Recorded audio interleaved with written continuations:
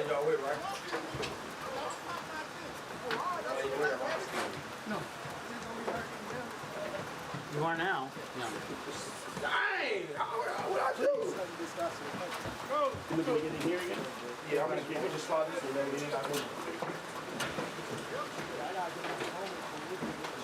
Why don't you take that? Maybe you could fit in there. What do you think? So back to that.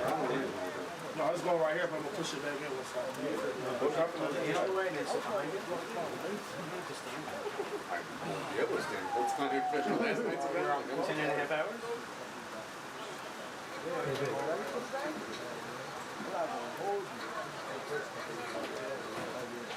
me see if I hear you. Check.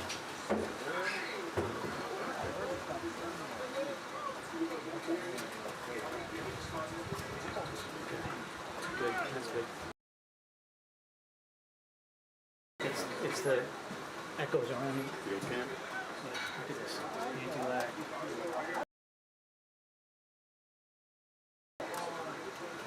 It's about a minute and a half.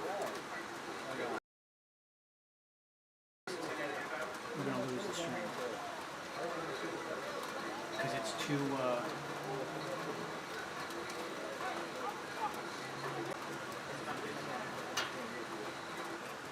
That's perfect.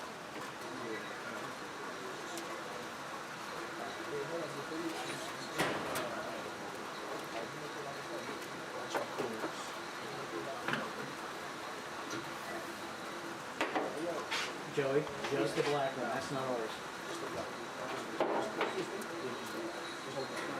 Drop it.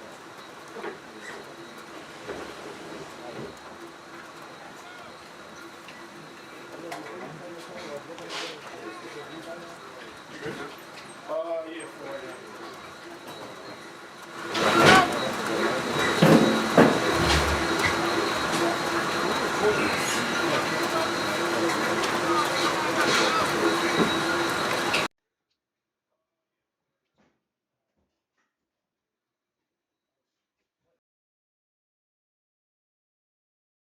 Again.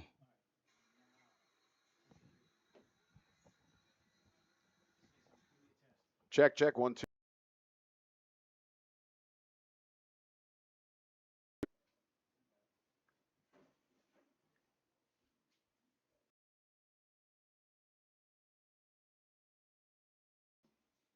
Oh.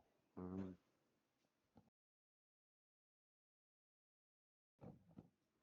get the folder? Yeah, it's over there. I'm not staying for you. Bengals and yeah, see, now I'm gonna have to go down even lower. Third and Bengals. Third and Bengals. Yeah. Yeah, it's just not a good signal. Let's keep connected to that Wi. Is that got blue cord in there? Yeah, let me double check. Put it in. Internet, right? Yeah, right here. Is it on? No, it's not on because you have the plug. No, we don't have it. We have it unplugged because we weren't using it.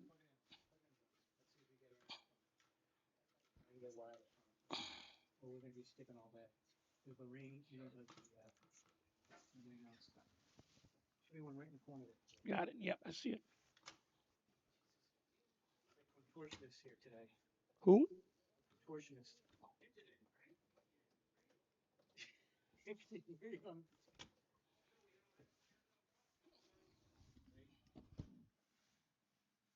Fucking chick was holding me back. Deal on her arm? No.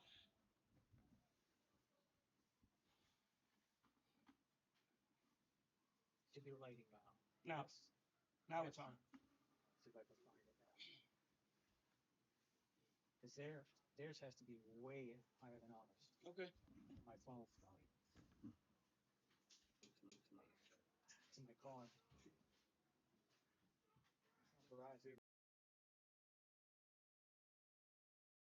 Cord here, it's plugged in there. This one, yeah. Yeah, plug it out of that. Put it in that. Put the blue cord in here. No, put the black cord in that. One of the out. Gotcha. Just slide it over to it. Yeah, because I can't. I have no more. Okay, no problem. No problem. No problem. No problem. There should be an out on there, right? This is the out here, the first one. 2 lights. Give it a sec. Now you slide it over a little bit. Give me a little. Yeah, no lights yet.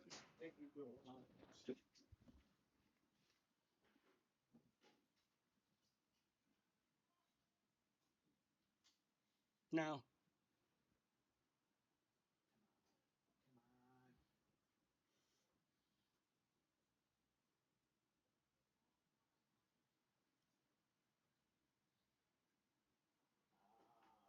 Locked though. huh? Locked. Got a lock on it. GTSS. Germantown. Something. I don't have a free one. There's no guest. Usually there's a guest. A guest, right? yeah. GT, still getting dressed. Turn right away. Here, so there's one out.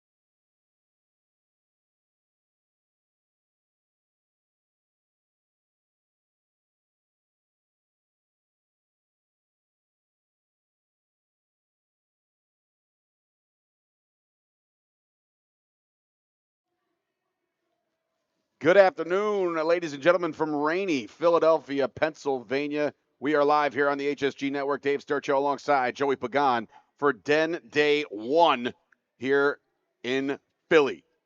We are getting set to kick off. As you can see on the screen right now, that is not an illusion. It looks like a pond. It absolutely looks like a pond out here. The heavy rains have started earlier this morning, have not stopped. Plan on stopping in just a little bit. But until that happens, we'll see what kind of game plans both of these guys have. It is the Garden State Herd taking on the Tri-State Bengals here as we get kicked off.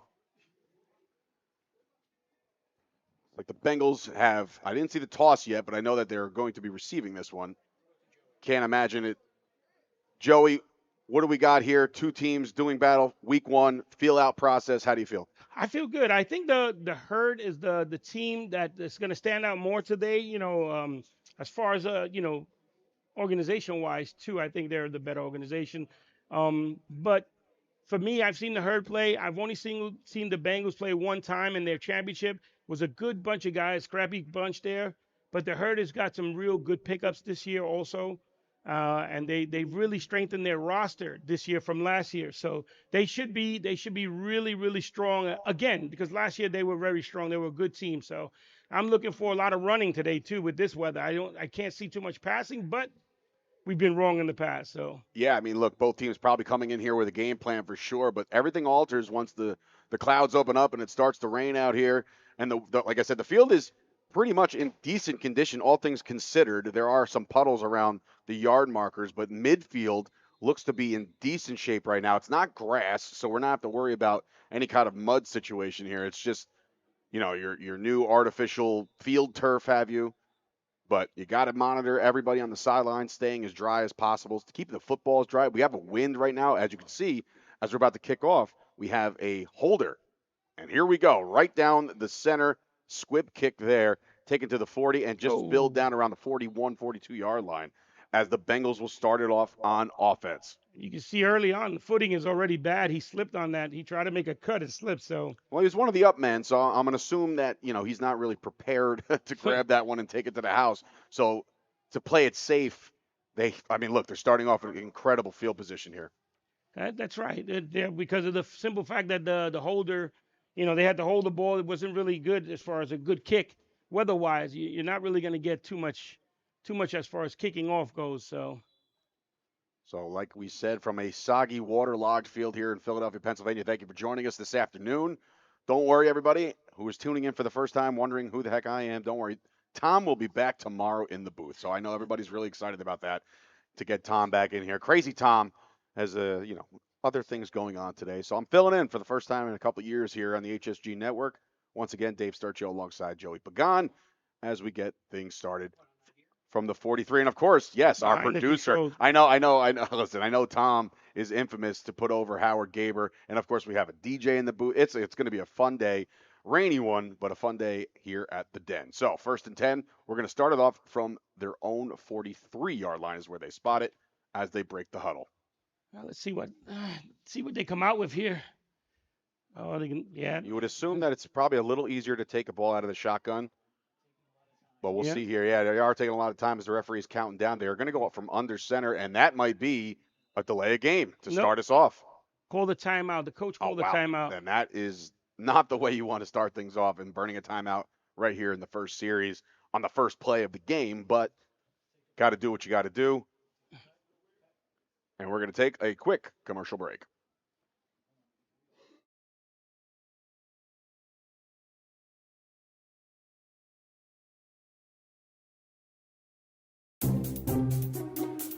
Well, how about that?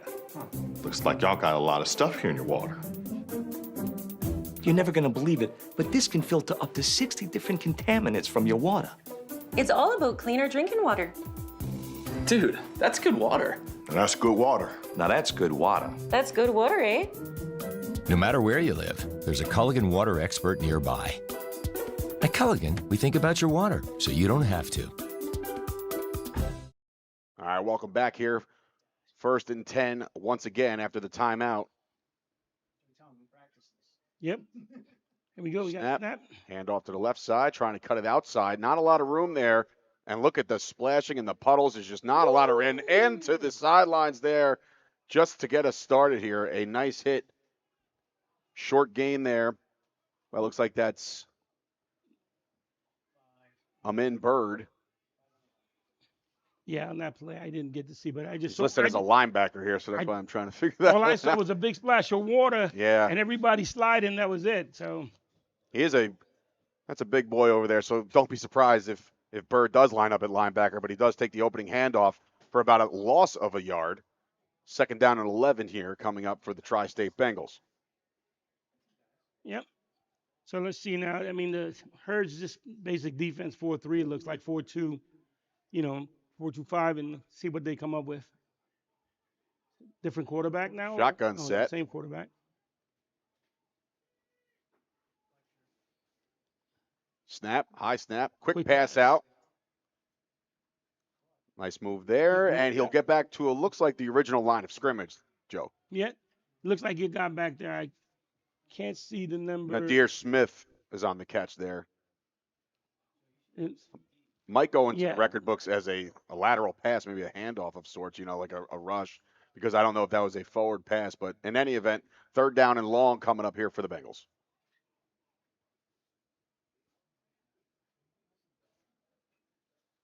And like we were saying before, Joey, it seems like, any game plan has to kind of be thrown out the window here because of this weather. So we'll see how they draw this up on 3rd and 11. Are you going to play conservative? It's a long gain, not a good situation to be in. Will they even attempt a punt? We're going to find out. Yeah, well, shotgun set here on 3rd and what looks to be 11. Get 2 receivers set on both sides. So, I mean, it's obvious passing down, but let's see if they try to catch the defense sleeping, run a draw or something.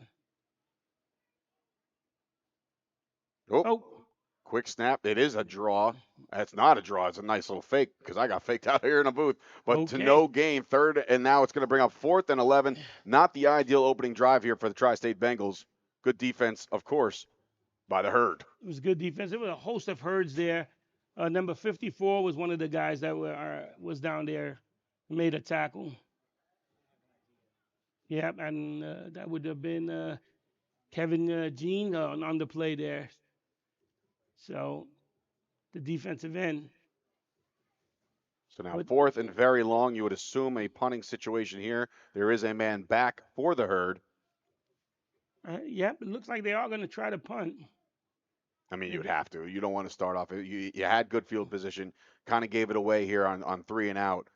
But you want to definitely try to pin the Herd deep here and set them up with some unfavorable field position. Yep. You want a good snap and a good return. You want to hope that if you do get the punt off, you want to hope the receiver just fumbles the ball. There's maybe the you get snap. lucky. Punt is Good up, punt. straight up, end over end, a little spiral there. Decent bounce and an immediate down. That ball could have rolled a couple extra yards, but an immediate downing there as the Herd will take over on their own 34 for their first possession on offense. So tell me a little bit about the Herd's offense, Joey. This year, I think, like I said, once again, they got a couple of good pickups. I think they picked up a new quarterback. I'm not familiar with his name on that, but I don't know if it's George. I think it's George Crespo, the one that's quarterbacking right now. I don't know if he's number 1. We'll have to see, or if it's Mark Taylor, which was also one of their pickups, preseason, which is a great pickup for them. So let's see how they work this out here. All right. Okay. Looks like number 12 will be the quarterback here, and that is Stephen Panusik. There it is, Stephen Panusik. Split backs. Sending a man in motion here, right behind him now. Looks like a pistol. Man in motion. A lot of motion here early on. Look at this. Oh, my goodness. Oh, boy. Wow, high snap. All for a handoff outside, Nice. running outside to the left. He's going to lose a yard into the lake. Yep. Known as Philadelphia. This field, my goodness. Thomas Fabian with the run there. And it was tackled by number 6, the defensive back. More there on the play. Good tackle in this kind of weather. It's kind of tough, and he threw him and slammed him down into that huge puddle of water. So it was a good cushion for him there, He was just that easy. So, now we see what, now the Herd of, 2nd and long here. Let's see what they dial up. It was a bad snap, so I don't know. Once again, field conditions. Obviously, we see that the ball is definitely wet. So they're not trying to keep the ball dry in the sense where they have a towel. So I don't know what they're trying to do. So we saw a lot of pre-snap motion on that first go to no avail. Nothing much out of that first down. yes, Shotgun set, split backs. He's going to hand this ball off again. good run. Well, nope. Look at this. That was a good tackle by the Joseph defender. Kaleo. Yes, good tackle by the defender there. The defensive tackle just made a good. He had good penetration and was able to get by. And much like the opening drive for the Tri-State Bengals, we're looking at a third and very long, looking at 15, maybe even 16. They're going in the wrong direction.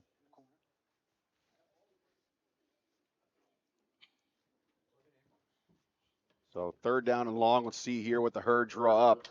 They might also keep this as conservative as possible, as it looks like early on here it is a field position type game. The weather is just playing an absolute terror on both offenses to start us off.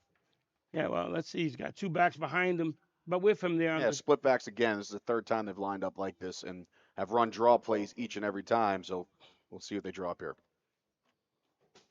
Back to pass here, looking easy one, but that was going to be incomplete. Fell out of the hands, really, of the quarterback there. That one was not gripped good at all, and it's going to bring up a 4th and a mile.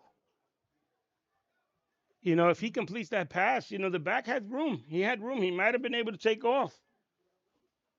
There and get some. Looks like a punt formation will happen. And it looks like number 1 is back for the Bengals, and that is Nadir Smith.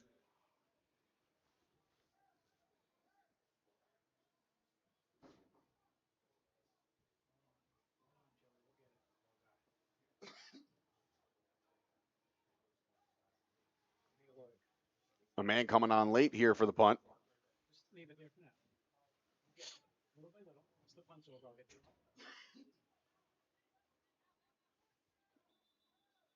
It looks like we have a little bit of timeout. communication error here.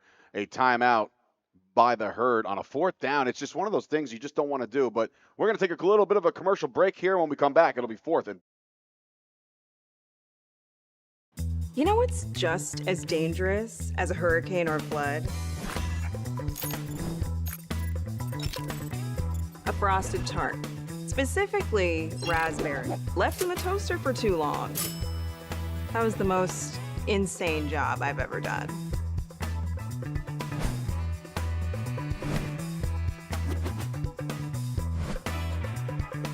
Ew. Those things are lethal.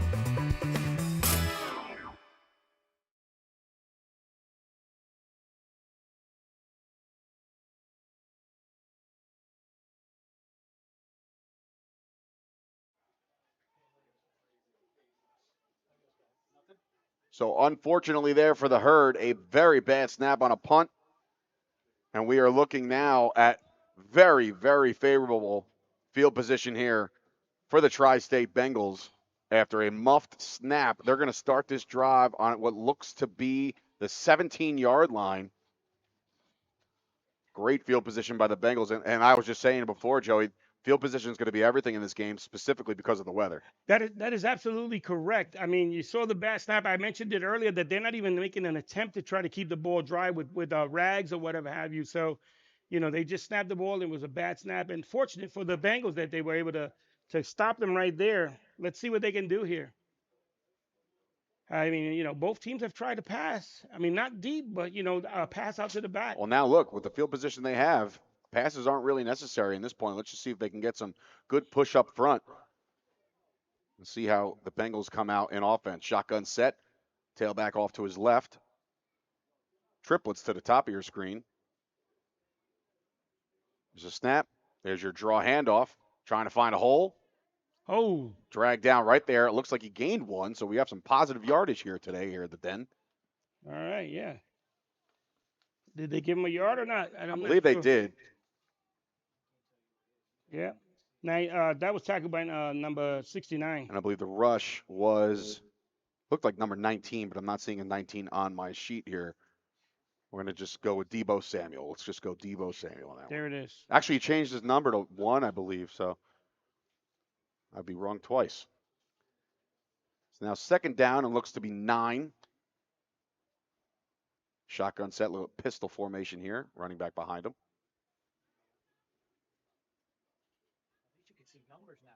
Yeah, that.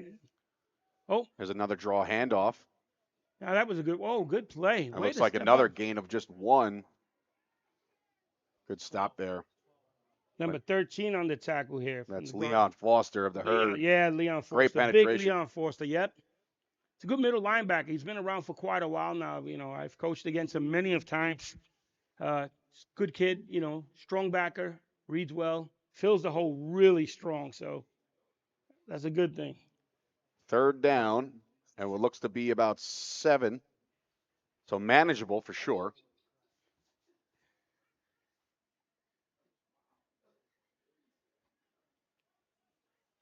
Let's see if they All put this right. one in the air. 3rd and 7. But look, if there's not going to be any field goals here. This is 4-down territory, in my opinion. I assume Just based so. off the weather and there's just all the elements right now. So we'll see what they do here. Number 0 in the backfield. That's Kareem Smith. Oh, he stepped Back to forward. pass. He's going to roll right. Looking. Nobody there. Finding some sidelines. But look, he makes it. And Got a couple of it's yards an out of that. Yeah. attemptable 4th down coming up here. It looks like about a 4th down and 3. Once again, good tackle by Leon there, middle linebacker. Came across and made a good play. So now 4th down, and let's call it. See where he marks it off. It looks like 4th and 3.5. You know, and if you watch the beginning of the game, the Bengals sideline was really weak. They seemed to have filled out here. Yeah, it looks like some late arrivals. Well, traffic was horrendous because of this weather. We got here early, so we avoided it, but you got to assume it's gotten worse over time. But look, both teams full strength. 4th down, big play here for the Herd, trying to get a stop after their muffed punt on their first drive. Okay, you got 2 receivers out there, 1 back. Oh, that is not good. This will make it a little bit harder to achieve. We're looking at a false start here. Looked like that slot receiver moved. That's exactly it. And according to Kamul Smith, it is absolutely on them. He's playing referee right now. It's always the finger pointing at that moment, right? Oh, he moved. No, he moved. Yeah. The refs say, you know, the Bengals moved. So now that 4th and short becomes a little bit more difficult.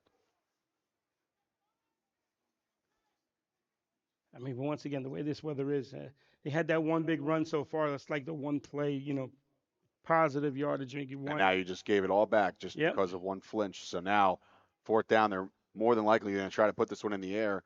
We have triplets down on the bottom of your screen. From the defense, I'm reading draw again. Yeah, I mean, at this point, it hasn't been much airtime at all, so we'll see how they draw this one up. Or a bubble on the wide side of the field here. Let's see what he comes up with. Back to pass, looking right. Now looking, he's going to flush himself right. Oh. He's going to take off. He's got wheels. Yes, sir. He's going to get that first down and slides. A little extra there. First down. What a nice run there. Keep that Bengal drive alive. Great run by the quarterback. Try to get that quarterback's name. I know he's not wearing a number now, but. But yes, you're right. That's Demetrius Davis, is what our producer Howard Gaber is telling us. And Bill behind me. Yeah, there he is. Official sponsor of today's broadcast. There it is. So now here, once again, like I said, I mean, he did look like he was trying to pass that, you know, but all the receivers were covered well, you know, and they obviously just left a lane for him to run through, and, you know, he was able to get out and go. Looks like and he got a first down. First and goal from the 6. But yeah, first and goal from the 6, it looks like. You're correct. 2 receivers to the bottom of your screen, 1 to the top. Tight end on the right. Quarterback is flanked by his running back in the backfield. Shotgun set. Snap. Draw play. Looking for something. Good blocking on the outside. That's a hold. That is a blatant hold. And now, once again, the Bengals are going to go backwards via the penalty. Yeah, that is correct. shooting themselves in the foot. They get one good play and then they get a penalty and they come on back. That's just crazy. And this type of game with this field position here, every possession is important. So you want to be able to make sure, you capitalize on what you're doing. And, you may not get another chance to be down here with this kind of weather. 100%. So now the offensive playbook widens a little bit. You got to get creative. Obviously, you've now discovered that they have a mobile quarterback. So just keep your eyes on him as well.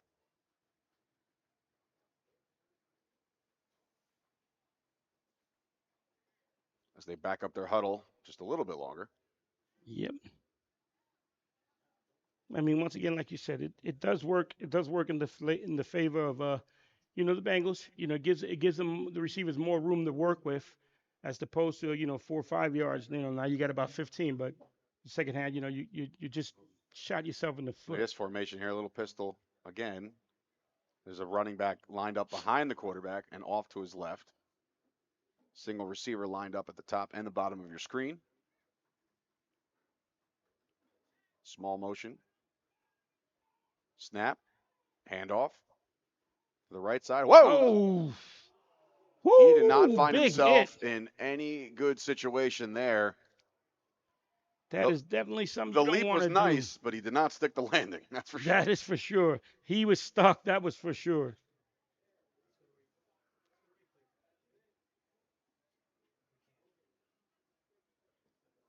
I mean, he tried to do what he could, the best he could, but Let's take another look at let's that take another one. look at this here. Yep.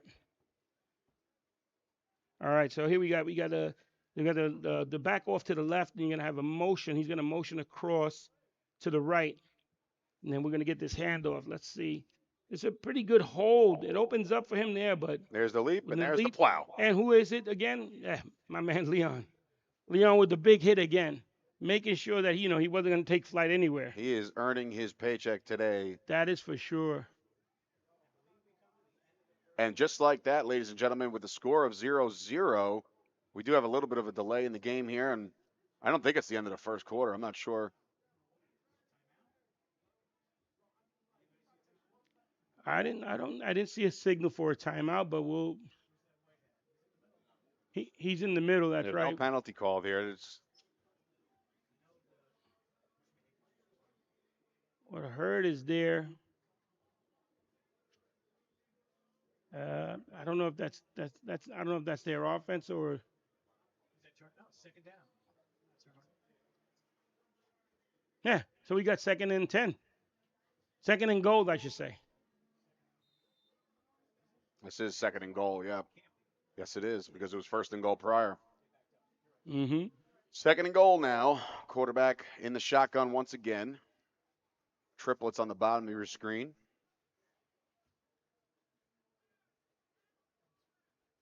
All right.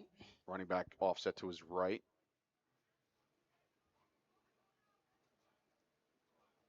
Snap, low snap, quick pass out to the outside. That might be a fumble. Ladies and gentlemen, that is a live ball. Oh, yes. Good call. Good call by the ref. Way to be smart on defense there. You like the play design because you want to get the ball out fast, but you got to make sure that ball goes forward or that is a live ball. And ladies and gentlemen, to the end zone go the herd. Heads up play by the defensive back there. Got to make sure you get that, that quill, 2 seconds of the glory there. Yeah, good heads up play by the defensive back there. The quill there. He was smart enough to fall on the ball, realizing that the ball was a backwards pass. Right here, as we take a look at the HSG replay here. Okay, so like I said, you try to get that ball out fast, and that's the name of the game here with the weather like this, but you can't go backwards. And good heads-up play there by number 0. That's DeQuill Neal. Absolute good heads-up play, knowing that ball was behind and no whistle was blown. You got to stay on it. So right to the line come the herd. So a little bit of a sloppy one here to start us off, but we expected kind of no less considering the weather. It's still coming down. The rain is just still coming down. It has not stopped yet. It's officially raining sideways. Just about. Another handoff here.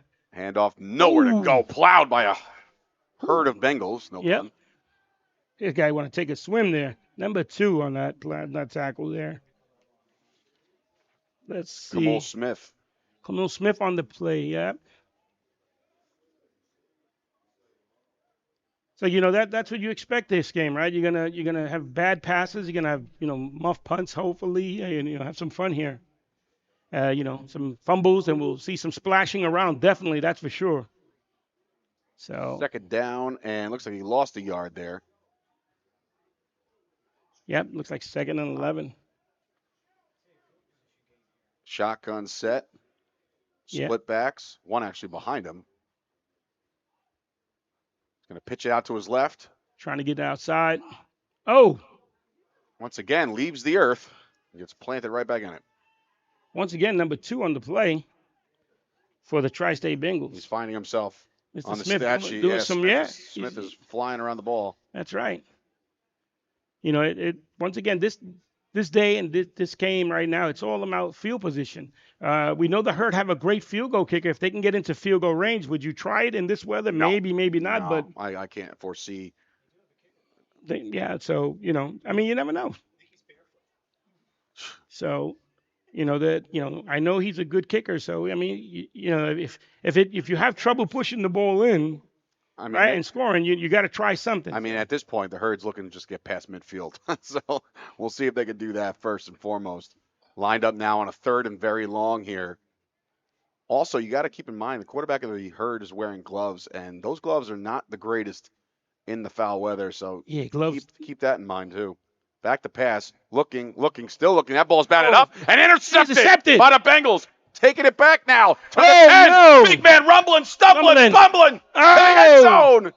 Let's see where they mark him. Just short. Oh, baby. Wow. We're going to get a replay on this here. Let's see. Another heads-up play. Let's see who that. Both defenses coming up big. I think that was Joseph Enrique. Let's take a look at the replay just to clear it up and make sure we give credit where credit's due. Let's see who gets the deflection here. Somebody got their paw up, and I'm telling you right now, it was a great. He was looking. The only problem is with this quarterback right now is he telegraphed the entire thing. He locked eyes, waiting. Then he tries it again. Big paw up, intercepted, and taken down, where the Bengals now will start off with even better field position than they did before. That is big number 40. Yeah, is it number 48 rumbling 48. Down the sidelines. That is Cameron Bergman. Cameron Bergman, 6 foot, 256 pounds, rumbling down the sideline. I think we need to put him in the backfield and give him the handoff right now. The way he's feeling. Perry style. Let's see what happens. Oh, it's normally their fullback, so. So here we go. They are knocking on the door for the first score of today's game. Pistol formation, one off to the side there. And now, and let's be honest, I mean, offsides penalties down here don't really mean much. You're only going to increase the yardage by about a half a foot. Not much to it. So in that regard, the Herd can keep their ears pinned back and just all out assault. It was a false start on that. Okay. Wait. Did he signal full start? So now, just like that, your field position takes a little bit of a hit, 5 yards back.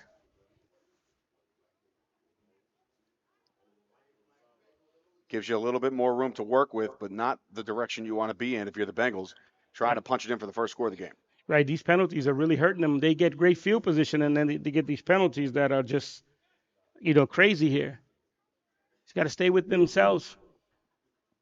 Snap. He's looking for the fade. Doesn't look for. He's still looking. He's looking to take. He's going to call his own number here. Oh, he jumps into the end zone. Touchdown. Bengals. What? The quarterback took flight on that last play. Boy, I tell you.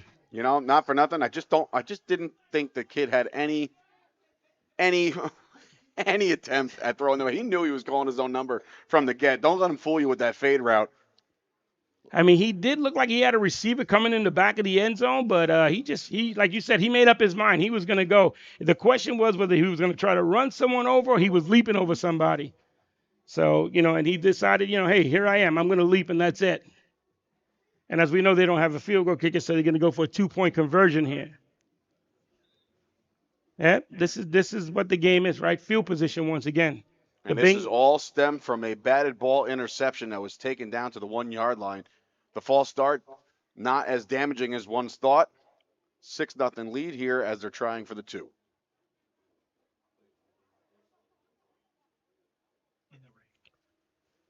in the rain. Let's see what we get here. Back to pass. Nope. Quarterback draw. Nowhere to go. Nowhere to go this Big time time. defense there by the Herd to decline that conversion. So just like that, 6-0 here late in the first. We're going to take a little commercial break. We'll be back in just a little bit.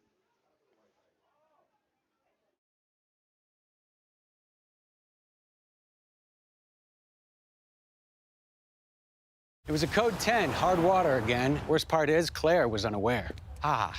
Hey, Culligan, our water makes my skin and hair feel like I'm 90. Okay, are you 90? I'm not. Okay, secondly, how do you feel about high-efficiency water softeners from Culligan Water? What? And thirdly, how do you feel about smoother skin and luxurious hair? Goodly. I feel very good about that. That's the power of water. Stay soft, right? You stay soft. Good water doesn't just come to you. Oh, wait. In this case, yes, it did.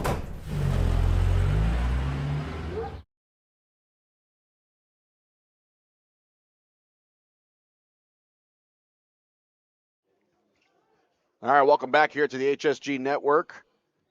Den day one. By the looks of things, don't adjust your sets. It's not a pond. It is a football field after all. 6-0.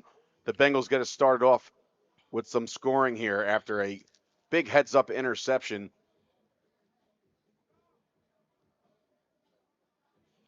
Yeah, the Bengals came up with a good defensive stop there with a deflection and the lineman intercepting the ball and managing to get down to the 1 yard line. They started that drive with a little hiccup in the penalty there, but then they wind up getting back, and the quarterback called his own number and wind up scoring for a touchdown, which we didn't get a replay on. Maybe we'll get it later after the kickoff. So, here we are. We're going to kick off again, and once again, it's the weather and everything is playing a factor here, Dave, with the ball and how you kick off and everything like that. We saw the Herd have to have somebody hold the ball. Yeah, there are gusts of winds that are still coming in. I know the rain's supposed to die down just a little bit, but the wind definitely playing a little bit of a role. I've never seen a kicker this big in my life. And that's why. What a boomer. Great all kick. The way. Wow, to the 12-yard line, trying to take this back now. Way has to a run. seam. Oh. Has a seam, but now sets up run. the Herd in great field position there, Joey. Yeah, let me see that number, because, that's not a number 6 that I'm used to seeing on that guy, is it? That's an 88? Oh, okay. Yeah, that, That's something the Herd definitely needed, considering now down 6-0. You need good field position to start this off. Not a lot of offense out of the Herd, and a turnover definitely pivotal to start us off here in the first quarter. I'm assuming late in the first quarter with a lot of runs. if the roster's correct, that was Deshaun Waller on the return there.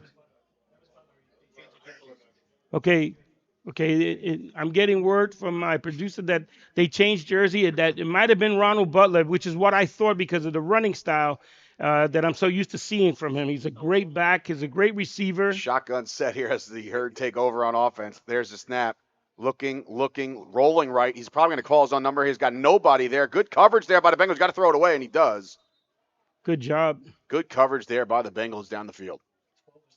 Yep, and he was smart to toss the ball out. Yeah, stepping. Good play on his part for rolling out, and then he didn't realize that he didn't have any receivers, and just threw the ball out of bounds. So good defense by the Bengals now. We got a penalty. Penalty on Another that penalty also. We here. didn't see that.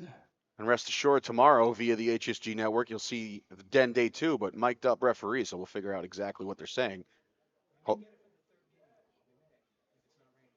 I didn't see the signal. I think it was showing offsides, but I'm not sure. Well, they're backing them up, so definitely on the offense here. Is it 10? That's a It hold. could have been a hold, It's a yeah. hold. I mean, he did have a lot of time to throw that ball away. But again, if you got nothing, you want to try to get rid of that ball a little bit quicker because of the fact that the longer you hold on to it, the more likely these offensive linemen are going to grab some jersey. That is correct. And especially in this weather, they're concerned with slipping and falling. So if you start to slip, the first thing you do is grab onto something so you don't go down. First and long here. First and 20. All right. Snap. Draw Run. handoff. Nice move there. Good Tries run. to get around side. Nice stiff arm, but a host of Bengals. Another flag is down. It looks like we're going to get another hold. And that's Caesar on the run. Yep. was a good run. Broke a few tackles and was able to get through. But let's see what the flag is.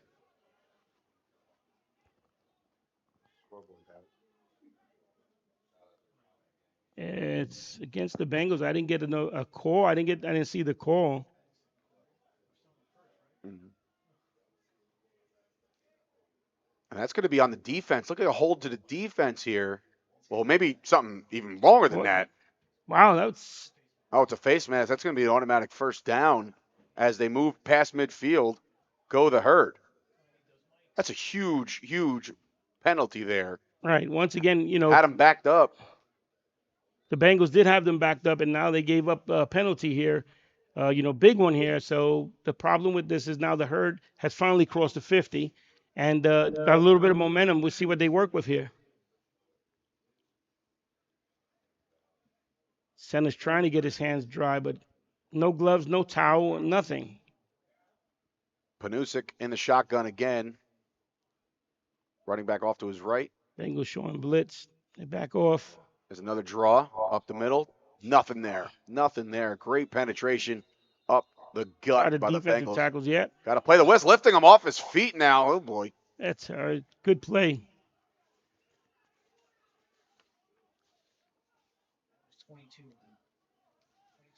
22 there on the run. That's Deion Jackson. And number 48 again from the ground. Number 48 on the tackle, the big guy there, Cameron on the stop. Cameron Bergen. Yep, he's doing. He is the one who had the interception earlier, that's right. So he's having himself a day already. That's right. Getting his name called over here today, not bad.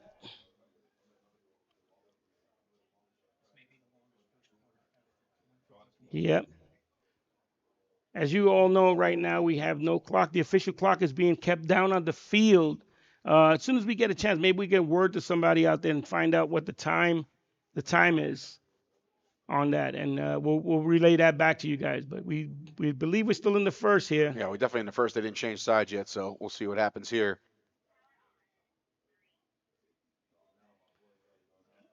Shotgun snap. He's looking quick pass. That's not going to make it. Nope. Just not enough arm on that one. An attended pass for Ronald Butler again there, and the pass was short. Yeah, I guess it's like you said, Dave. Maybe his gloves are, giving them some trouble. And listen, I've thrown a ball with gloves in the rain, and it's not fun. So I'm not sure if maybe he wants to check with that or just keep the ball as dry as possible, because that was, if he's the quarterback of this team and that's his arm strength, then they have bigger problems. Yes, sir. Third down now. Third down and long. Phil Harding said, you guys said rep Mike tomorrow. He didn't say good looking rep. So we coming out again. Like I said, we see these guys here. Split back shotgun set here on a third and long.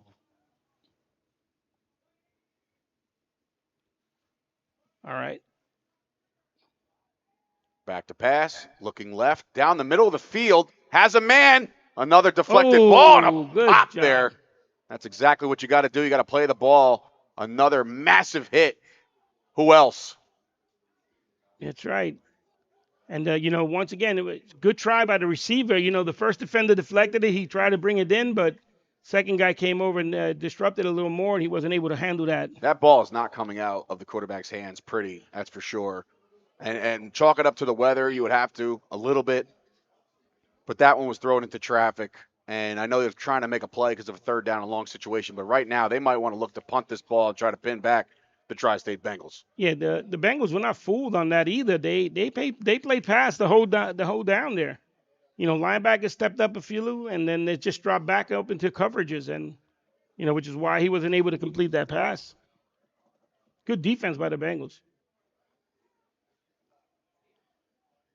All right, got a punt here. Let's see who's that returning the ball back there. Bad snap. Fumbled the ball. One. Great job.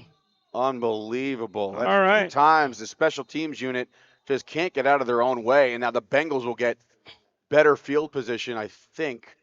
We're just looking at the referee here off to the side just to make sure there's no extracurriculars. Yeah, I understand. We're getting word that it's 4th down, but Yeah, just a bad snap. That's going to be a turnover on downs by the Herd. And like I said before, Joey, it just, just a couple things here and there go their way. And every time it just seems that a big ill-advised play.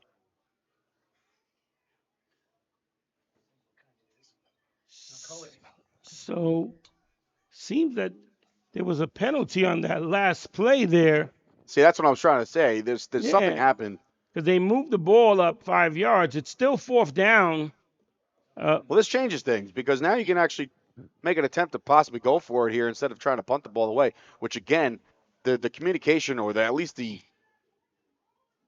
basics here of trying to get a punt off has just not been working for the Herd. So let's see what they do here. Now, another stoppage of play. Hopefully this is the quarter. Official timeout.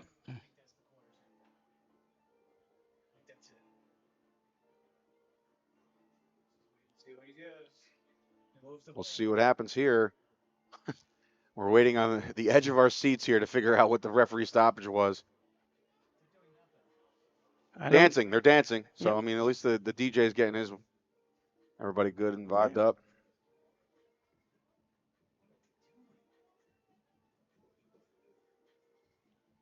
So now we're going to zoom in here on the referees, their conference.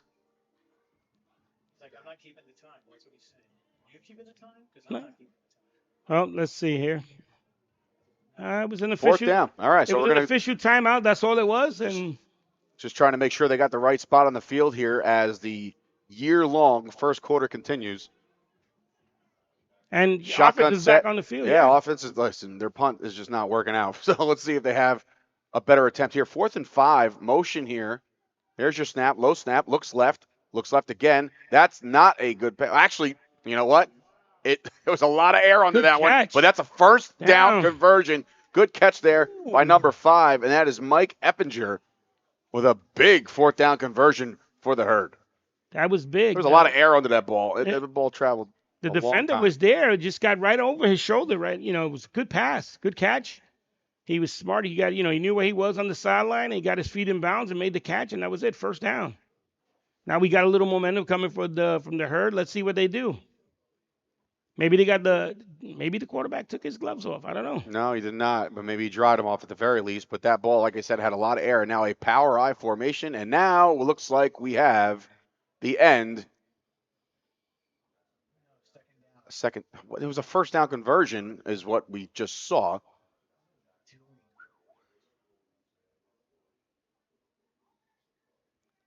Just wait for the confusion to settle in here. I mean, Herd over to the sideline. I don't know if they called a timeout. There was no signal. So, not sure.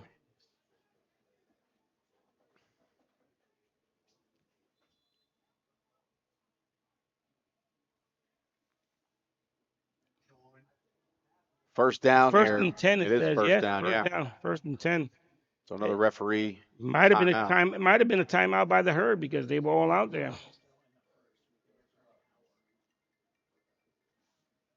There's your I formation. To the fullback. Right up the gut. Right up Wow. the middle. Oh, broke a few tackles. Hard nose running there.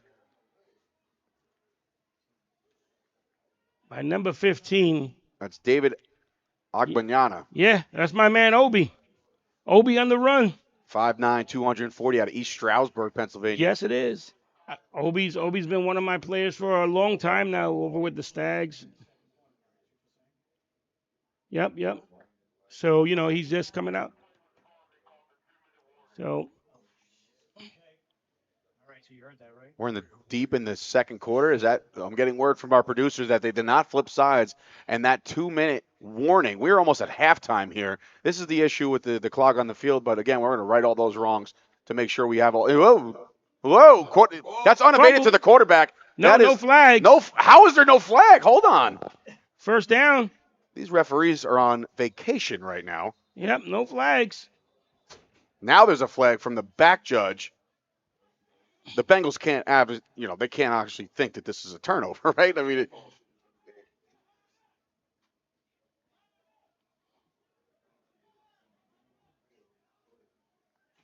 There's a lot of Bengals on the field right now.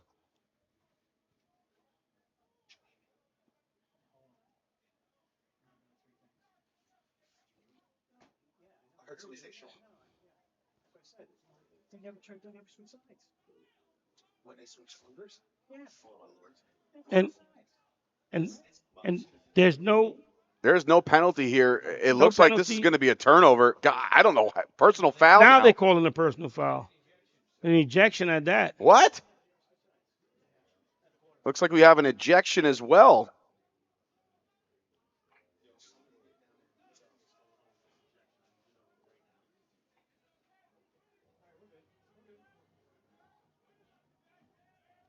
There's a. Wow. This is. Sorry to the folks at home trying to figure and sort out all this. That ball has been moved now to the 15-yard line. And if I'm not mistaken, they are officially calling that a turnover. Okay. How they didn't call offsides on that is beyond me, but the Bengals are going to take over here with a little time left here in the first half. We try to see who the ejection was on. We'll try to see if we can get that for And you why? guys. I mean, And we didn't get a why either explanation. But it's a big turnover for the Bengals here. They can main possession with the ball and run the clock out. They'll be okay going into half. Shotgun set. Quick pass out to the left. And that Oh. you got to be careful. Is that a live ball? That's an incomplete pass from the side judge.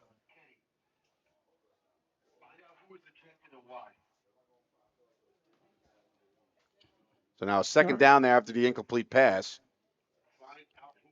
He tried to complete the pass to Nadir there, but it wasn't a good pass. So we'll see. We'll see what happened.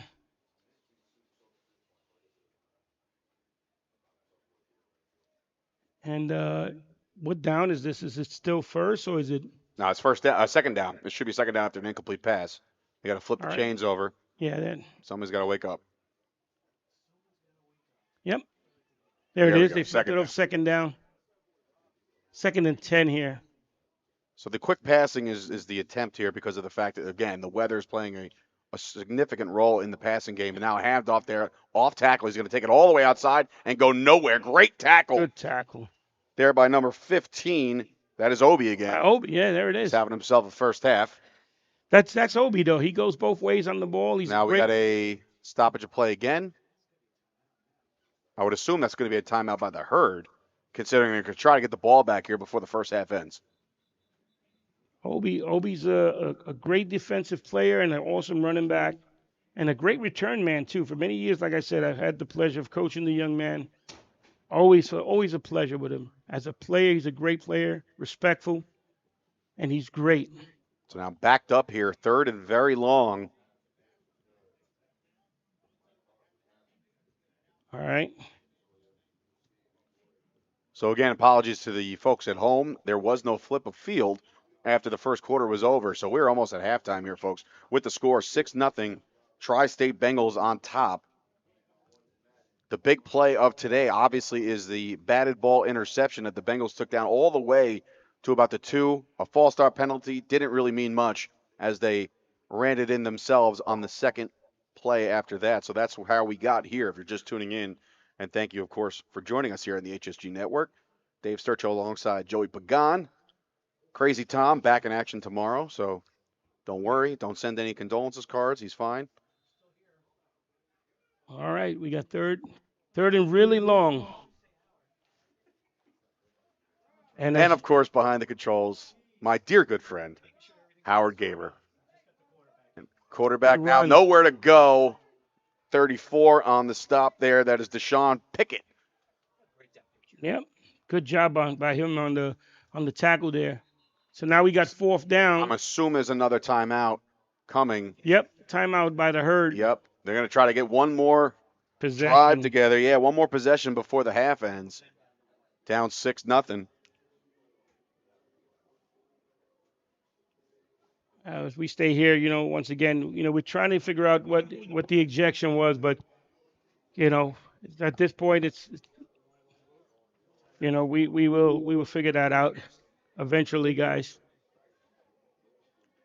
So, Joey, what are we looking at here? I mean, look, this first half's been a little sloppy, obviously, Right. because of the weather. But now, if you're the Herd and you're about to get this ball back because it's 4th down, you would assume they're going to try to stop him here, obviously. But, like, do you Right. force the issue? Or do you just try to ride this into the into halftime and just try to regain your thoughts and composure? Well, they got one timeout left, and the Bengals are in a punt formation. You know, crazy things happen when you do this in this kind of weather. That's so, true. That's true. you And we know. had a good return earlier. Right. So, and this is not the gem man you want to punt the ball to either. Another timeout is called here on the field. Let's take a break here. We'll come back right here on the HSG Network.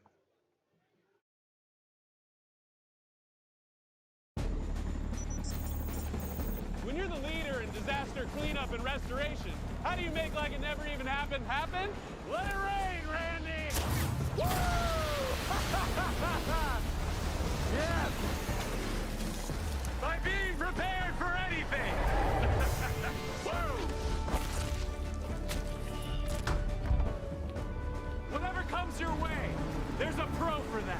Serve Pro, like it never even happened.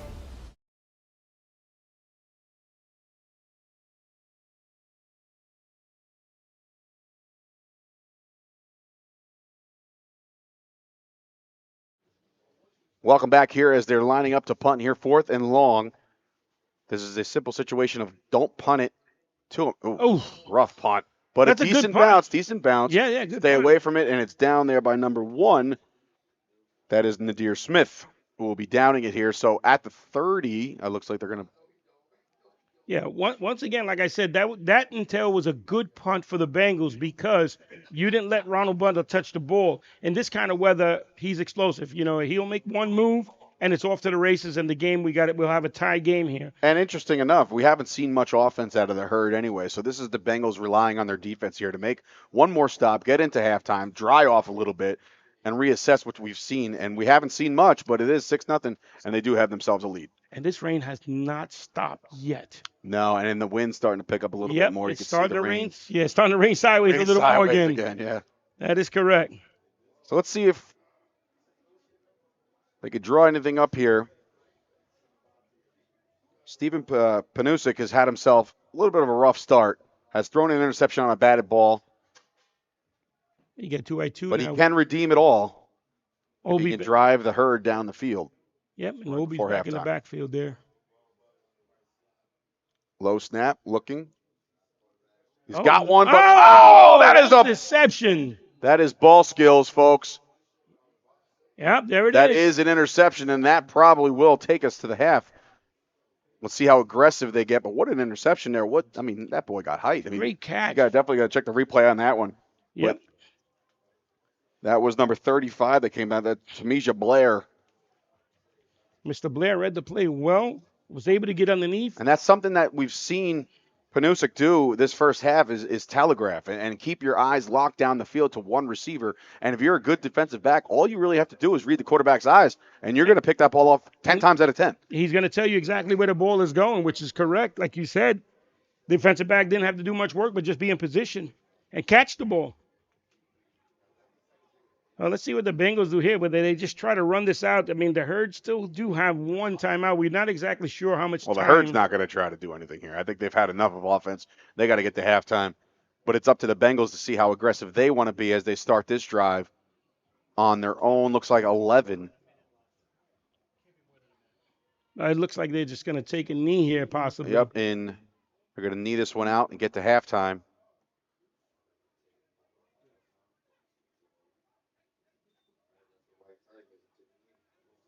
There's the knee, and that'll do it for the first half with the score. Your Tri-State Bengals with the lead, 6-0, and we'll see what kind of adjustments these both teams make. So, again, Dave Sturchio, Joey Pagan, and, of course, our producer, Howard Gaber, will send you to halftime, and we'll be back in just a little bit.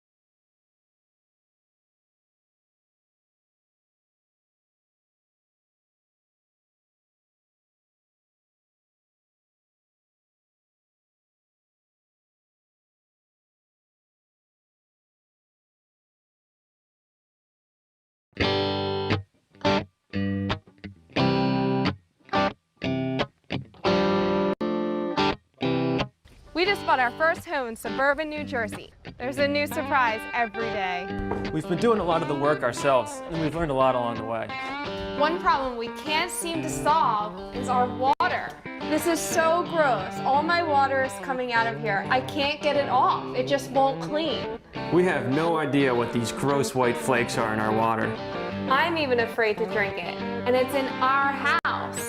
And look at our dishes. White spots are left all over them. Check this out. We're not sure how to fix this problem. We need some help. Good morning, guys. How are you? Good morning. Hi, Richard. Nice to be here. Thanks for coming to New Jersey. It is my pleasure. Now, I have figured out what your problem is. What's that? You have hard water. What's hard water? Well, hard water is common in many parts of this country, and it's really a question of how many minerals are absorbed in the water. In your case, it's magnesium and calcium. What you'll see is all sorts of water stains in different places, in sinks or in toilets. Actually, when we moved in, there were green rings around the toilets. Yeah, and I tried cleaning it with bleach, vinegar, and we ended up just changing out the toilets. That's one way to get rid of the stains. Now, it can also wreak havoc on water heaters. You know, the minerals can settle down the bottom. But it's important to note that it's not dangerous to drink the water, it's only cosmetic. I have a solution for you, though. Okay. Let me show you down the basement. All right. I'm off to work. All right, see ya. Pam, Patrick Smith is a local water quality expert. Now, Patrick, you actually tested this water, right? Yes, we did, Richard. We tested the water here. Water's 17 grains hard here. What does that mean? Water 1 to 4 grains hard is mildly hard water. This one's 17 grains, extremely hard water. So we need to soften the water. Correct. We're going to soften the water. We're going to install a water softener today. Water softener has 2 components. One is a salt tank. One is a resin tank with the control on top. Okay, how's it work? How the system works is the water comes into the softener, it goes into this tank, there's resin beads inside this tank. So water runs through this tank, the minerals, the hardest minerals actually stick to this resin. So look at this, Pam. Here's these resin beads right here. Oh, they look like coffee grounds. Right, and these actually attract the magnesium and the calcium.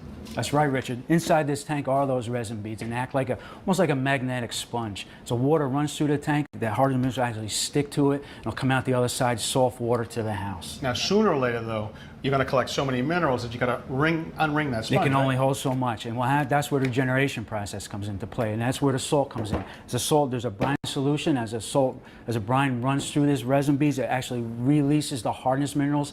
They go out to drain, recharges the resin to soften the water and you're back again. in business. And you're back in business. But Patrick, isn't the salt going to make my water taste salty? No, so it won't taste salty. Matter of fact, when we're done, you're going to be able to lather up. The dishes will come out cleaner, your clothes will come out cleaner, and the water will taste great. Great. So where's this going to go? This is going to go over here today. All right, I'll give you a hand. Okay.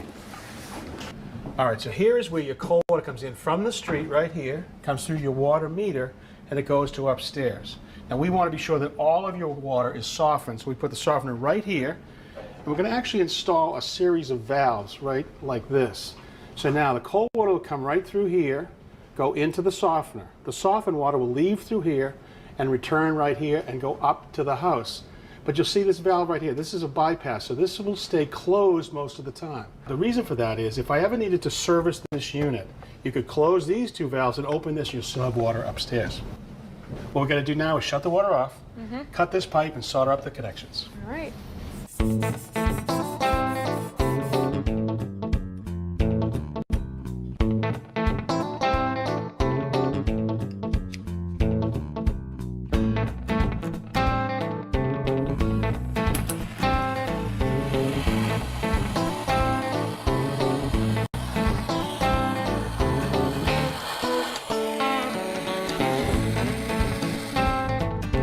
Connect the water softener to the brine tank. We use a 3/8 plastic tubing, and we connect it with a 3/8 compression fitting.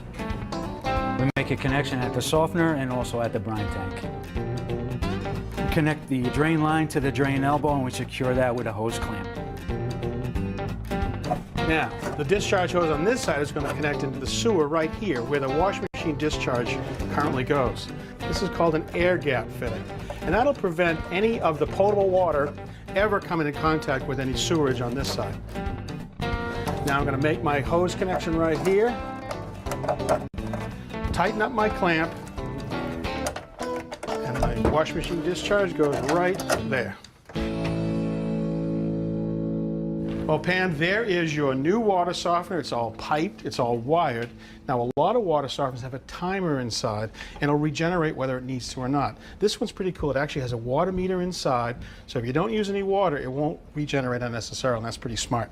Now, here's your main unit. We normally would put the brine tank or the salt tank right here, but you have a water meter and a bit of a crooked floor, so we ran this blue line right behind the wall to over here near the drum. Okay. So what do I have to do to maintain this? Once a month, you're going to lift this lid, check the salt level in here, add salt as needed. Probably about twice a year to add salt. Okay, All right. I can do that. So you are in business, Pam. You're going to have cleaner clothes, cleaner dishes, and no more water stains. Isn't that cool? Great. Thanks, guys. And thank you, Richard, for coming in New Jersey. We really appreciate it. It was my pleasure.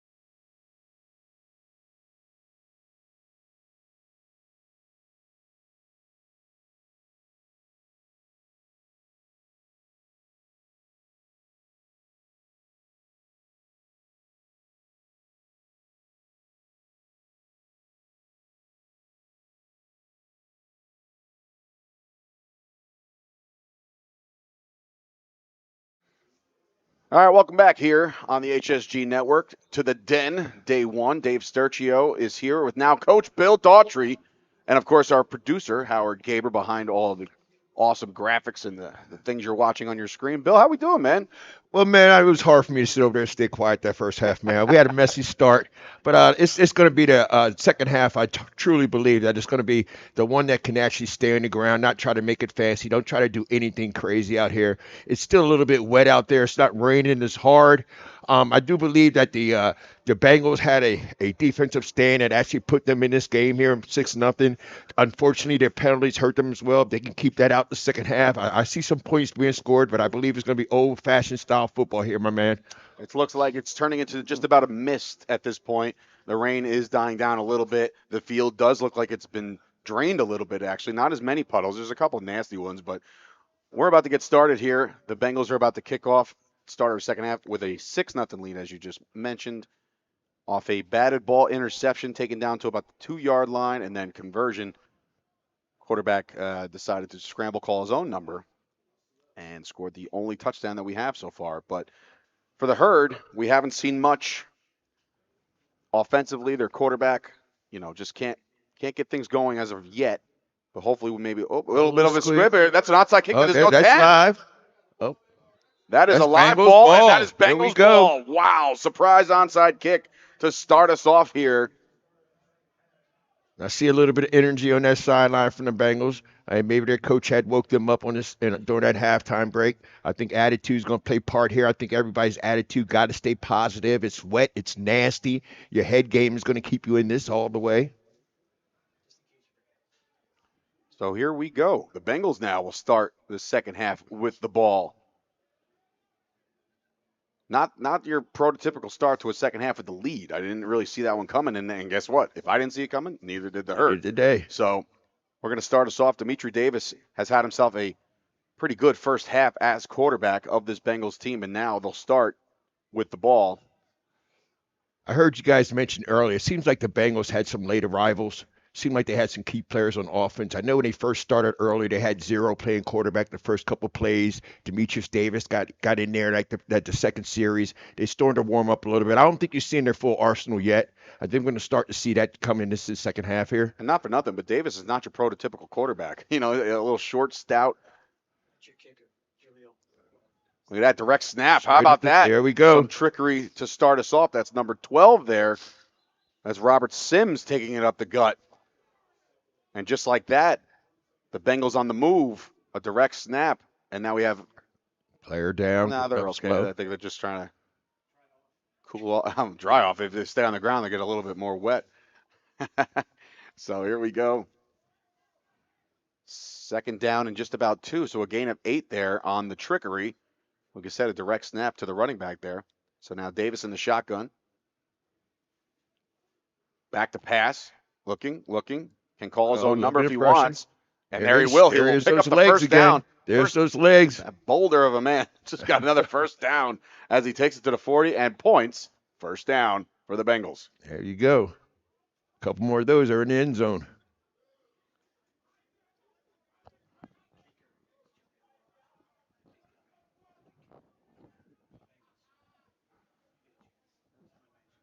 I still like to see how the Herd keep all those white jerseys white still.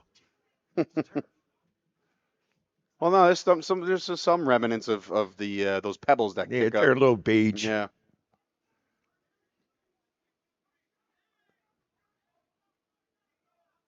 Single back. Shotgun set again for Davis. 2 receivers to the top and bottom of your screen. Low snap, handoff right up the middle to about a gain of 1. That is Robert Sims again.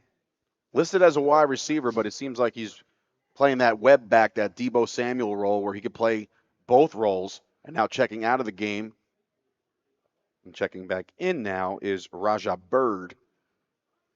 I noticed the first half the Herd they did a blitz once or twice. I think they need to get that interior line moving. Seems like they're coming straight forward. I think with this kind of weather, you start moving a little bit, feet start to slide, get those linebackers filling the gaps a little bit. Yeah. So now a second down and about 9. Same formation as the previous play. Shotgun set, 2 receivers to the top and bottom of your screen.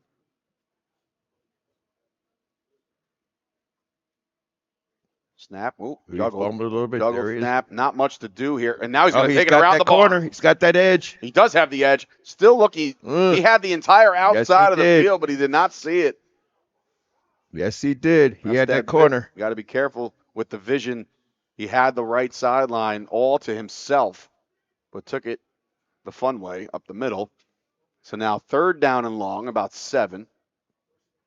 That's going to come back. If I was the Bengals, I would keep that edge. You know you can get it. Yeah, they set the edge nicely on that one. So let's see if they do it again. But like we said in the first half, sometimes when you hold on to the ball just a little too long, it's going to lead to more holding calls because, these big offensive linemen, these hosses up front, can only block their man for so long. So Absolutely. Got to get rid of that ball quickly. So now 3rd and long, 3rd and 7. Davis in shotgun. Same formation, all 3 plays so far. Just pointing him out. Low snap, taking it. Still looking. Flushed right. Still flushed right. Nowhere to go with it. He does get rid of it, but that ball will be. Ill-advised. He does get the ball out right before the sidelines and right before the line of scrimmage, but there's nothing there. He'd probably be better off just throwing that one away. Absolutely. But he threw it into some traffic. Luckily, nothing bad came of that. With this type of weather, it's going to be hard to plant your feet. On a rollout like that, you need to plant your feet to get that ball down the field. He definitely couldn't do that on that play. Yeah, I think once you're flushed out of the pocket, you just got to call your own number at that point. Just try to see what kind of yardage you can get out of this. Want to thank everybody for watching us here on YouTube on the HSG Network. Dave Sturcio alongside Coach Bill and, of course, HSG Network's very own Howard Gaber. Joey Pagan got the second half off somehow. There we go. Cut that into his rate. Oh, bad snap. You got to get rid of it, and he's got it off. He does get it off, and that's a live ball, and that's going to be recovered. Luckily by the Herd, who have not got any bounces their way this today at all. So the Herd will take over. Excited to see this quarterback get hot. Looks like a couple times he short-armed his throws. Look like he wants to, once he plants his feet, whether the ball gets dry a little bit. I don't know if that's an excuse for him or not. But I did see this guy play a little bit last year. He's a sound quarterback. I feel like you need to give him some time. We'll see exactly what happens in the second half. They get him going, it might be a different ball game in the second half. He's keeping his hands now inside that warmer as he ran onto the field. So either you can consider it a warmer or you consider it a dryer because he's one or the other. Trying to keep those hands dry because, again, that first half, a little brutal to start us off. So let's see if he can get it going here in the second half. Split backs, shotgun set. Wide receivers now split to the bottom of your screen. Just one solo up top. Man in motion. Handoff now. Off tackle. Straight up the middle. Nothing there. That's not going to work. Right back to the line of scrimmage. Bengals are very athletic up front. I see they have a few of their down linemen that used to be linebackers, so they're very, very, very fast up front. Cam Bergen already made his presence known by his speed. They're very fast up front, very athletic defense.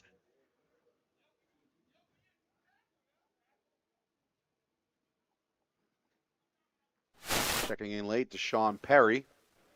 Got to assume maybe a relation to the refrigerator Perry. Oh, He's Day-Day. about that size, boy. Day-Day is a big boy. There's Day-Day. That is a going to big, make his big presence boy. known. Let's go. And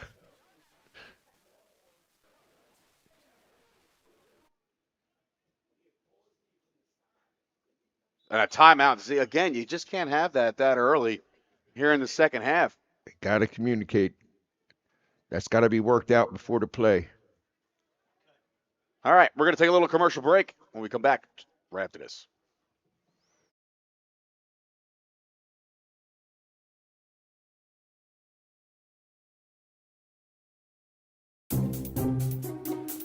Well, how about that? Looks like y'all got a lot of stuff here in your water. You're never going to believe it, but this can filter up to 60 different contaminants from your water. It's all about cleaner drinking water. Dude, that's good water. And that's good water. Now that's good water. That's good water, eh? No matter where you live, there's a Culligan water expert nearby.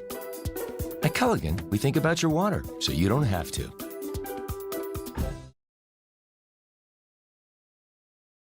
Yep. All right, welcome back. 2nd and 10, no gain on that first play. Once again, split. Shotgun set now, sending them into a pistol. Another motion. Try to confuse Here this come the defense a Bengals. little bit. They are sending Trying people. to blitz. Yes, And there they you got go. him They at got the to him. fumble. There it is. Live ball Defense still. wins balls. There it is. Pick it up. There it is. There it is. 17 to the 17. cat. All the way to the Touchdown. house. There we go. Touchdown, Bengals. There it is. That's exactly what we were talking about. Great heads-up play. Defense wins games. And I'm telling you right now, because of the Bengals defense, that is why the score is what it is right now. There we go. Big heads-up play there in the backfield. They sent the house, and it paid off. Sometimes you live by the blitz, you die by the blitz, but that time it paid off. Exactly right. And he didn't tuck that ball. They saw it, hands up, old-fashioned stripping. The ball was on the ground. Scoop and score. So that's two scores right there that the Bengals get their offense rolling. They might be something to reckon with. They can't rely on their defense throughout this whole season. They need to get that rolling. Well, the momentum has definitely shifted in their favor again. They came in here in the second half, and they started it off with a surprise onside kick. Not much doing on offense, but the defense coming up big there as now they go for the two-point conversion with a 12-0 lead. We're going to shit out number 17. That's TQ. We already know you as TQ. We don't have you on our list, but my man, good scoop and score. We got you. Dimitri Davis now in the shotgun. The offense is back on the field, obviously, for the two-point conversion attempt. It's already a two-score game trying to make this. The fade route. It's a jump ball. That's going to fall short. So after the fumble, scoop and score, and a failed two-point conversion, we have ourselves a 12-0 lead here for the Tri-State Bengals. And we're going to stay here. But now we welcome back in Joey Pagan. Joey, the second half obviously started off very, very abrupt for the Herd because of the surprise onside kick, and then all of a sudden they get the ball back. They feel like they're feeling good. Hey, it's surprise onside kick, no big deal. We got the ball back, but now another turnover. This one dooms larger than the first. Yeah, I saw that. The onside kick was something else. That was the least thing that I expected to come out of half. You know, that you go on an onside kick here. That was a great call by the coach. You know, and if it works, it's a great call. If it's not, if they don't make it, you question them. You question Yeah, them, right? You wind up giving the Herd some good field position. Yeah. But it worked in their favor. And then now you come up here and you see the quarterback's been having trouble holding on to the ball, and his passes have been a little weak because of the ball being wet and heavy. He didn't secure it on that play. Scoop and score. Bengals up 12-zip. We got a game. Not a game that, we thought, that would have been, but here we are. I thought the Herd were going to come out even, a lot stronger than what they have so far. So, and lining up to kick this one off with a 12-0 lead is Jahil Love. We got to give him some love here for that first surprise onside kick. Absolutely outsmarted the entire Herd special teams. So you would assume they're not going to do it again, but now you got to be weary of it. You got to watch. You got to have your eyes peeled at all times. But I got a feeling he's going to boom this one down the field as we start this second kickoff of the half. Still not a bad kick. Nope, it's a dribbler. That is a live ball. Oh. It's still a live ball. Another live ball. This is just not looking good. The Herd are struggling on every facet of this ball game. Yeah, I was just holding my breath as the ball kept rolling through and no one picked it up. The front line, second line, they allowed the ball to roll back to Ronald Butler. That's, once again, like I said, that's the one guy you don't want touching the ball there. So, they let it get back to him, but the coverage was great. They were on him just as soon as he tried to pick it up. He fumbled it a little bit, and they were able to make a play on that. So now we have to see what the Herd come up with as far as offense goes. Well, the Herd have to come up with something because as of right now, we're now in the third quarter. Their offense really hasn't made much noise even past the 50-yard line. So it's been tough sledding. I think they have to. I know it only being 12-0. It's not time to abandon your game plan. So if they wanted to start running the football at this point of the game, it's not a bad idea considering how much QB1 is struggling right now. But you got to do something. They have to produce on this drive, or this one could get ugly quick here in the third quarter. That is correct. And, the rain is letting up a little bit. So if you can keep that ball dry, you might be able to have some success. Shotgun snap. He's actually going to look to pass here on first down, looking over the middle. Oh, no. Taquan Dixon. No, I'm sorry. That was the Bengals there. Yep. That was Willie Gross the third. Unfortunately, was looking a little bit ahead.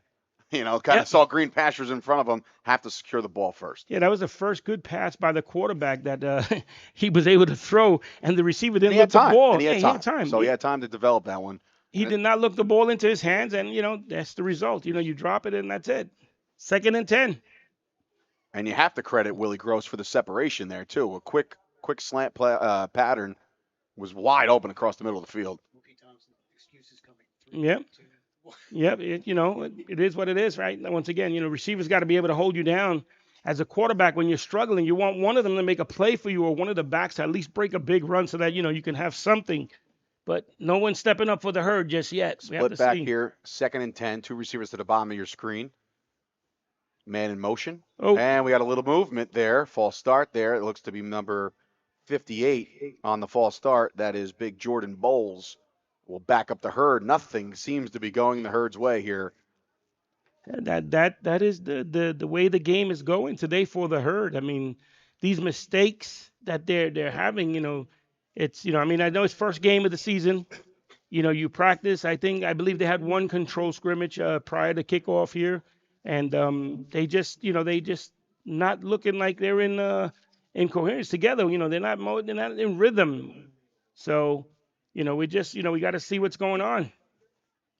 I mean, I know, Dave, do you think, do we change quarterbacks at this point, or? I mean, look, it seems like the chat is definitely asking for a change in the guard here. But what you have to do is you have to establish your squad. You don't want to give up faith too quick on your quarterback, because if he is your starting quarterback on day one, he's the guy you chose. And sometimes that'll mess with a guy's head. And if you yank him in the 3rd quarter of game 1, that might mess with him for the rest of the year. And if you don't have a solid QB2, then what? Your season's kind of lost right off the rip. So you just have to keep your confidence in QB1, see if you can make some plays here. They're obviously going in the wrong direction to start this drive, but somebody's got to make a play and make a play fast. Yep. The Bengals got their ears peeled back, and they're going to go for Bengals defense has been Bengals, let's go. And there's your draw play. Okay. Again, listen, positive yardage. I know it sounds silly, but it is something. Right. It's a small back right there, number 25. Joey Coelho on the run there. Good back. Small, shifty running back. He's been around for a good minute. I like the young man. He's great for many years. Yep. But you see, a play like that is what the herd need right now. You need that positive, right? Got a couple of yards on that, so now it's 2nd and or 3rd. Yeah, third brings down a long 3rd down situation. Right, because and when you're backed up like this, again, you don't want to play too conservative. I get it, you're down 12-0, but you also don't want to be too aggressive, because you've seen what the Bengals can do on defense, and the reason why it's 12-0 is because of the Bengals defense. So we'll see what they draw up here on 3rd down. So you got one receiver out to the boundary there. If I had to guess, it's going to be another quick pass here just to keep it safe. Yeah, bubble screen maybe. We'll see what happens here. There's your snap. Juggles it a little bit, looking right, but that again, he just telegraphed that. He's got to scan the field. Is that but a screen play? I don't know what they were trying to do there, but again, nothing doing there, and another 4th down. I tell you, when the herd get the film from this game, they're going to look back and see that, a lot of the mistakes that they made today were simple mistakes, stuff that you can correct, that, once again, like I said, I know how hard the herd practice. I know they have a full practice every week, 2 times a week, first day jitters possibly. Yeah, maybe they got the yips, a little bit of the yips. Yeah, 100%. The weather has a big factor in this game today, Well, yeah, so, the weather is starting to ease up a little bit. It's turned into a mist more than a rain, but it's drenched the field. The field is got some patches of puddles still. But now look, this is a big punt here. They have to get this off, and they have to at least put them back until at least the 45, 50-yard line to give them any resemblance of hope. We'll see what happens here. They've had some. Oh boy! It's a fake. Oh boy! No, this is oh boy! I mean, look, he's got room. He's going to make a play. He's going to try. He's high-stepping. Yeah, he stopped. He stopped running. Just a bad look. You got to punt that ball. I'm sorry. That coach has to tell you, hey, listen, just get this off. Punt the ball. to me, it looked like it was a design fake. So You don't fake the ball. I'm sorry. No, This I mean- isn't Madden, man. You can't just call a fake whenever you want. It's strategic football. You can't do it.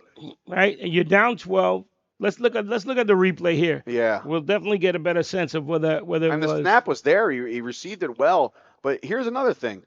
The offensive line, look at the offensive line. They lined up 4 down, and then you have 3 guys in the backfield to protect the punter so we can get this off. So That's the reason why we're doing this. Now we stepped up somebody on the line of scrimmage. So now they had but this. still, you still have 3 protectors back there.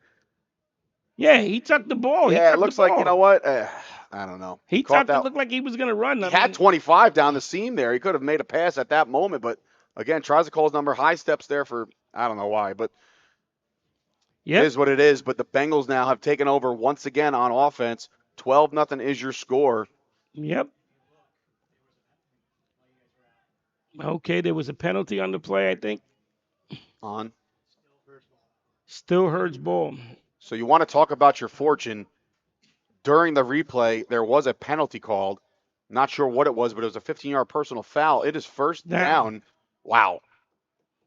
So what a lucky break there. That's something they needed desperately to happen. Special teams coach just saved his job there. For at least another week. For at least another week, yes. And for at least another set of downs, possibly. I mean, really, it really did look like a design play. I mean, the protect on the left-hand side, I think it was Ronald Butler. He took off right away to start blocking. Yeah. And the quarterback just decided, I'm not going that way. I'm going to go the other way. So now I formation now, a new life here for the Herd. He's underneath center now. That might be the better strategy because nothing else seems to be working. But a pitch, toss left. Oh, wow. He pitched it to the Bengals. And I believe they recovered again. My goodness, you got to be. And now frustration is setting in. This is just, oof. Yeah, 48. Yep. He is having himself a game tonight. Cameron this afternoon. Bergman, my goodness, has made it his mission to completely wreck this game for the Herd. Yep. Let's Here's take a look. Another commercial. I'm sorry. Another replay at it. Look at that. I mean, look. All right, we're gonna get out of the shotgun. We're gonna do the basics here. We're gonna pitch it to the left. Here you go. No, it's just bad toss. It's a bad toss. That's not even on the running back. Honestly, that is on the quarterback. Quarterback is making mistake after mistake. He is going to lose sleep after this one. And there you see the frustration set in. My goodness, he's gonna lose a lot of sleep after this. He might lose a job after this. But look, I don't ever like calling for anybody's job, but something has to change here because the Bengals now are starting this drive. In great field position again. You know, I know last year the Herd, I believe they had a 2-quarterback system. So I don't know, maybe they want to go back to that and get their second quarterback in. In any event, snap, looking. He's going to be calling his own number there. Nobody home. So good defense there. Something for, positive for the Herd there on defense. But Dimitri Davis doing the right thing there, trying to not force anything, have that 12-0 lead. That is now correct. middle of the third quarter. You have a chance to really, based off of what we've seen out of the Herd, a touchdown here, it's going to be tough sledding. And you don't like to call the game before the fourth quarter, but just based off of what we've seen from the Herd, and I know this is a Howard Gaber trick 101. Don't call the game too early. Right. I'm calling it how I see it, and everybody at home watching right now is seeing the same thing that we are. Yeah, that's correct. Just nasty football out of the Herd here for game 1. All right. Shotgun set. Trips down to the bottom of your screen. Bad Davis, snap. bad snap. He's got to get on it. He does. Once Has again, somebody off. calls his own gets number a nice again, block there. and he got a first down. It's a nice little scramble there by Davis. Once again, with the smarts and the field presence. We call that ring awareness in professional wrestling. Yeah. And speaking of professional wrestling, guys, if you guys out there, all 300, almost 400 of you watching right now, if you are a professional wrestling fan, please be sure to follow Fight Factory Wrestling on Instagram, okay? If you guys are wrestling fans, this coming July, believe it or not, there is going to be a live professional wrestling event hosted by me. I am the owner of it, at Martel's Tiki Bar. So if you guys are into it, we're going to be on the beach having a little bit of fun.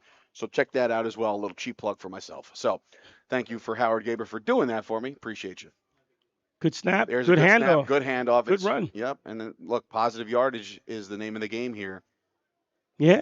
Offensive line for the Bengals right now doing a little bit of work. All they got to do is, get a head on the man, push him just a little bit, give the running back a small crease, 2-3 yards right here.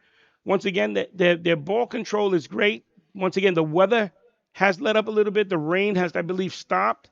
So right now, what the Bengals are doing is just controlling the ball, which is the best thing that they can do. They got to play a mistake-free second half, and they can, finish this game out hopefully on top. And looking to score here again. So Right. I'm almost certain the quarterback may call his number again. Yeah, listen, he's had success doing it. Davis has had a lot of success on the ground right now. But here we are on the 4-yard line, knocking on the doorstep of trying to put this one away, really, in the third quarter. Just, again, based off of what we've seen from the herd, which is not much. Shotgun set. Trying to get the Freeze defense play to there. jump a Yeah, little we bit. had a freeze play call there. Look at that. And now the running back splits out into the slot. Back to pass. Quick one. Has to make a move in space. He's coming around the barn. Look at this. He's going to take the fun way. He's trying to, at least, to no avail. That is number 1, Nadir Smith on the screen, the bubble screen. Took it back to the middle of the field. That is correct. But, once again, though, right? Good pass. He caught the ball. Although he turned back to the middle of the field, once again, we're not making any mistakes. We're not fumbling. We're not getting any penalties here that are taking us out of, touchdown, bad field position. But, now we still have the ball third down, 3rd and goal. This obviously 4-down territory. We know they don't have a kicker. So, you got two good opportunities here. Hopefully you can get one in. It's now 3rd and goal for the Bengals. 12-0 lead here in the third quarter. Time is kept on the field. Now, wait, we got a whistle here. Quarter is what we're being told. And I Whoa. don't think we're going to shift fields. We're going to stay there. This is the Den rules, folks. We're staying on this side because why would we move? Let's take a break. All right, let's take a commercial break as the third quarter comes to a close. The score 12-0 in favor of your Tri-State Bengals.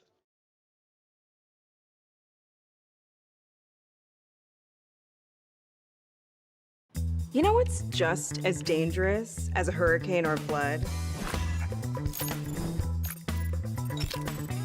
A frosted tart, specifically raspberry, left in the toaster for too long.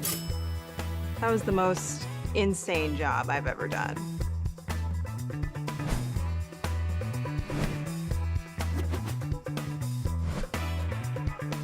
Ew, those things are lethal.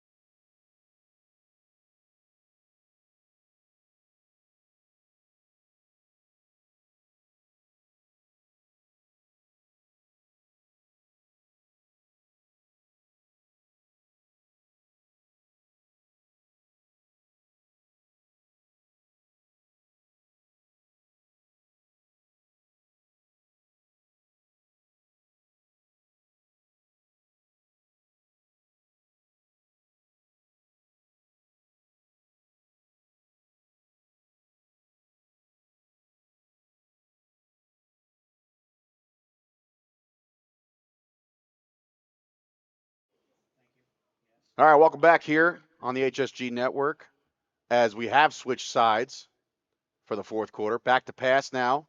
Looking. Going to call his own number again. Puts on the brakes, tries to get somewhere. It's going to get closer. Nope. He did not get in. He's down to about the 1.5.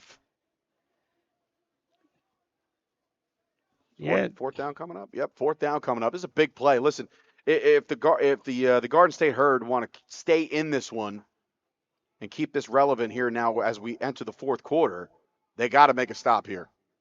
But the way Dimitri Davis has been commanding this offense, specifically in the red zone, yeah, it has to happen. It has to happen now. For the most part, calling his own number, and doing what he has to do. Well, So- yeah, we have a different quarterback here. Under center. Kareem Smith. Now under center. Tush push Tush push. in Philadelphia. Oh, there it In is. Philadelphia. It disgusts me to actually call that here in Philadelphia, but here it is. As a Cowboys fan, I cannot do that, but that is exactly what just happened. The tush push touchdown for the Tri-State Bengals. Wow, look at this. What a play. I feel dirty. Oh, my God. Who would have thought that they were going to come up with a tush push here? But great call by the offensive coordinator there to make sure that, once again, it was very big that they needed to come up with points here. So, and they did. They did, So let's see if they can convert one of these 2-point conversions because they are 0 for 3 at the moment. 0 for 2. 0 for 2, yeah. So let's hope I didn't jinx them on that, huh? They're 0 for 2 right now. By the way, Joey Pagan, not only the best color guy in the business, also can tell the future. So Yeah. We're about to find out. Uh-oh. We're about to find out if he's accurate or not. Yeah. So now here comes the 2-point conversion. Now 18-0 in favor of the Tri-State Bengals. There's your draw. Trying to get up. Oh, he's stuffed. There it is. Wow. Look Good for me later on, there. people. I will have the lotto numbers for you. I'll be putting them on the chat, so don't worry about it. Anthony Albanese with a big stuffed tackle. 18-0 is your score. Yeah, let's take a look. Do we have to? I mean, Howard Gaber, our producer, coming back. We're going to look at this tush push. We're going to look at the tush push. I'm going to let you call it. Nah, I don't really want to. All right. I'm going to do it anyway. Here it is. So look, they changed quarterbacks for this play and this play specifically because now the big body's now behind you, and the push up front was decent. It looked like they were stuffed at the line, but then that's what the tush push is all about, is getting your extra bodies behind you, and here he comes. Here comes 53, and there's boom. Yep. Dimitri Davis, I tell you right now, he's been doing everything for this offense, including now pushing his own man into the end zone, which was correct, which was big. That was a big play right there. I love that call. Great call by the offensive coordinator there. I mean, you would have thought with the smaller quarterback that they want to try to run outside or do something a little more tricky, not a straight dive with him, but exactly what they did. They came up with it. So, and here we are, 18-0 in favor of the Bengals here in the fourth quarter. Yeah, listen, Dave Sturchill alongside Joey Pagan, and of course our producer Howard Gaber. Coach Bill is in the building as well. Got a whole bunch of football going on here. Listen, I'm looking outside, and you can't tell by the screen, but it looks like the mist is actually slowing down as well. And what we are told is there are new footballs being used in the second half, so that's good. Hopefully, again, it's been tough sledding for Steven Panusik for the Herd. He has to get something going here, or they might want to just try a different option at this point. I know it will be a killer to his confidence. And another booming kick lands on the 31, rolls to the 26, will be received, and there he goes with a little, one good plant step, and that will start him at the 43. Not bad. Pretty good return. Getting a little hot over here, little extra stuff. Extracurriculars. Listen, the frustration setting in is specifically on the Herd side. But you don't want to cost yourself a game next year, next week, Correct. I'm sure the Den had the disciplinary actions to, if you're kicked out of a game, you're probably going to sit another one. So you ought to be careful about that. And while we're doing this, touching on the football situation, last year, these balls were slick last year also. And, it was giving a lot of people trouble. And, once again in the rain and, the brand new footballs, it'll happen, but that they brought a new football out for the second half. It's a good thing. Hopefully that'll be able to, make the difference, but we'll have to see. Once again, like I said, you have to, bring your stuff with you, all your stuff, your gear. You should have had towels on the sideline to keep the footballs dry. And, obviously the Herd did not have anything like that, but the Bengals playing with the same ball didn't have any issues. Yeah. And just a programming note, if you're just seeing this now, the gloves are off. Okay. I think I just saw the gloves off of their quarterback, unless they're making a change. Different quarterback. And just like that, like we said, the change has been made. I'm sure the entire chat is about to blow up knowing that there's a Chase Fairbanks, a new quarterback in there, and that is Chase Fairbanks at quarterback. Let's see if he can provide a spark here for the Herd. Shotgun set, 2 receivers off to the left and right, back to pass, looking. Lasers one, but no avail. But listen, he had some heat behind it. I mean, I'm searching for something at this point. But there is some heat behind that ball, so maybe a little bit of a better grip, a drier ball. We'll see how it plays out. Right. I mean, I thought, he had the receiver open. He just threw it down to his feet, but he also could have kept the ball and got some positive yardage onto that and running with it. So we'll see. We'll see what he does. We'll see what he dials up.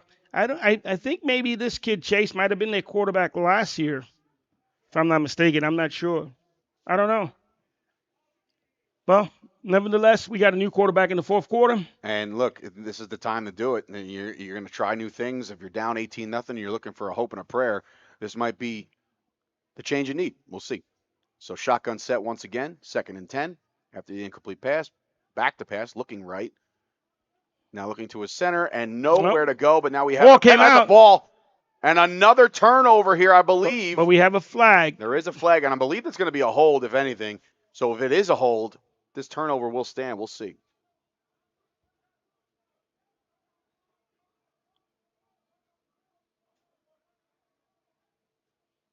Okay, we're waiting on the ref.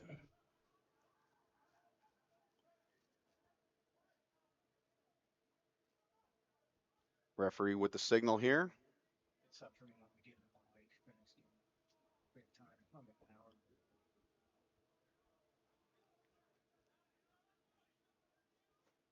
There's about 54 Bengals on the field right now. You gotta clear them up. They're just trying to figure out who's getting the ball here. Here's the call. Holding offense. This one will be declined, and it will be. Oh, okay. So the Bengals did not recover the ball. Apparently the Herd did. So it's going to be 3rd down. Yeah, there's a decline penalty. They're gonna, for some odd reason, they're gonna decline that penalty. I would have backed them up a little bit more, but they're going to keep them there. I mean, you take the result of the play, right? And it's 3rd and long now. Yeah, it's 3rd and long anyway. You're right. If you decline, you get them 2nd and 10 again. Yeah, so that's true. You take the play, and now you're 3rd and long. But that Bengals defense today, they came out to play. Yeah, they really did, and they're playing great. Yeah. Not only just on the defensive front, but the back. The defensive backs have played a great game. They're just giving fits for both of these quarterbacks now at this point. Yeah, that's true. Only a couple attempts there for Chase, but it's been tough sledding, and Chase Fairbanks is trying to prove to at least the coaching staff, hey, maybe give me a shot next week. We'll see, but 18-0 here, 4th quarter. Definitely a scrappy bunch there. Back to pass, looking right, locking on his receiver. Finally finds one over the middle. That is a laser, and finally some positive yardage, a good route, separation, and now they'll bring up a 4th and very manageable now at this point. 9 with the catch, and that is Willie Gross, the 3rd, making up for his drop earlier on today. Yeah, pretty much on the same route. He ran that same route the last time. This time he managed to catch the ball and, give the Herd an opportunity on 4th down. Obviously, they're not going to punt because they're down 18. You want to hope that, you can get a 1st down here, so... And, once again, he came out 4 receivers, keep the back in. So, you got a 2-by-2 formation. Let's see what happens here. Fairbanks in the shotgun. Back to pass, looking right. Might be calling his own number. Now still looking. Keeps his eyes down the field. It's another catch. Oh, good catch. Out of bounds again. That is once again Willie Gross, the 3rd, making a 2nd straight catch. So, the new quarterback now they bring in a, new set of, new life, and the Herd are moving the ball. I mean, once again, like you said, Howard doesn't want you to call the game early in the 3rd quarter, but I know we're in the 4th, and, this is, they're starting to gain a little bit of life. Maybe they can come back, The defense needs to step up now. If the offense manages to do something, their defense needs to come to do something afterwards. Fairbanks in the shotgun again. This is the most productive drive the Herd have had all game. Now back to pass again. This time, nope, he's going to draw it off, but boy, oh boy, with the penetration by that Bengals front. Yeah. Yep, that loses front his line. helmet and his entire self, because what a play that was. Once again, when he handed the ball off, the Bengals were all right there. The defensive line was there. The good play that the running back was able to hold on to the ball because, you know, the mistakes they've been having the first half could have easily come back again. You know, could have had a fumble there, but he held on to it. Good play by the defense. That's Amin Bird with the stop and the flex. Yep. So now 2nd down after the big loss. Fairbanks in shotgun again.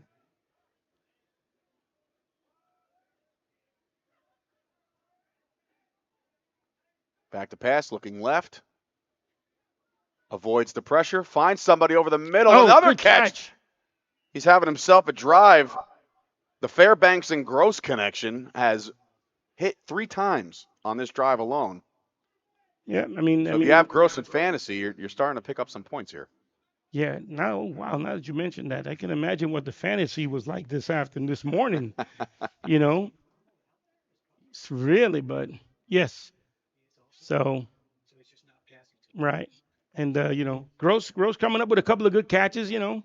3rd and short here, so let's see what they dial up again. Credit Fairbanks. He does feel the pressure, but he keeps his eyes down the field, and that's something that QB1 wasn't able to do because he just didn't have the time to do it. Yeah. So now Fairbanks, 3rd and short, 3rd and about 4 or 5.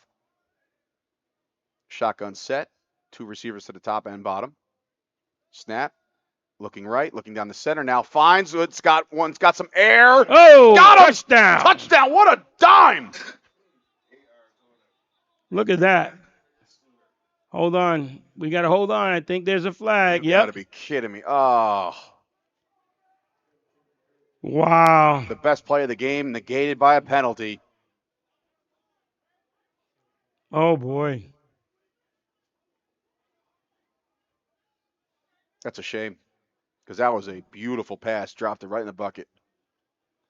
Sure was. Stepped up in the pocket, threw the ball well. Receiver was able to track it really good over his shoulder and bring it in. Nice catch by that receiver, but okay, so, you know, we get back. Let's do it again. That's a hold. It'll back him up 10 yards from the previous spot. Now 3rd and much longer. So the best play that the Garden State Herd have put together, it was negated now. Just seems to be the recipe for the Herd today. You know, nothing seems to be going too well. And every time that something does start to go well, you know. Yep. You get a penalty and you just make a turnover. You know, you don't want to do that, but And again, I'm not the coach of the Herd, but if I'm making a decision going into next week, I'm going to make it just a little bit more of a harder decision to choose your starting quarterback. Yep. Let's see what they come up with here now. Back to pass, looking right, locking eyes with the receiver, just over the head. Over Brown Butler. Yeah, I mean, you know, you can see the body language a little bit there. You know what I'm saying? Yeah, you know, I'm surprised. He normally gets those. He normally brings those in and makes a play. So, you know, I mean, it is what it is at the moment. You know, the Herd have been trying to get on track. And the one time they do, there's a holding penalty, which negates the touchdown and brings it back. So, but the Bengals, not to take anything away from the Bengals defense, they have been playing stout today. They came to play. Turnovers galore. I mean, Yep. that's the name of the game right now, and that's the reason why we're sitting here 18-0 is because of the turnovers. So now 4th and a mile, and obviously Chase Fairbanks trying to turn this into a little bit of a battle here. We got a bunch to the top of your screen. Here comes the blitz from the outside corner. They pick it up. Nope. Not enough. Stripped, sacked, scoop. Oh. And now let's see what he does with it. Ooh, good hit. My God. Clock cleaned, but it doesn't matter because the end result of that one is yet another turnover by the Herd. He felt the pressure coming. He tried to get out of there, stripped, and, you know, not much you could do from a blind side. I mean, that's all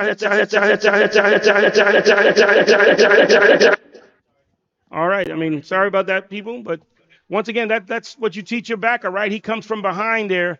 You know, you tell him, hey, once you start, chasing him down from behind, he's got that ball up. You come with that club over the shoulder, and the ball should pop out. Exactly what happened. They recovered.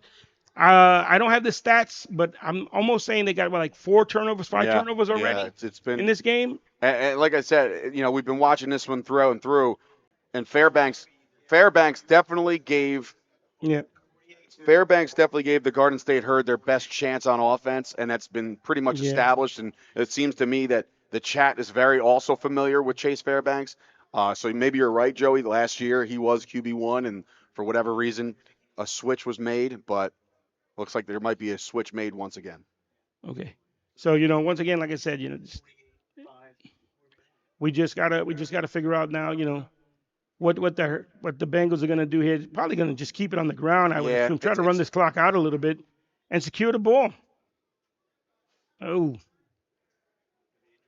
got a player down.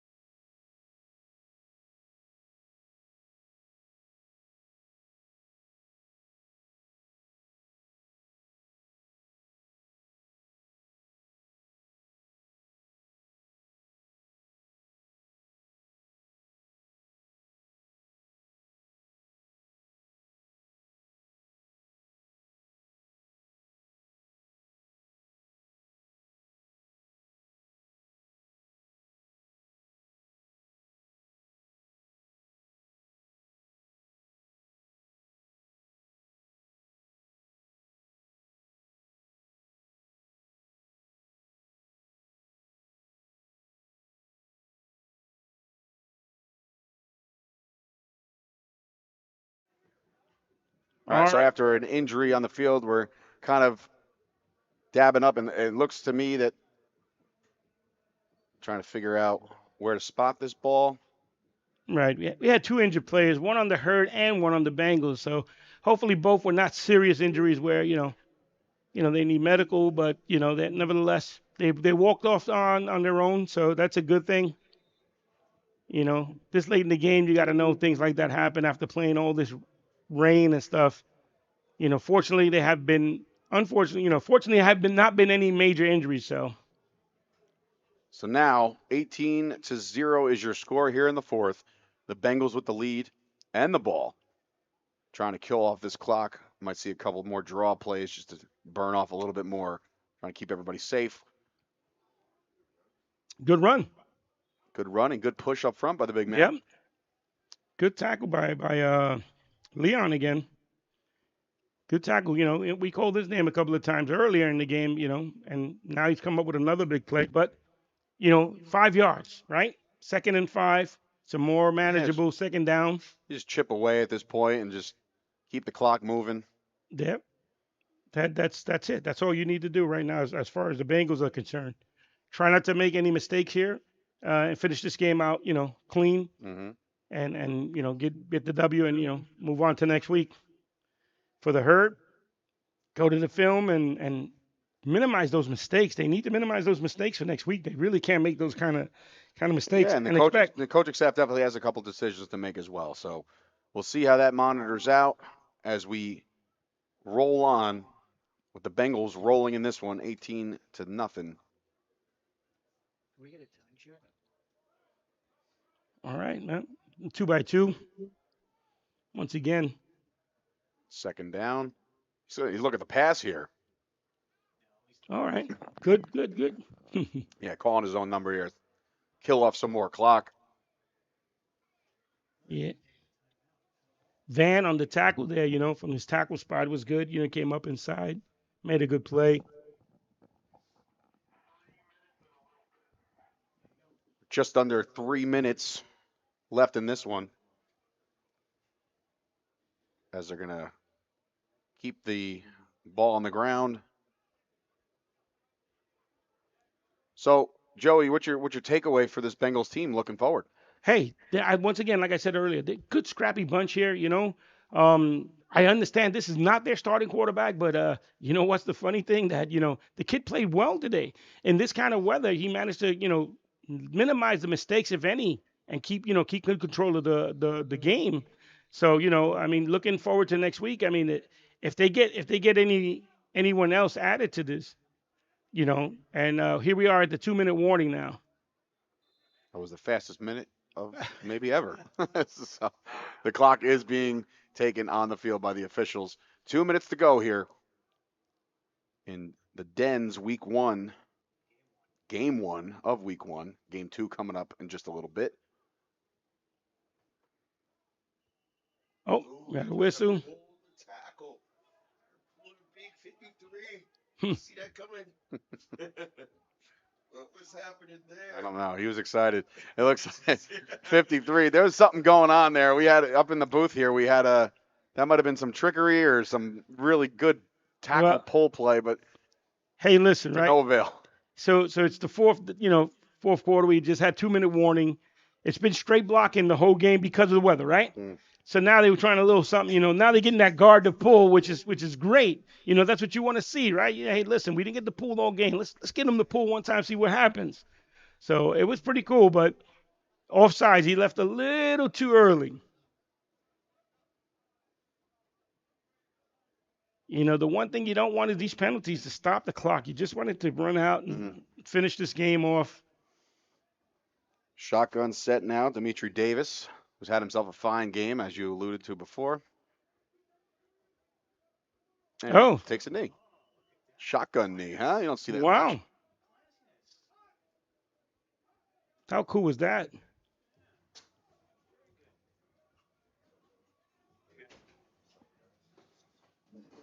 Sorry. Hey.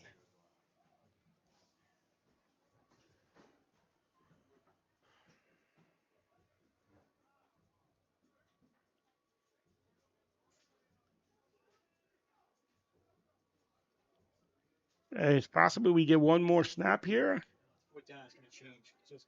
Oh, okay. He's going to punt this one, I believe. They're going to line up to punt this one away and give the Garden State Herd maybe a little bit of a confidence boost, maybe with.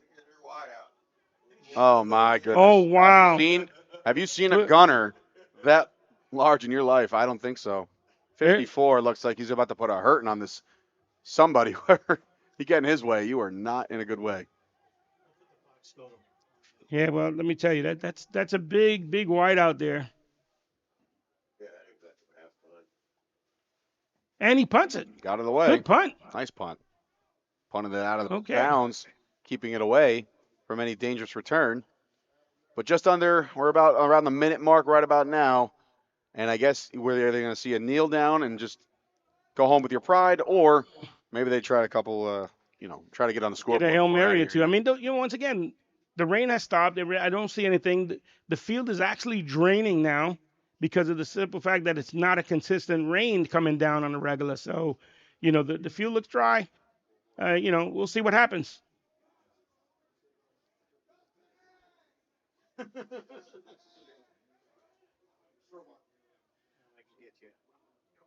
The Bengals got a lot of guys that didn't get called in the game here. Yeah. A lot of talent that didn't even get exposed to that. Their team to reckon with if they get it all together. And championship team. True that.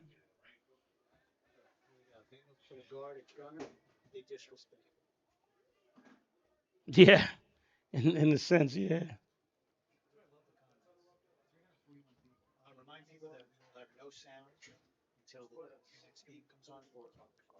And just letting you guys know at home, at 4 o'clock, we'll be starting the next one here on the HSG Network, Game 2 of the Den Day 1. But keep in mind, there will be no sound as we get set for that game.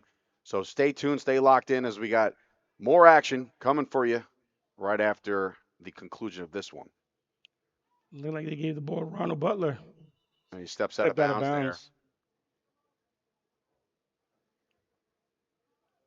Stepping out of bounds stops the clock, I'm assuming. Hey, got about a yard out of that.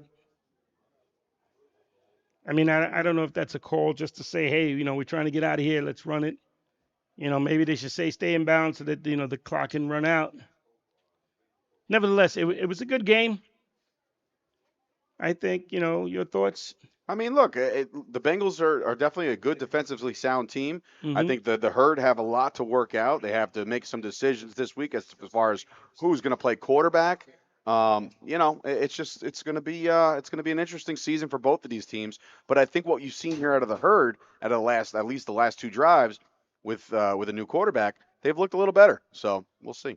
See how this all plays out. But there's your another Another throw over the catch. middle, another nice play, trying to make something happen, Again, staying in bounds. yeah, I guess you're trying to end on, on a positive note here, a couple of completions, you keep the ball moving. So it's a good thing, for the herd. Once again, you're just back to the lab, and you got to work at practice, see what you did, what kind of, what you did wrong here. Once again, Herd, not that they didn't play a good game, but they made too many mistakes. They had too many turnovers, and you can't be in the minus side on that. You gave the ball up maybe 5, 6 times in this game. And 9 times out of 10, if you lose the turnover battle, you're going to lose the game. you're gonna lose the game. There is a freak thing, and well, we'll see. I mean, we're going to probably get one more play out of this. They have 4 safeties back, just to avoid the Hail Mary, trying to keep this one as a shutout. Yep. But shout out to the herd that are trying to get out there and try to leave here with some points on the board. But we'll see how it plays out as we wind this down.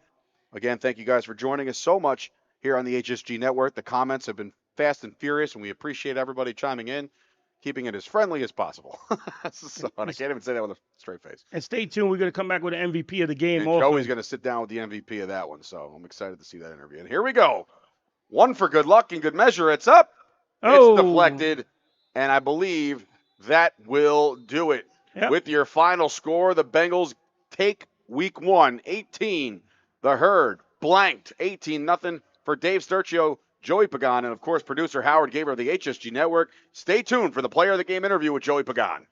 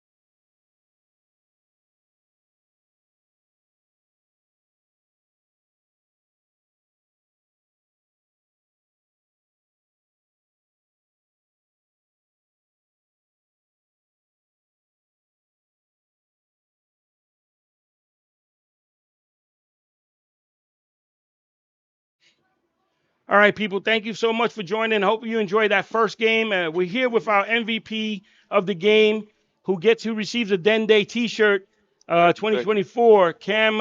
Bergman. Cam Bergman here with the two scoop and scores and a ton of tackles. And shout out to the sponsor here also. So tell me. Culligan Water. Tell me about it. You know, what were you thinking that first fumble recovery? Man, what happened with me?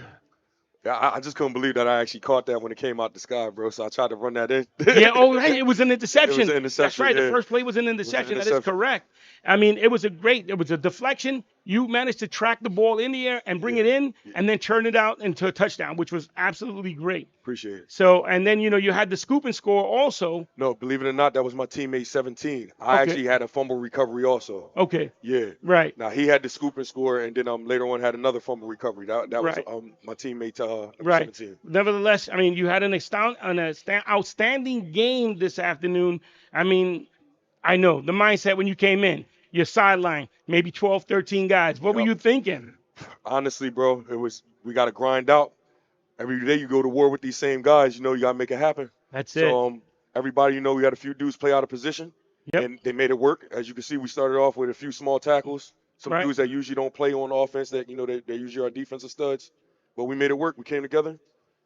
Good family effort. That's correct. And great game this afternoon. Good luck next weekend. Enjoy the rest of the day. Thank you so much for coming down. Likewise. Appreciate Take care. Thank you. And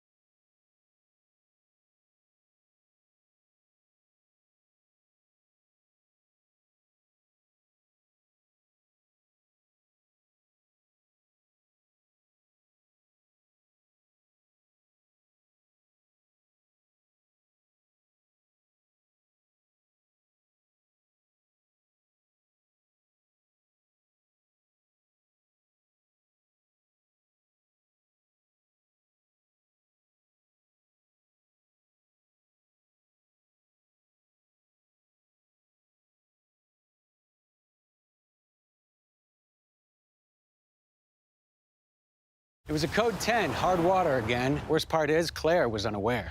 Ah. Hey, Culligan, our water makes my skin and hair feel like I'm 90. Okay, are you 90? I'm not. Okay, secondly, how do you feel about high-efficiency water softeners from Culligan Water? What? And thirdly, how do you feel about smoother skin and luxurious hair? Goodly. I feel very good about that. That's the power of water. Stay soft, right? You stay soft. Good water doesn't just come to you. Oh, wait. In this case, yes, it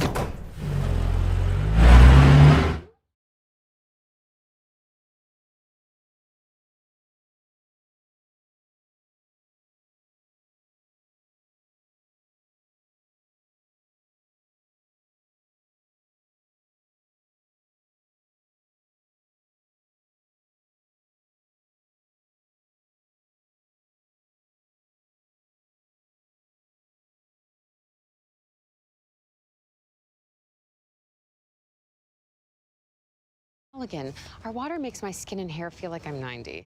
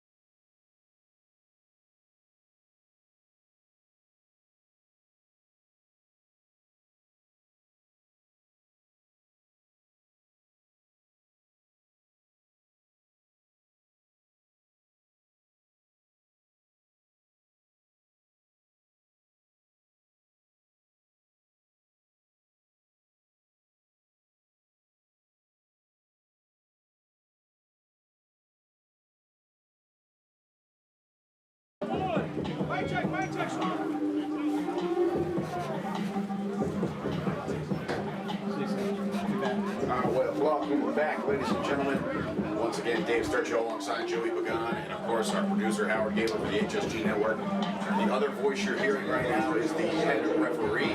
He is mic'd up for today's matchup between the Wilmington Wolfpack and of course the Long Island Eagles. Thank you guys so much for joining us here on the HSG Network YouTube channel. We're in for a treat. Obviously the first game between the Bengals and the Herd, 18-0 Bengals.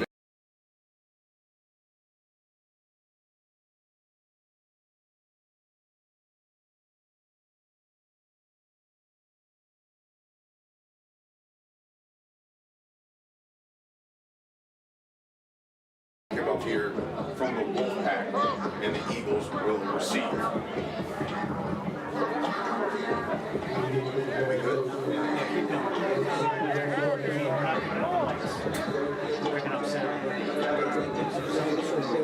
Keep going. I'll get it. Joey, your thoughts on these two teams coming in for week 1 game?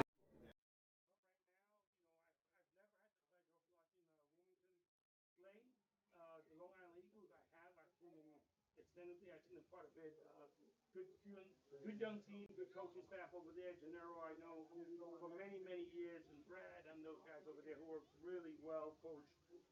They do an amazing job over there. I know the Eagles have been league champs a couple of times, so they were on a good winning streak at one point too. So it's a good organization, good team. Right now, like I said, I don't know what to expect out of Wolfpack. I know with the Long Island Eagles, we're going to see some good passing. They got a good offensive line. They got a really good back in tune, Mr. Jet Sweep. So we'll see what happens. See what the weather's not going to be a factor as much. It is a little bit windy outside. I was down in the field, so we'll see. It's getting colder, and so the field's much better. Yeah, a lot better now without the rain. Obviously, both offenses will be able to execute a little bit easier.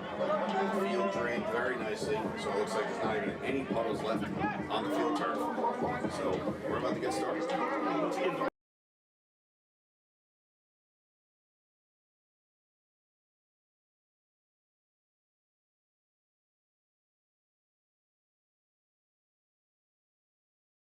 Back set to kick this one off.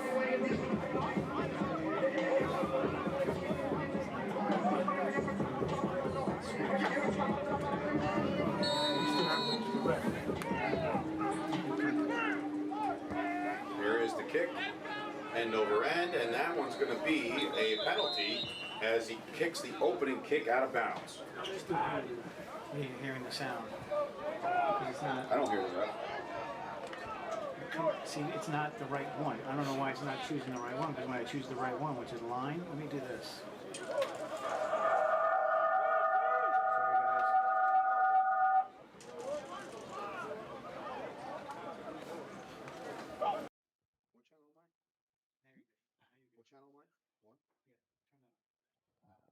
All right, so here we go. We're going to get our first look at the Eagles offense. I don't hear the reps. That's okay. We might be picking up the mic with them out there.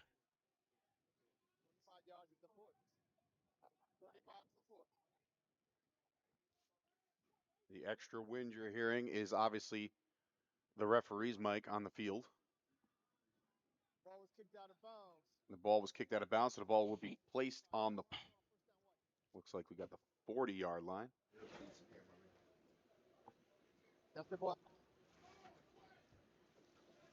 What do they mean? I don't know who that was, but he's with me, so. So I say 10 seconds. I don't know who that was. Behind you. Count it. That's okay. I'll let you know when we got 10 seconds. Just want to make sure I can hear you. Okay. All right. So we'll start us off here on the 40-yard line due to the kick out of bounds. 1st and 10. Shotgun set with his tailback off to the left side. Motion. And there's a jet sweep. There he is, Number 21. That number is some 21. fast moving legs. My goodness. Well, it's a flag on the play. Once again, that is the young man's nickname, is Mr. Jet Sweep. That Devon Gittins? Yep, Mr. Jet Sweep. He's listed as a receiver, a running back, and a kick returner. So obviously their most. Holding. White 16. We got a holding on number 16, according to the referees. Well, another added feature here at the HSG Network. Very, very cool stuff to hear what's going on down the field. Again, we don't condone anything that you might pick up outside of that, but you never know. Yeah. I guess. Just hear sounds of the game, that's all. He comes in for the call. So now that play will not stand as we had a penalty on holding on number 16, so that's going to come back. Oh. Shotgun set now. Got Scott Murdo is your quarterback of the Eagles. Another motion play from, looks like Gronkowski out there. Oh, what a block. Good block. What a block. Another good block out there by number 21. Okay. We're at Okay. 87 for a reason. What a hell of a block there. We're going to have to figure out his name. He's not listed here as a Long Island Eagle, but in any event. Number 87, his name Number is. 87. I'm just going to call him Gronk. Just kind of makes sense. There you go. Gronk. He has been dubbed Gronk. Yep, there it is. So, and I'm sure that's the reason why he chose 87 in event. So, it's a big-sized tight end / slot receiver. So, anyway, second down now. Snap, handoff, right up the gut. All right. Huh? Good blocking up front for a nice chunk gain. That was handed off to Michael Merced Jr. So bring up third down for the Eagles.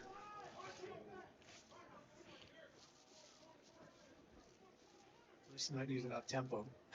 Yep. What they do when I'm doing this crap. Fixing everything again. So third down and short.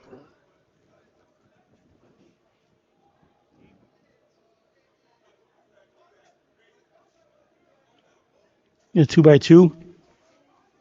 Snap, handoff again. Trying to look for that first down. He will come within a yard, maybe just about a foot or two short. And that'll bring up a fourth and very, very short. I mean, they've had some success running the ball. I don't know if they want to punt here, but No, I mean, I think they're busting off 4 yards a clip. They might as well just try it. They're at midfield. It's the early ongoing of this game. We'll see if they could test out. Let's see whose offensive line. A little push up front might help. I'm going to say they're going to go left on this probably. See what happens here. Shotgun set on fourth and a yard, we'll call it.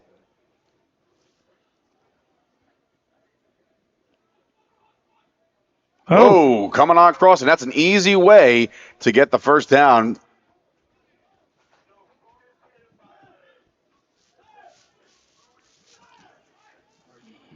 Where's the mic for the ref?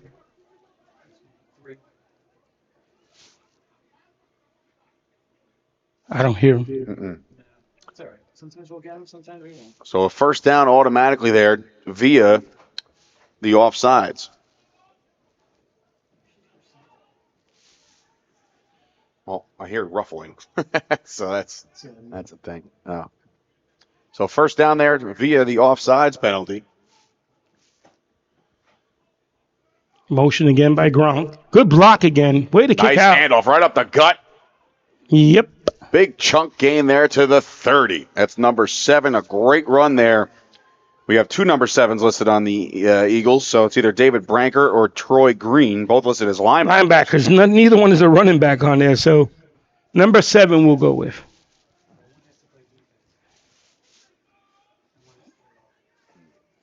So we'll see. But this is what I've normally seen out of the Long Island Eagles. It's predominantly they run the ball well. Once again they coach well as far as their line goes, and they got good running backs also. So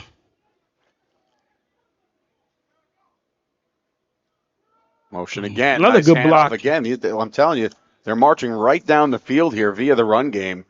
Little bit of motion. They send 87 in motion a couple times in a row, and he's picked up a block each and every time. And absolutely laying the wood, too. There is a good block.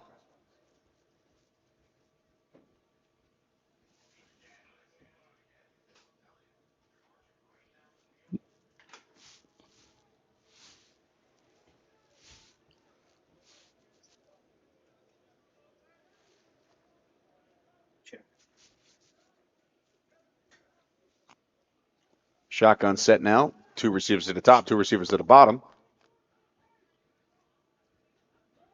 Hand off again. Oh. Draw play right up the middle. If he sees the outside, he can get there. Good run. Oh, he stopped right around the 11. Like I just said before, Mr. Coach Pagan, there is some serious chunk plays to be had here. Yeah. Once again, this is what I expected. This is what I know for them to do, and this is it. You know, run here, run there, run there, run here. They'll pass, but predominantly they run. They got a pretty decent line. And Hey, listen, keep doing it until they stop it. That's You know, correct. that's exactly the game plan they're working with right Wilmington's got to come up with a stop here. now. It looks like it's going to be 1st and 10 at the 11, so you can get a first down without a score. More motion, another handoff. The shifty back this time gets spilled in the backfield. A big tackle, very, very much needed by 51 there, and that is Deshaun Boyd. Big tackle in the backfield there, a much-needed stop for the Wolfpack. That was good. He read the play well. He was able to come up. You know, he didn't get caught in the wash. I think that's what the problem is. I haven't really been looking at the defense. I think their back is a little too close, and they're getting caught in the wash. So, you know, we just got to – I'm going to take a look at it now and see what the depth is, whether they're at 2 to 3 or 4 to 5.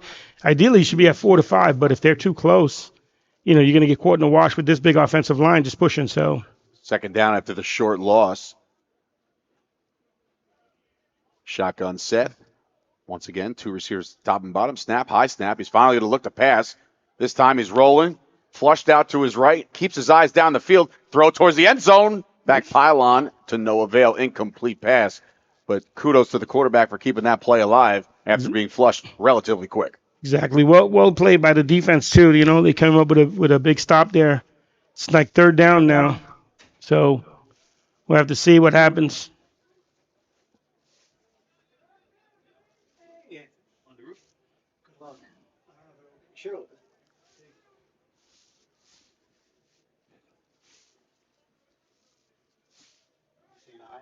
I seen Anthony earlier.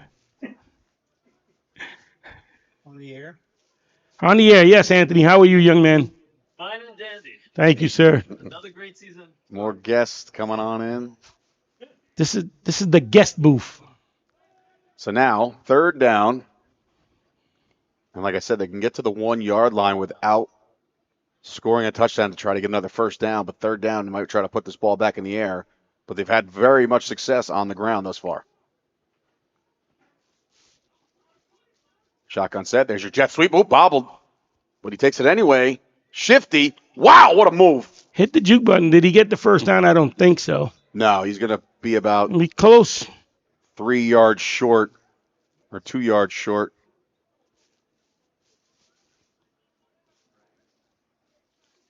All right, well, that was a good move by Toon there. Just a big play here. 4th down. A much-needed stop for Wilmington.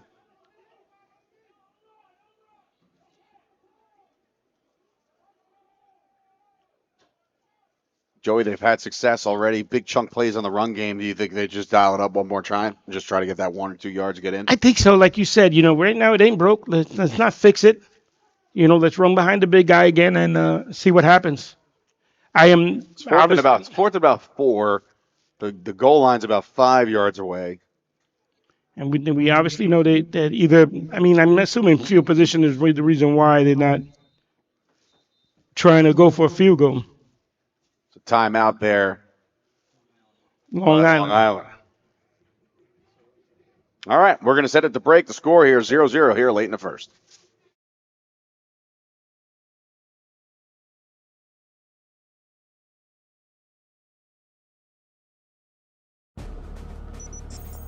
When you're the leader in disaster cleanup and restoration, How do you make like it never even happened happen? Fire it up, Randy.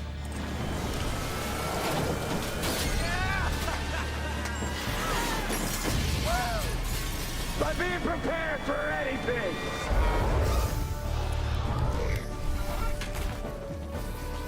Whatever comes your way, there's a pro for that. Serve Pro, like it never even happened.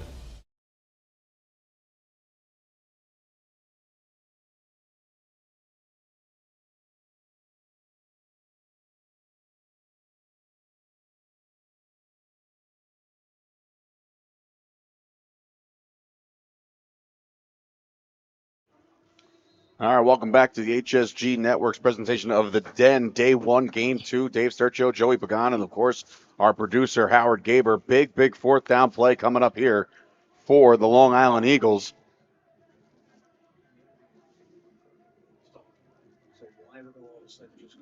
Mm-hmm. All right. So now, shotgun set. Anthony Roberts in the backfield next to QB1. All right. Let's see what they got here as they have a bunch down at the bottom of your screen. Motion. High snap, has to recover from that first. Got to make a move. Scrambling away. Throws it away. Throws it not away. Almost caught. That one goes out of bounds, but it'll be a turnover on downs. A very big stop for the Wolfpack. Yeah. Yeah, that was a good play there by the defense, number 11. Intended. The intended receiver was number 11. Nevertheless, it was good defense by the Wolfpack. I mean, they stepped up right now. You know, they started out a little shaky, and they're getting a little better. They came along. They held it. They can give up no points here, so that's a good thing. Get to the sideline and regroup and figure out what we're doing. So, we'll see. We'll see how this goes from here. Well, it looks like, again, you have to be careful now because your back's against the wall. The end zone's right behind you. Right. So you got to be a little bit conservative. And once again, it's first time I'm seeing this Wolfpack offense, so we got to see what they do. Shotgun set now with the back against the wall.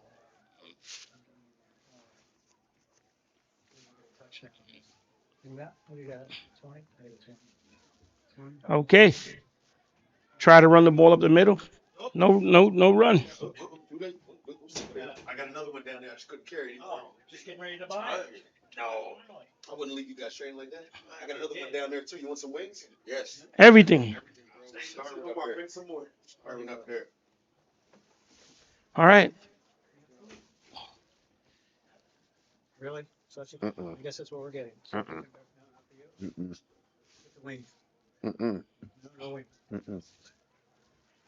All right. Let's see. Let's see what they come up with here now. It was a good defensive play by the Long Island Eagles. So second down.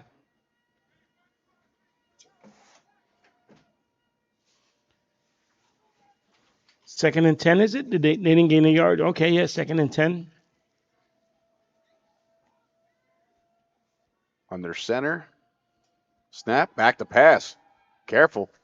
Over the middle. Nice route there by 17. That is none other than Ben Melville. A nice slant route over the middle.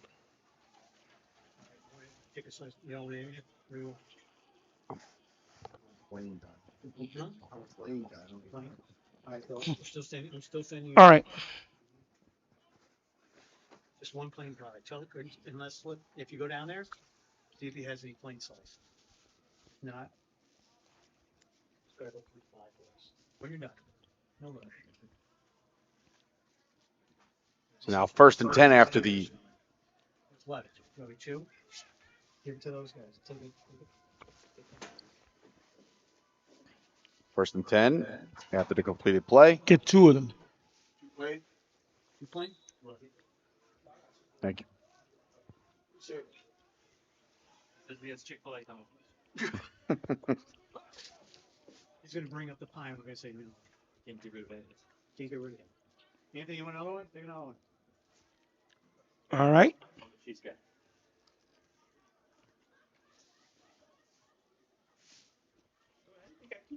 Second down now. Second down and about 7.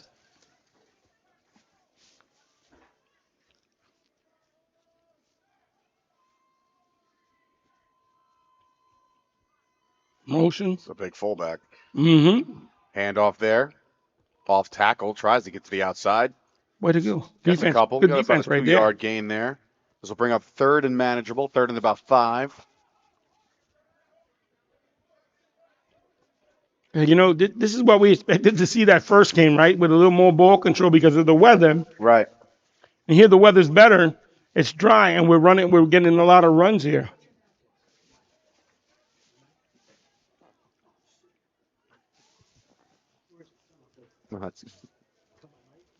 So We all know every game is something that's going to go on. all right. 3rd down and 5. See if they draw up here. Remember, Wilmington started this drive with their backs against the wall, so a couple nice plays later, and all of a sudden they're on the move. Got motion again. Motion by the big Haas fullback. Looking. He's got to dump it off. He does. Caught, complete. Nice move there, and it looks like they're going to... First down. Yeah, they're going to convert on another first down play. That's 2 first downs. Nice catch on a little bit of a dump off there. Had a lot of pressure in his face.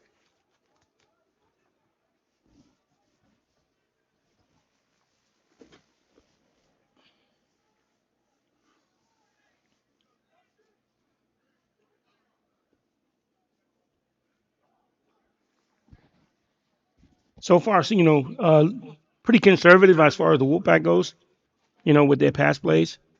Back out the Yeah, backfield. No shots down the field yet. The wind, Right. I'm looking at the trees in the distance, and, it's still gusts here and there, but don't be surprised if they put the ball up in play. Now you have a bunch set in the bottom of your screen here on a first down after the completion.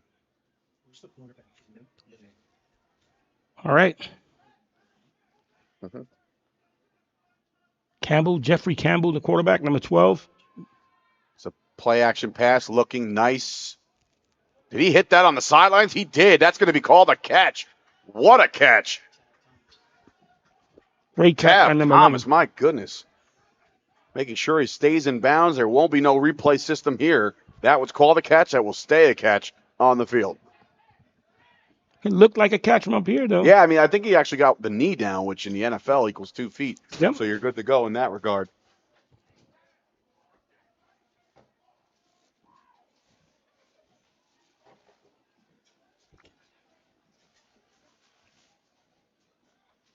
So now, after another big play, 1st and 10, just Jeffrey Campbell, again, as we said, is QB1. And now, referee's timeout.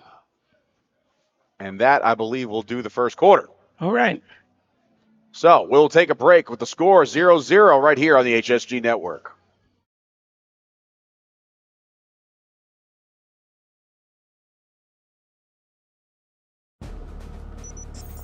When you're the leader in disaster cleanup and restoration, how do you make like it never even happened happen? Fire it up, Randy!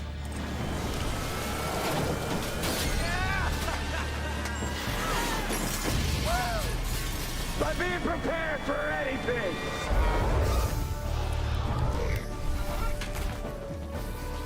Whatever comes your way, there's a pro for that. Serve Pro. Like it never even happened.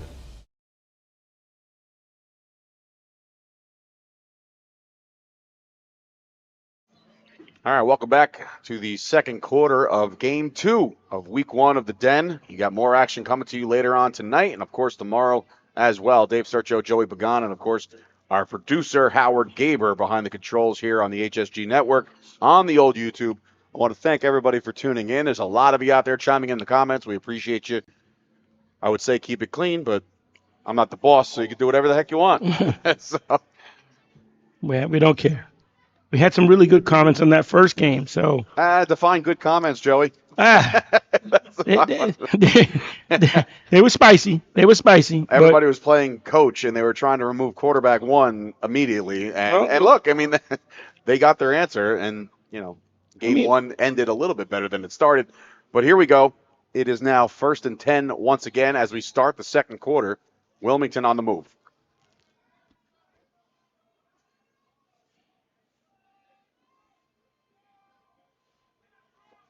2-by-2. One back in the backfield. Handoff there. Ooh. Oh, wow. Great hit. Goodness. Oh. They're not going to get him on the hit. They're going to get him for the face mask, I believe, right prior to that. But what a absolute decleater there by Ishmael Bailey of the Long Island Eagles.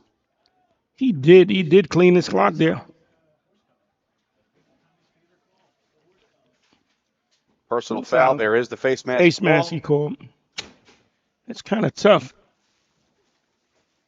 Didn't see a face mask. I mean, I saw he grabbed the back of the helmet, but no, he got him first, and that's what turned around his back of the helmet. The face Okay. mask was pretty apparent, but it was the hit after that where didn't even see it coming. Those are the worst kind of hits to receive is when you just don't have a clue as to when it's coming. So now, next thing you know, it's right in your face. So yeah, take you got the Wilmington right now.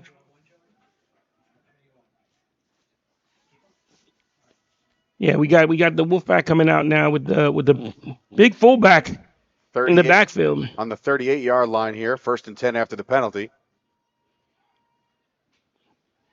This is a play-action pass, looking deep. Got him right down the side. Oh, good catch. Did he make that catch? He did. Wow. Number 17, great catch. Ben Melville, highlight reel. Wow. This game is starting to be a little more exciting than the first one. We got more passes downfield, which is great. Well, like we said before, the weather was absolutely playing a factor in the first one, not so much in this one. What an absolute dime. He dropped that in the bucket. Great catch. Good catch by the receiver. He threw it over his shoulder where the only person who can get it is him, not the defender. And I believe we called a timeout. Eagles now call their second timeout of this first half. After giving up a play like that, you definitely want to regain your bearings because now all of a sudden we have ourselves an end goal situation. Wilmington on the move.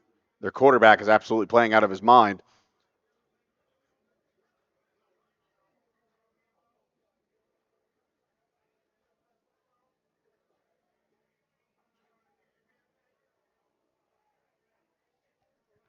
I'm still trying to figure out where did I see this gentleman, the quarterback, besides Commissioner, but I know it'll come to me. Play for the tie. He broke it, he hurt his knee.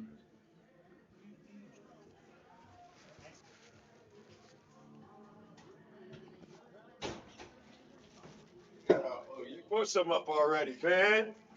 I wouldn't stand so. You got the pizzas coming. They're coming directly here. Thank you.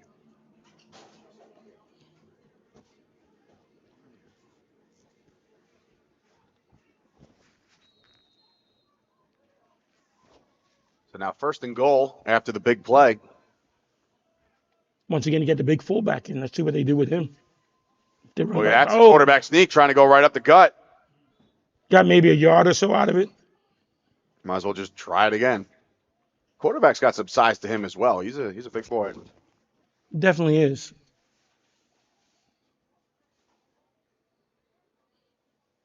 Jeffrey Campbell calling his own number and now basically shunning the coach's call. He probably just said, "Hey, listen, I'm just going to do this again.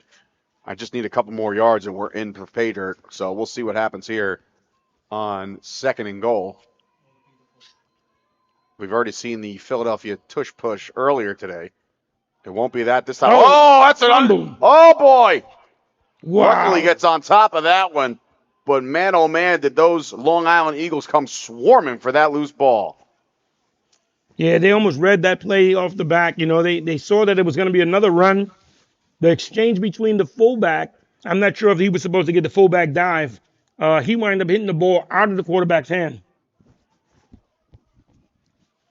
So, that was the problem there. Something out in the exchange there. So now a pivotal 3rd down and goal. What looked like it was going to be an easy walk-in a couple plays ago. Now the Wolfpack are backed up a little bit. Now they got to go to the bottom of the playbook to try to see if they can pull this one out and try to get some points on the board here early. Yeah, well, you know what I see here now. Possibly since we had that exchange a little messed up, I think we may get a play action here. You have options. You have options Again, the now with a playbook little is bit open more, here for you. So with a little bit more field open for you. you have the wide side over here to the left. So Snap. There's there your it is. fade route. Oh, Was a flag down. Flag What is down. the flag about? It was contact. I mean, that was an uncatchable ball, no? Or did No, it looked like it was going to be. He had an opportunity. So early indication is the pass interference on the offense here on a push off. So we'll see what happens here.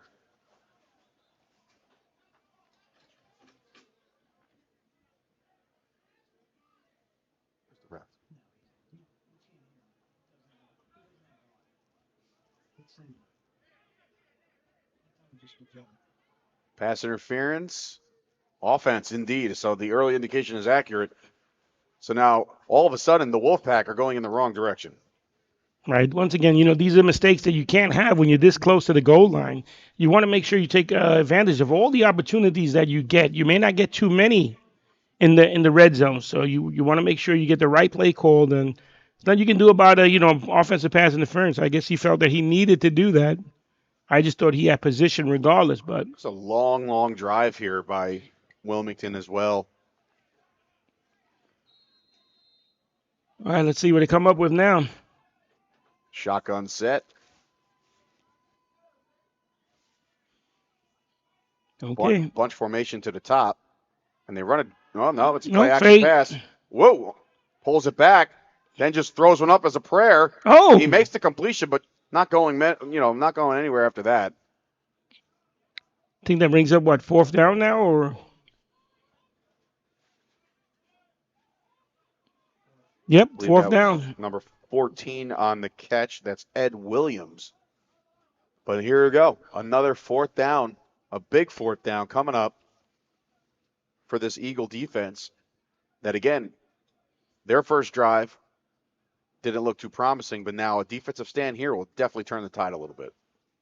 Yeah, well, it looks like it's going to start out, started out, it's going to be a defensive battle this afternoon here with them. With the Wolfpack making a couple of good passes downfield, good catches, but, it looks like the Eagles defense is starting to settle down and, they're making the plays. So now a wider angle here, courtesy of the HSG Network. Thank you to our producer there for doing that. Trips to the top of the screen. Back to pass, looking right. Corner end zone. Nope. Oh, wow. Deflected away, but that is exactly the result they were looking for. Turnover on downs. Yep. Good defense. Defender was there, made a play. I felt the receiver should have came back and fought for the ball, but he just stayed in the back. And this is the Last same time receiver. we had a receiver fight for the ball, they called offensive pass interference, so he might have been a little True. shy on that one. But a big stop by the Eagles, much needed stop by the Eagles as they bring their offense back onto the field. How demoralizing is it, Joey, to do that kind of drive and find so much success, and then all of a sudden it just stalls out like that after being first and goal from like the 2? It does take out of your offense, but the positive is they did quite a few good things there that they stalled. They just need to go back in the playbook and figure out what's going to work in those situations right there. So now the Eagles take over on offense here. Motion.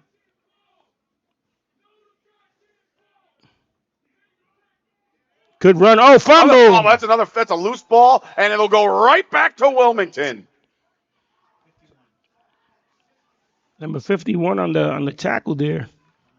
On the recovery there, that is none other than Deshaun Boyd with a big.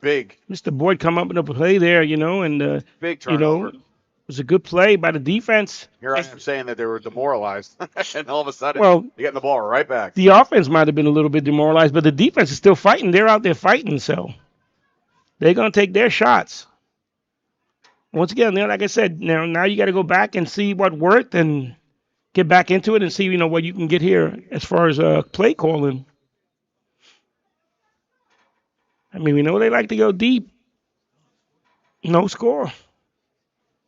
0-0 is on the board right now, here now in the middle of the second quarter.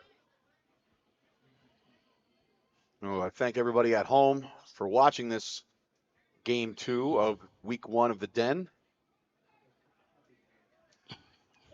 Okay. All right, here we go. So now, see if we can pull that shot just a little wider there, producer. Okay, there's nobody over there. Just always want to protect all the boundaries at all costs. And now a whistle again, a flag down, and now we have a delay game on the That offense. wasn't the sign, was it? Was it a delay game? Yeah. Mm-hmm.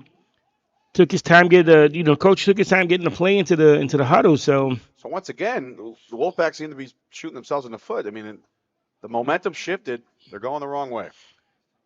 yeah, they are definitely on the wrong way. Hey, offense, you got to go the other way. What are you doing here? Let's get to moving. Well, not to take away from the Long Island defense. They're a scrappy bunch. I know a few of them that are out there. So I've had the pleasure once again coaching against them. I know that they turn it up when they need to.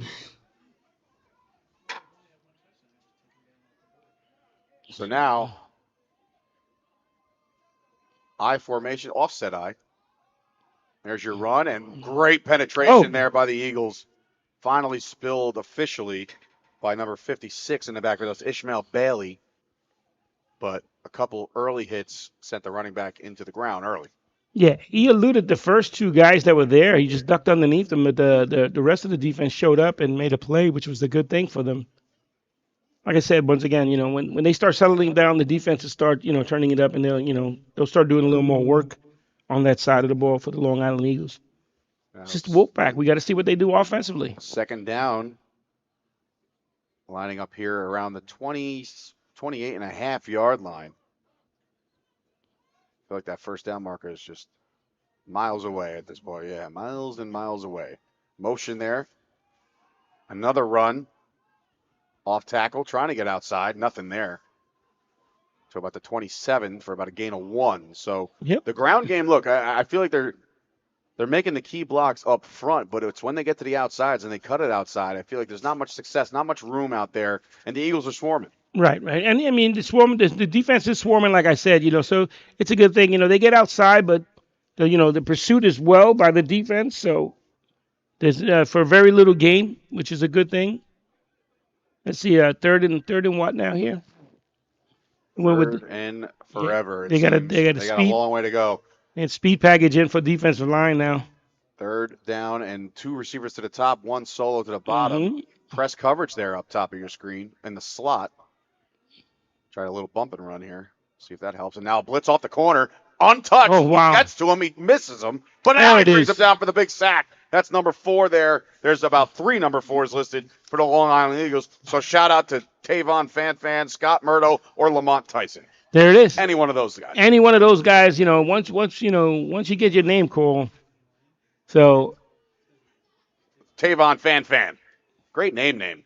Great name is correct. I like that. Dave, you are the man with that name. Call. Sometimes I pop myself. No, you did. I appreciate that. That was very good.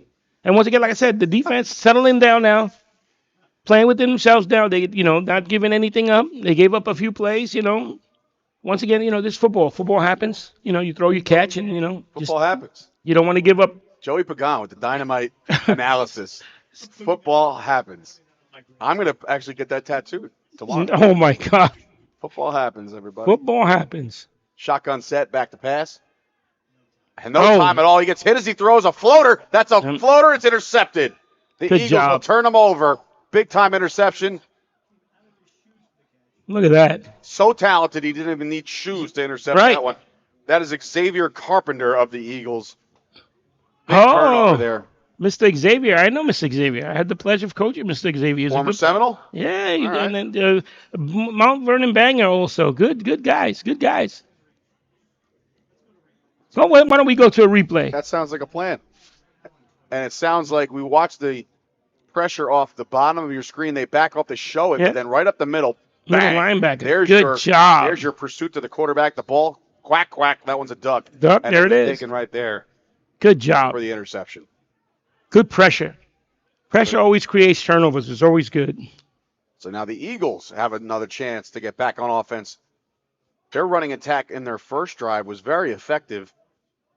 See if they go back to it, Yep, and they will there go it back is. to it. The speed now takes it to the outside. That number 00. Yeah, what I'm seeing here from the defense is just a lot of arm tackling from the front four there. No one's really breaking down to make a play. So gotta get the basics, fellas. You got to make some tackles here. Linebackers got to fill. Linebackers ain't I'm gonna age filling. myself here and say back in my day, people actually used to wrap up and tackle. But Oh, you're all always right. looking for that big hit, and sometimes Yeah. it just to no avail. You're looking for that. You're looking for the truck stick. You're looking for the new Madden. You know what I mean? And Yep. sometimes it just doesn't work. So now second down after the short gain. Looks like Wolfpack went to 5 linemen now. Whoa! Oh, wow. Right off a grind. That's a turnover. Turnover. Again. This has been a turnover fest. Did he get it back? Yeah. Did Gronk rip that out again? That's his ball. He did. The ref is signaling that way. Good call. That's going to be a change. Not only that, it's going to be a fresh set of downs. I think he did. Absolutely did. That's Alex Lopez, who's listed as number 88, is now number 87. Alex Lopez ripped the ball from his kung fu grip. That was incredible. Wow.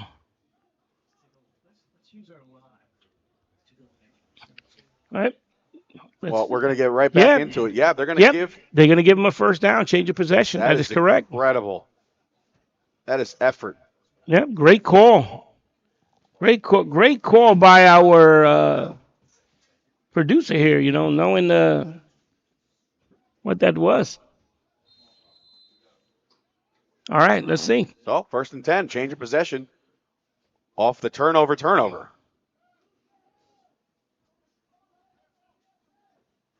All right. They're going to run the same. Oh, my goodness. Whew.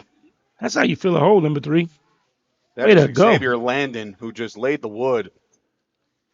Yep. Big hit there. That's the key, right? Once as a linebacker, when you see that window, what you want to do is you want to shoot it. Somebody's coming through. You're going to meet him right in the hole there and make a play. Here we go. Let's see this replay here. This is the previous play we were talking about. Live action on the bottom of your screen. Top of your screen is the replay from the turnover. Now watch it. Hits Lopez on the exchange. Oh, that's not. Nope, there it is. Same play. Okay. Yeah, good play. Way to go. Oh, you're looking at that replay. Okay. I thought we were going back to the turnover, but okay. Right. Well, Good job. Eagles break the huddle now. Come on out. Nice little transition. All right. We'll see. Another blitz by the line. Looking left, rolling left, still has his eyes down the field. Good throw, good catch. Good catch, yep. First down, That is looks a like. first Yes, down. it is. That is a heads-up play. Good route, and Tav Thomas, 6. Yep. Yeah, number 11 by the. That's Ronald Vereen. Sorry, folks.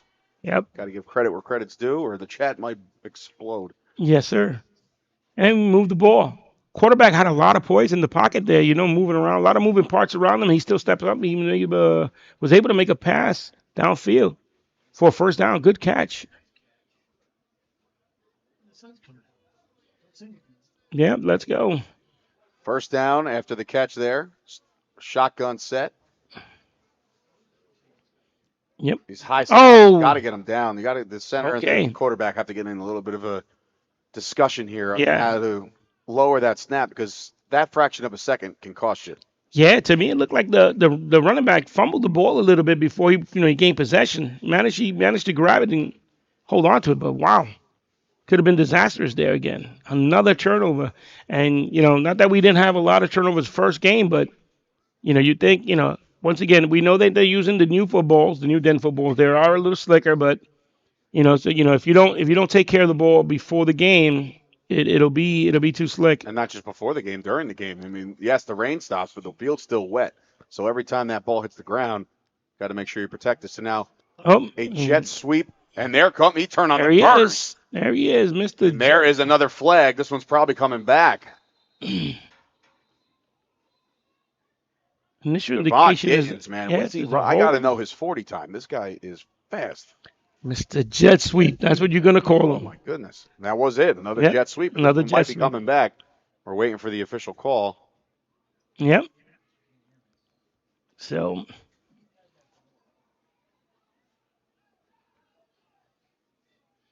This one looks like it's absolutely coming back as they're marching the huddle back.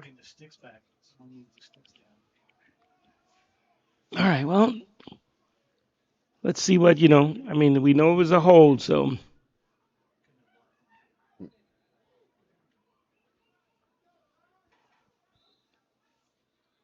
Got 16 over there. That's Shannon James. He's kind of barking at the sidelines. There I'm it not is. sure what he's.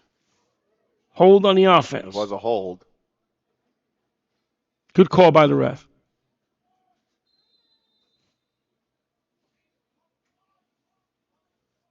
All right, well, it's second. We got second and maybe 5, maybe 6. Second and 5, it looks like. See if they go back to the run. You're going to get a bunch of that jet sweep, but not all the time, but you will get it. Here he comes again. This time he fakes it. Looking deep. He's got a man. He's got a man. Oh, what a play. Wow. What a play. That is Jamil Williams, who just gets his hand in there at the nick of time to knock that one away. Otherwise, that is 6.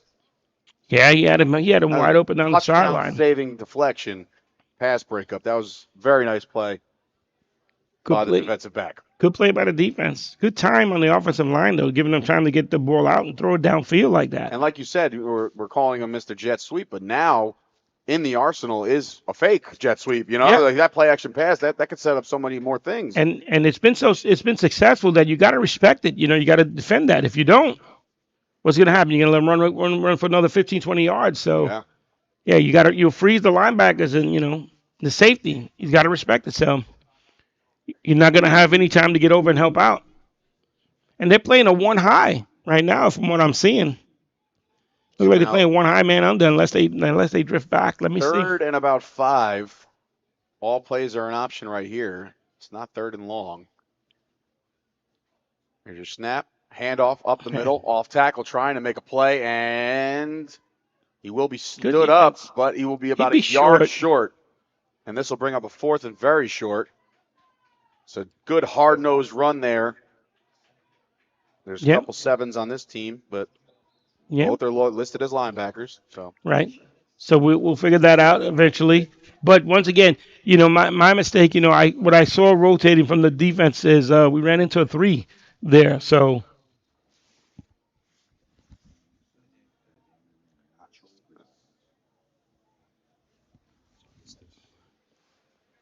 okay, so that's David Banker, who's running the ball. David Branker. Yep. Okay. All right. That's the running back. Yep. Clarification from inside the booth. Yep. So thank you for that. From one of the Bleezies. The Bleezies. Let's shout out to the Bleezies and the sponsors.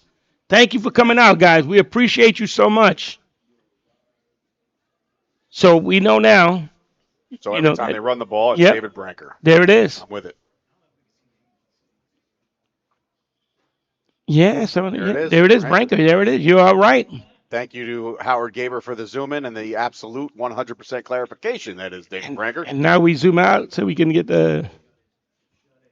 Let's go. Let's go. So here we go. All right. It's a big. What's this? 4th down? Where's the yard marker? There it is. Oh, He's right behind the ref. Can't really see it. About 2 yards. 4th and about a yard and a half. There's the draw. Branker up the middle. I think he has. Yes, he absolutely he's definitely got a first down by a couple yards. So Branker gets the first, and the Eagles keep marching. Good job by the offensive line. Just getting a hat on hat and making the push, and that's it. Good job. Now we got to hurry up, which is good. Little up tempo here. Mm-hmm. So just so everybody's aware at home, the clock is on the field. On the field. So we'll be well aware when it's the 2-minute warning, but the drive continues. For the Eagles, back to pass. Looking. It's up. That ball's deflected a little bit. Oh, but he's got him. There it is. Touchdown. Yeah, listen. This kid can do it all. Devon Gittins, man. You talk about jet sweeps. Forget jet sweeps. Yes, sir. Now he can run the post pattern down the middle and just burn by everybody. Yes, sir. Yes, sir. He does it all. Good kid. Good athlete. Good touchdown. Congrats. As a good friend of the HSG Networks. Thank you so much. And so now, touchdown. Eagles. Now, will they attempt this lopsided extra point is what I want to see. Yeah. So New rules. What? Oh, New rules in the den here, so- by the way, guys. We don't kick with uprights. It's off to the right. And off to the right. So I mean, we'll see what happens here. as an announcer, I guess we just need to tilt our heads to see if it goes through or not. Yeah, don't adjust your screens, your Nope. phones, or Nope. however you're watching this game. Yeah, That- yep. Somebody not only scored a touchdown, but dunked and held on the rim. Right. And it screwed everything up. So, but I believe they are going to kick an extra point. Mm-hmm. Maybe we get a replay if we can, or on that touchdown. So now, an attempted field extra point from the 20. Yes. NFL was 22. Yep. From the 22 here, so 32. It's all right. Got it. What is happening? Hold on here.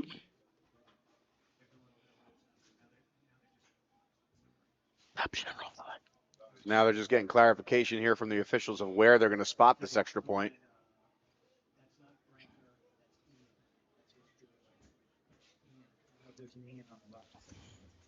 That's his. So someone's wearing. All right. Anyway, we'll get a little more clarification after this touchdown. So 37. This is Jonathan Andrade going to attempt the extra point here. Yeah.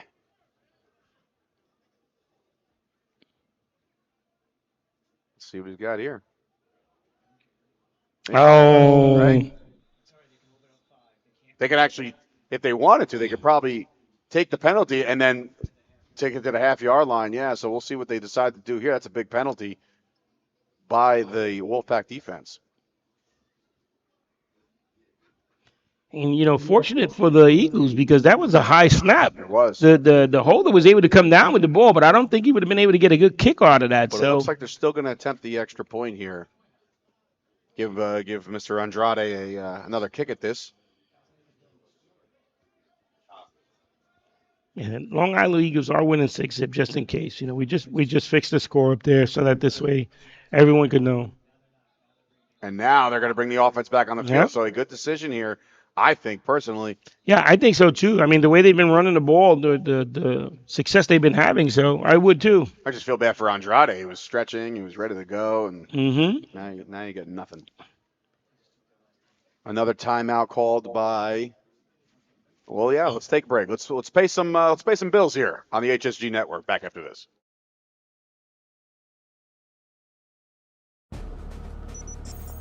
When you're the leader in disaster cleanup and restoration, how do you make like it never even happened happen? Fire it up, Randy!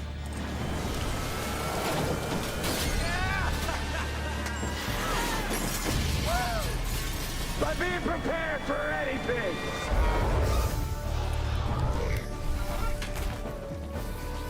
Whatever comes your way, there's a pro for that.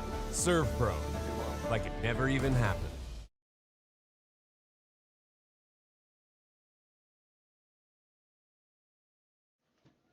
All right, welcome back. As we have moved the ball up to about the 1-inch line, it feels like, as they attempt a now 2-point conversion via the offsides penalty that was called earlier. So instead of electing to take 5 yards on the penalty, they're going to take it half the distance to the goal. As we still work this out, the referees are still trying to instruct the Eagles how to line up. I mean, this being the Long Island Eagles, do you think we're going to get a Philly push? I mean, just saying. I mean, I already see that it's the Eagles. I mean, you being the telling Cowboy fan, where to line up. So yeah, you being the Cowboy fan, what do you think? We're going to get a Philly push here like we did in the first game? we saw it in the first one, but Yeah. listen, we'll see if we see it in the second one. But now shotgun set, so it looks like we're going to get a nice little draw play. It's worked effectively the entire game, so why not try to do it again from just a yard out? So we'll see. Motion. There it is, jet sweep, looking for a hole, finds it, spins it. There it is. In. 2-point conversion, good. We have an 8-0 lead in favor of the Long Island Eagles. This young man is doing work today.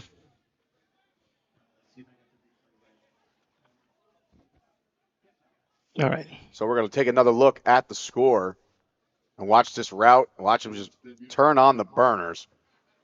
21 there in the slot. As you can see, he's on the bottom of your screen.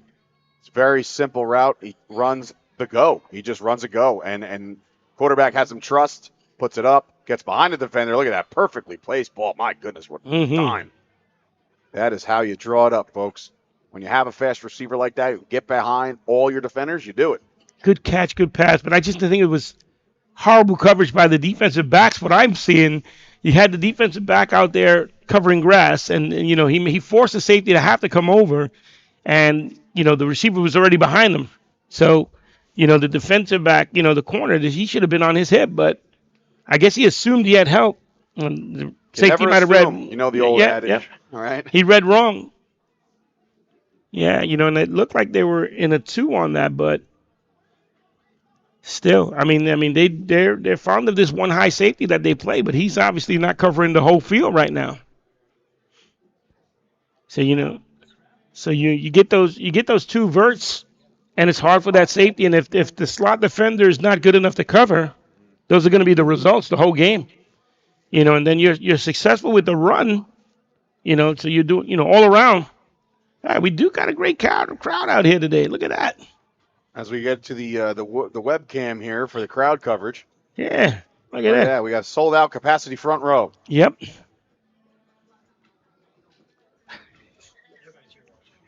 All right, here we go. We get ready to kick off again. So here comes the assuming kickoff with now the Long Island Eagles with an 8-0 lead. Yep.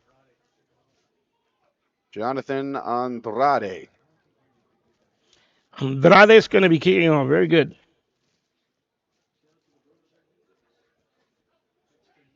Kicking off. Doesn't matter. Fernando. Looks like a little bit of the wind gusts are picking up. Based on the non-movement of the trees, we got some wind here. Yeah. Just so everybody's aware at home, I know a lot of you guys are tuning in, correcting us on the names. We're just using what we were given here via the website, so that's where we stand with that. So we apologize, and we'll make any corrections as we see them in the comments. So nice return, good tackle. decent return, decent field position here for the Wilmington Wolfpack, who now trail 8-0 here in the second. Odell Jefferson on the tackle there was good. Good recovery. But good return, good field position. Out to the 32, 33, looks like. So we'll be starting from the 33-yard line. We're pretty good. See what the Wolfpack come up with here. Once again, you know, the playbook is got to be open. A couple of plays that they ran, good passing plays, good routes, you know, great catches. Let's see what happens. I mean, the O-line's got to hold up because the defensive line has been pressuring, and you know the blitz is called at the right time. The pressure's been crazy. So now first down, shotgun set, 2 receivers to the bottom, 2 on the top, and of course running back off to his left. Snap, handoff, going right up the middle. Good tackling up the middle, and it looks like they're going to give him a gain of about 2.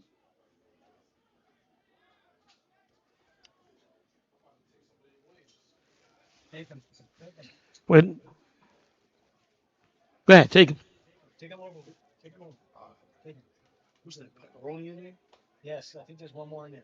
That's what Wow. Give away my wings, Howard. What's wrong with you? Controversy. Oh, what a jump route there. He just came an inch away from taking that one away. That's Alvin Dennis jumping the route there. Almost taking that one back. Someone put it up to school. Scores on the screen, dude. Oh, it was a good defensive play. Let's see the Wolfpack coming out and hurry up here. Let's see, trying to maybe catch the Eagles off balance here a little bit. Sense of urgency here. I know it's early here in the second, but if you feel like you have a couple good plays drawn up and you want to run your script, stay with it. There's one pump fake. Good pass right over there. Good Big catch. pop hit. Big hit by the safety. Great hit, but a better catch by number 14 of the Wolfpack. That is Ed Williams with the catch. All right. This timeout there by the Wolfpack as they know it's close to, I believe, I would assume, the 2-minute warning of this first half. as we go and take you inside the huddle. Brought to you by HSG Network. And, of course, the fan cam as we pan around. Shout out to the fans that have shown up here for Game 2. Where were you guys in Game 1? That's what I want to know. They were down in the tunnel, just taking it easy.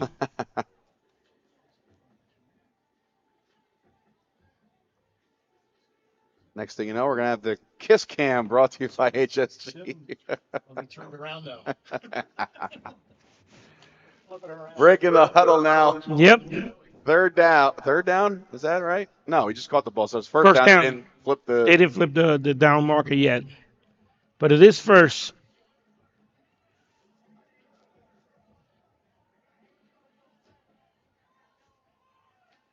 See if we can get a message down to the field. Maybe we can get a time check.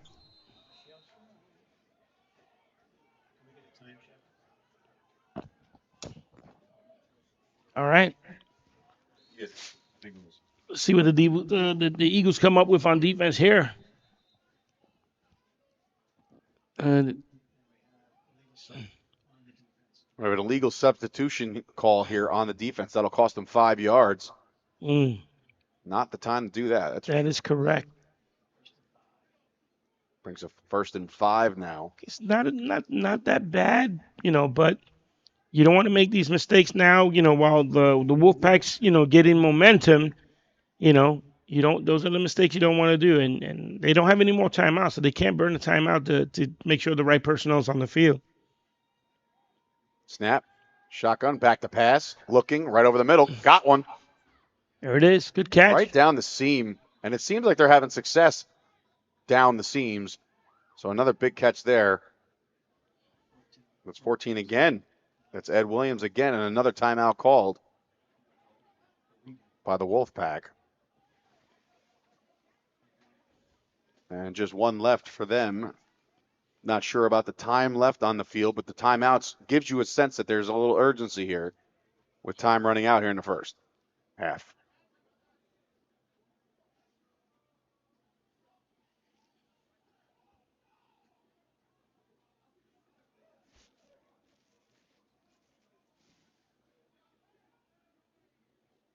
All right. It's now breaking huddle. Yeah. Yeah, it's been a long day so far. I mean, the weather just it says it all for you right now. But we're pushing. And Let's if see you're what listening at home, Joey Pagan's having a conversation with himself. Yes, I am. I tend to do those, Dave. I mean, you haven't been with us for a little while, but that's my forte. Oh, man. So shotgun set here. Back to pass. Looking right. Good pressure. He got hit again. Yes. That one's going to fall just short of the intended receiver via the hit that he took as he was releasing that ball. That was to number 0. I believe it was Nazir Love, the intended receiver. Good pressure by the Eagles again. They got in there. They managed to get a good hit on him. So, I mean, how many more hits can this quarterback take like that? He's going to start getting rattled eventually. You have to be worried about it. So we'll see. We'll see what they come up with here. I know the Eagles are going to probably try to dial up a little more pressure again. I believe it's 2nd and 10. So I'm going to assume the Eagles are going to come a little pressure. I mean, you may want to sit back, but I would dial up just a little bit of pressure. Knowing that we've had success with it, I'd dial up a little pressure. Right now they're showing 4, and that's the pressure that you're talking about on the top of your screen. They might be sending one off the edge there, and they will not. He'll drop out of coverage. Looking, got one again. Nice route, nice catch on a comeback. Yes, sir. That was a good pass, good catch. Yeah, he got rocked on that one, folks. So we're going to he gets right back to his feet and right back into the huddle. Showing some strength and some grit. 14, if you have him on your fantasy team. It's a flag on the play. Ed Williams, another catch. Personal foul. Face mask on the defense, folks. So this one's boy. Tack on a little bit more. Yeah, we didn't see where that came from there, but That's a big penalty on the defense. I mean, they made a big play, good catch, but now you put yourself even more inside the hole. It's a possibility. Let's see what it is here. It is going to be from just, I think they put it right on the 10. Yeah, so first and goal here from the 10-yard line. The Sticks are sleeping. The box, yep. Back to pass. Looking, fade route, corner, end zone. Oh, there's a flag on the play, though. And it's an incomplete pass, and you said there's a flag. I thought I saw a flag come out there in the corner, but yeah, we do have a hold. It looks like a hold in the defense. It's not your pass interference spot foul. It'll just be 5 yards or at least half the, well, probably 5 yards. But an automatic first down again. Again, I'm not aware of the time left on this. you know, I mean, it looked like he was beat on that play. So you know that if he held, it's a good play. Yeah, I mean, right? you saved the touchdown. Right. Absolutely. You know what? I'll take the holding penalty and not give up the touchdown. Right. You know, at least we get to play another defensive down here. So, and you know, anything can happen. So, what is it? Football happens. Football. There it is. Football is football. So, you know, I like, once again, me as a coach, I would take that penalty just not to give up the touchdown. So here we come. Wolfpack coming out of the huddle. Shotgun set. Quarterback by himself. Empty. This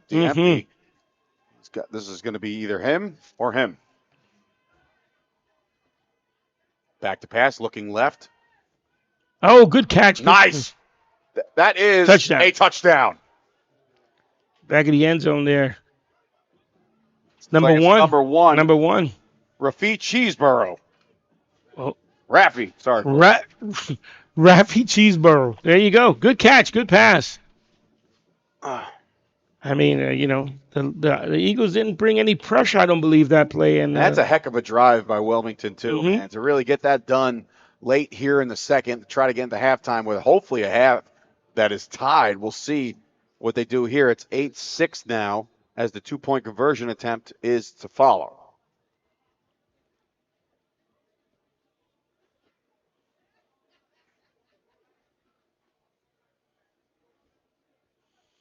All right. See what we got here. Looks like a offset eye. We have the big fullback back in the game again.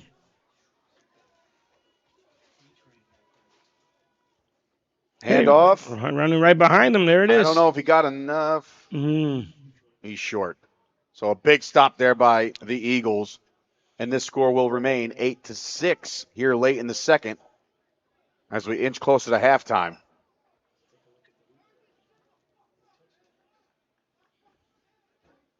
Here's a replay of the touchdown. He was on the wide out. He was, you know. So he just runs a simple cross. Yeah, that's a beautiful route. Because he dragged the safety just enough. And that window was closing rapidly. He just put a laser on him. I mean, obviously the corner felt that he had help inside, but he didn't get any. So, I mean, because he was trailing. So, I mean, you know, but sometimes you just can't assume that help is there. You got to play defense. You just can't do what you want to do.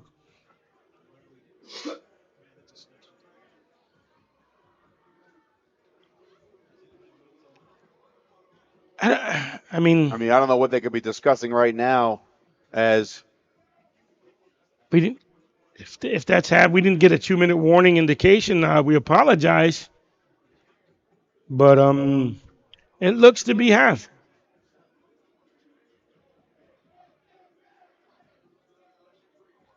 As we wait for a decision here, the referees are conversing. I believe it is halftime. Plays are running off. Nobody's. All right. I guess that is halftime. So at halftime, the score is 8-6 in favor of your Long Island Eagles. Stay right here, and we'll come back with the second half in just a little bit.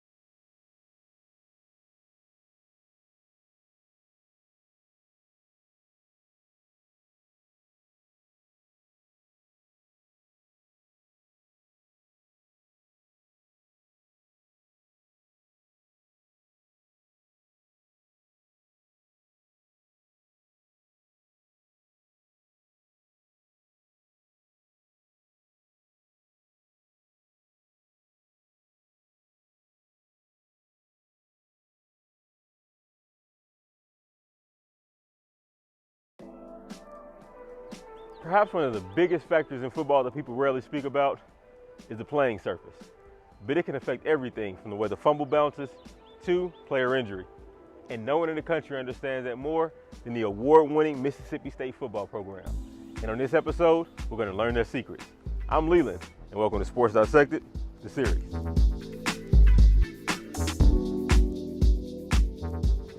All right, guys, so we're here with Mr. Brandon Harden, Sports Turf Superintendent.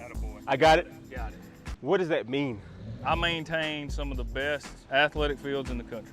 Duty Noble, Scott Field, practice football field, softball, soccer, track, any athletic field here, I maintain it.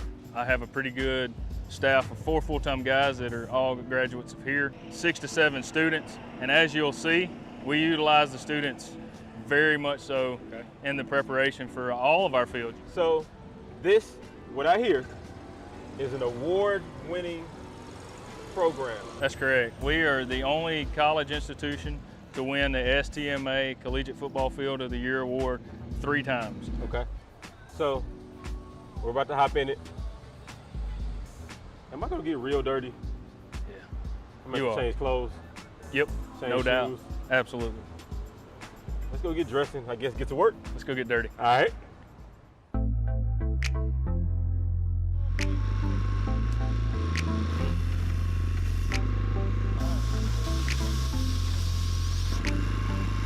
So we just finished the stenciling, got everything ready and prepped for full painting. What step are we at now? All right, so like you saw, we cut in all the letters. We've cut in what we're gonna do for the actual border surrounding the field. So what we'll do next is we'll start filling in once this dries, once we get the nails up, start filling these in, colors, logos. That's where you're gonna see how precise you have to be with this wand. And you're gonna learn firsthand what it takes to do it. So I'm noticing the water going in the background. Right. You said that's the small one.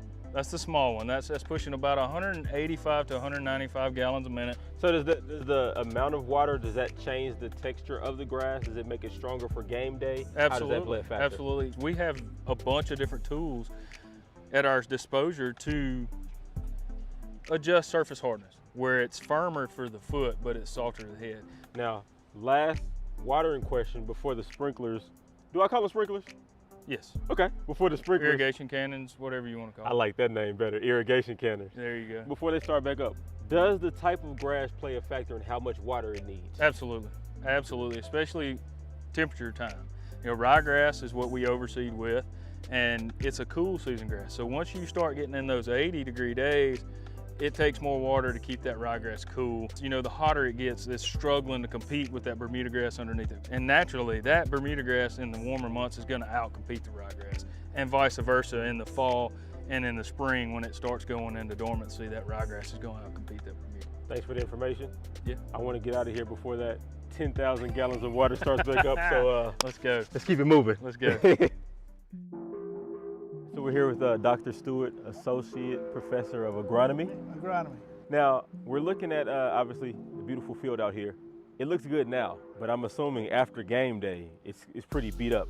If it's a game in which we've like maybe had rain right before it or during the game, the field tends to tear up. If this field plays dry, you can certainly tell that it had a game on it, but it's probably not torn up. Really? This field is well drained. It has a sand base. It is designed to handle the wear and tear of play.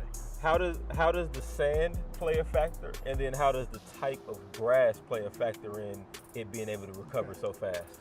Well, the sand plays a factor because the sand gives us good drainage. It allows us to guarantee the SEC network that just about no matter what kind of rain or what kind of weather, unless we have lightning, we will be able to play on this field. The grass contributes in that this is Bermuda grass. It is a tremendously aggressive grass. It has rhizomes and stolons. It's not just a grass plant with a blade and a root. We've got lateral stems that knits this turf together, and it's really tight. And because of those lateral stems, it also has lots and lots of growing points, and then they start growing right after the damage. All right, guys, so I'm here with Feliciano Grimaldo, sports turf specialist, correct? Yes. What exactly does your job entail? Got to keep the grass green year round. Got to get paint on it every week. Okay. For games and stuff. Basically, just make sure it's safe. What exactly is the paint that we're going to be using today to paint to get dirty? It's a water-based paint. Okay. We have a pretty big tote system. I think it's a 300-gallon tote system. Okay. So on a typical day like today, about how long will it take to paint both end zones and also the logos? The end zones will go by pretty quick, probably a couple hours. Then you got the logos. The midfield takes the longest. The ACCs are pretty quick. You can knock both of those out in about 40 minutes. Well, if you said this takes a couple hours, let's go ahead and get started. All right. What is the technique? Right now it's outlined, so it's pretty easy. Come in, keep it pretty low. And then you come in and go right over it. You half it pretty much. Okay. Try to get everything pretty consistent. You made that look a little easy, dog. It just takes a little practice. All right. All right, well, you ready to give it a try? Yeah. All right.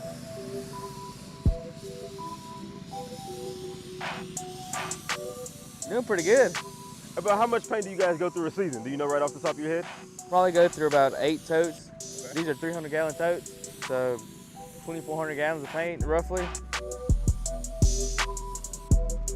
How we looking so far? Looking good, looking good. All right. Looks better than the other guys. All right, so now how do I attack this part? I would probably go do that next. Okay. And then do this, and then you'll have a straight line to go all the way across. Ah, I'll let you knock that side out. All right.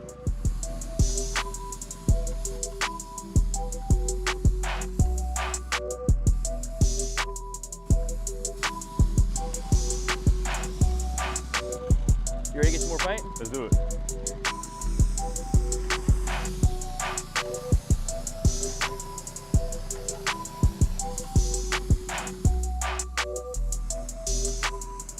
You know what I just realized?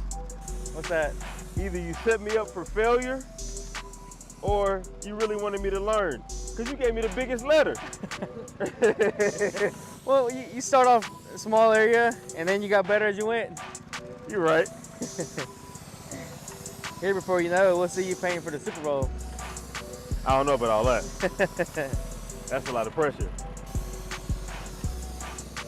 How we looking? Perfect. Yeah. Yeah. Appreciate it.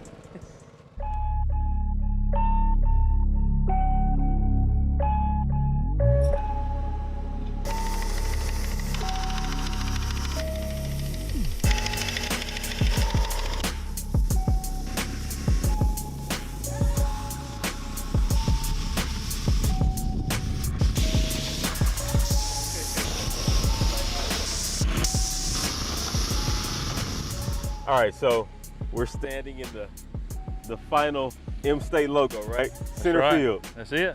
It looks good. Thank you. Right off the bat, I'm noticing it's huge. Is there any regulation on the size? Not on logo size, we don't.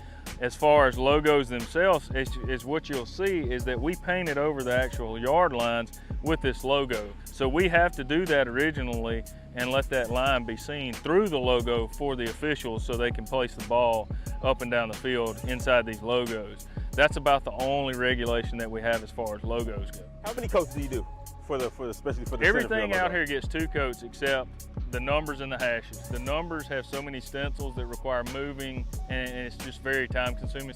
Now everything else, the decorative parts of the field, gets 2 coats every week. Okay. Well, this is amazing. Thank a lot you. of paint. It is. I don't know if I'm ready to paint this logo yet. Give me a couple more coats, couple more smaller logos. I think I'll be ready. You got it. All right.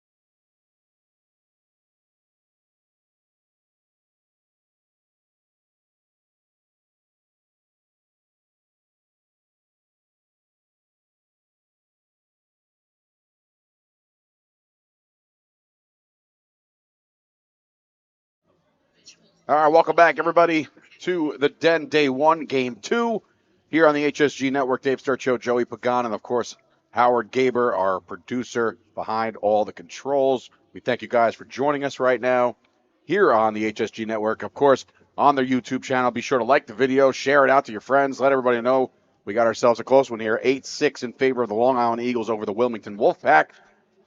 2 scores offensively. 1 per team, obviously, and 1 team could not convert on their 2-point conversion, and that would be the Wilmington Wolfpack. And yes, Joey Pagan, that is the difference. Give me your analysis of the first half and what to expect to see in the second. Good first half. Wilmington came out passing the ball somewhat successfully, but then started to stall on that and ran the ball a little bit well. And, the Eagles came out with a jet sweep a couple of times and ran it well. And then, they had the touchdown with the receiver on the post. But we're ready to kick off here. Now, here we go. Nice kickoff, end over end. That one's going to go all the way into the end zone. A touchback here. Wow, what a great kick to start us off here. I believe it was with the wind, but that was a great kick, though. Regardless.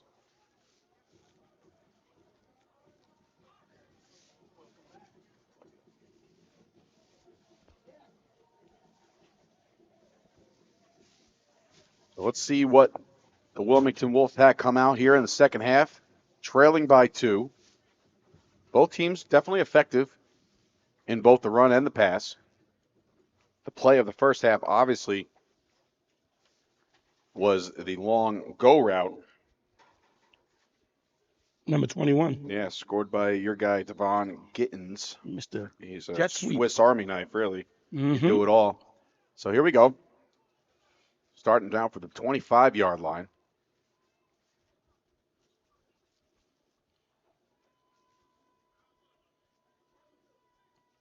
Shotgun set. A little bit of a pistol.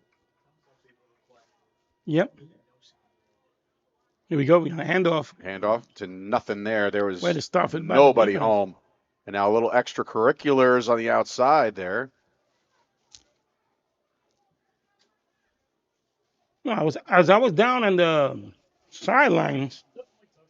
Yes, sir, it is. I ran into a familiar face down there, number 34 on the Wilmington Wolfpack.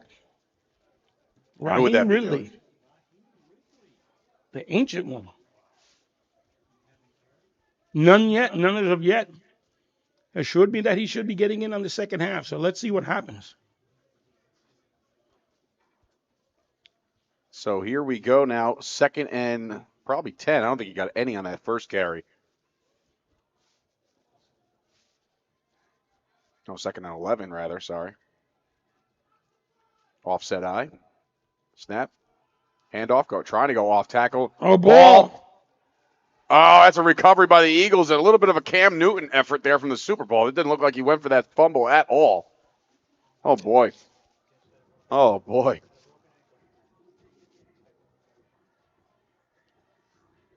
Well, you know what? I couldn't tell what was the exchange, So, on that play. So I'm getting word just based off of past events. Quarterback 1 also suffered a nasty injury doing trying to get that fumble. So maybe a little bit of the yips there, or maybe just not worth it to really go trying to scramble for that one. But in any event, it is Eagles ball, first down, and now in the red zone immediately to start the second half. Well, that's a good thing for the Eagles. That's what you want. You want to win the turnover battle, and they are right now. And they're positive. We're first and almost goal, but we can still get a first down here. So let's see what they come up with. Shotgun set, running back, tailback off to his left side. 2 receivers to the bottom of your screen. The other receiver on the top of your screen, almost a bunch covering the tight end.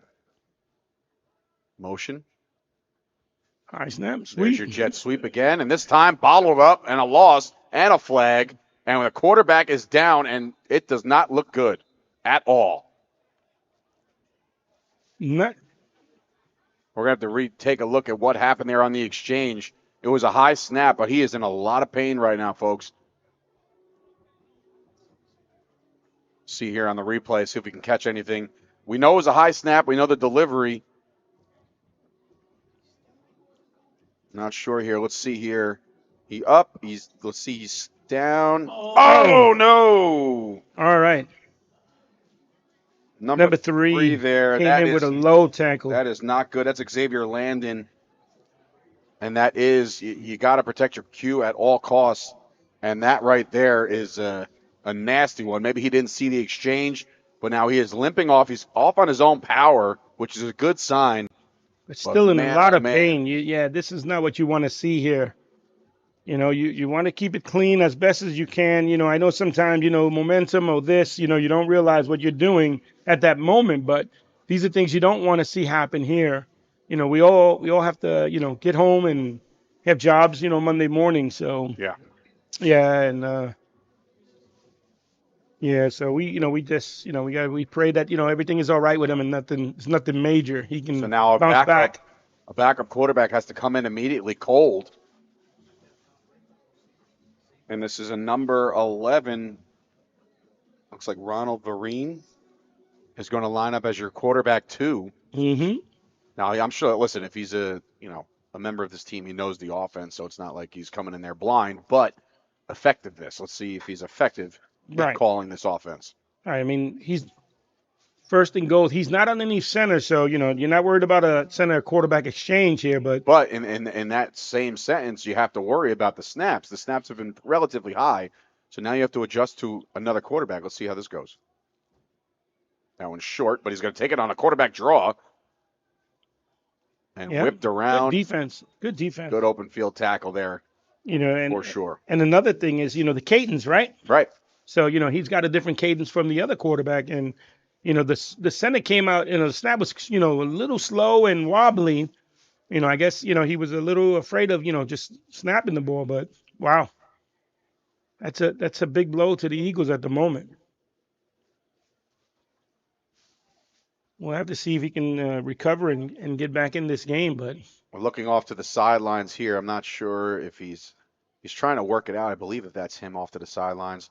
No, it's not him. So I'm not really sure exactly where he is off to the sidelines. I see him there. He's still hobbled a little bit. But back to the action here. Handoff going up the middle. Finds a hole. Touchdown, Eagles.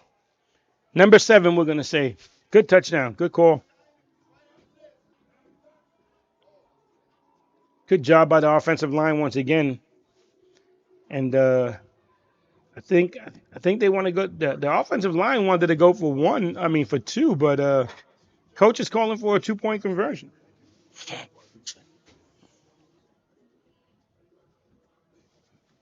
And I don't know if we get a time check up here. 14-6 here. And they're going to be lining up for an extra point. Mm-hmm.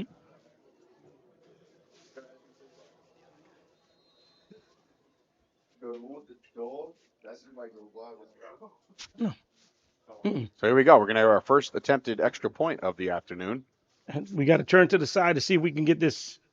Yeah, everybody cock your head to the left. Oh! My goodness. Just fall on it. Yeah, there at you that go. point. That was ugly, and it is now 14-6 and the 2-point conversion. Yeah, well. Talking about the field goal post being off the side. Once again, it was a bad exchange. We saw that in the first attempt that they made, but they were fortunate enough to get a penalty and they were able to run the ball in. But that center's got the long snapper's got to do a little better job on that. So 14-6 is your score. Another successful drive, and obviously, if you're the Eagles, you're wondering, yeah, it's nice to have the lead right now, but at what cost? Is QB1 going to be able to get back into this game? Just based off his movements on the sidelines right now, it looks like his helmet's still on, so maybe he gets back out there the next time that they take a possession. But we'll see. It's time to now turn it back over to the Wolfpack offense to try to get back in this one. I mean, he is huddling up with the offense back there, so you never know. But at this point right now, do they need him? I mean, if they can continue, it's with still a the one-score game, so I don't want to say it's nice to just coast and let him walk it off until the next week. You want your quarterback in there, but again, we'll see how that plays out, and we'll see if Wilmington responds here with a drive of their own.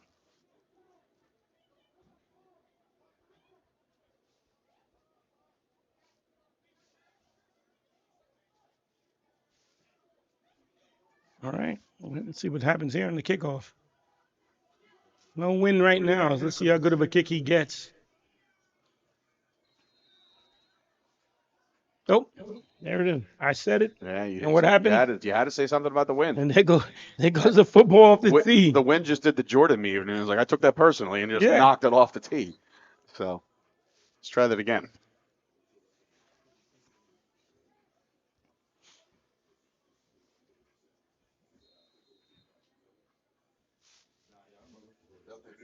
There's Right, another good kick. booming kick, end over end.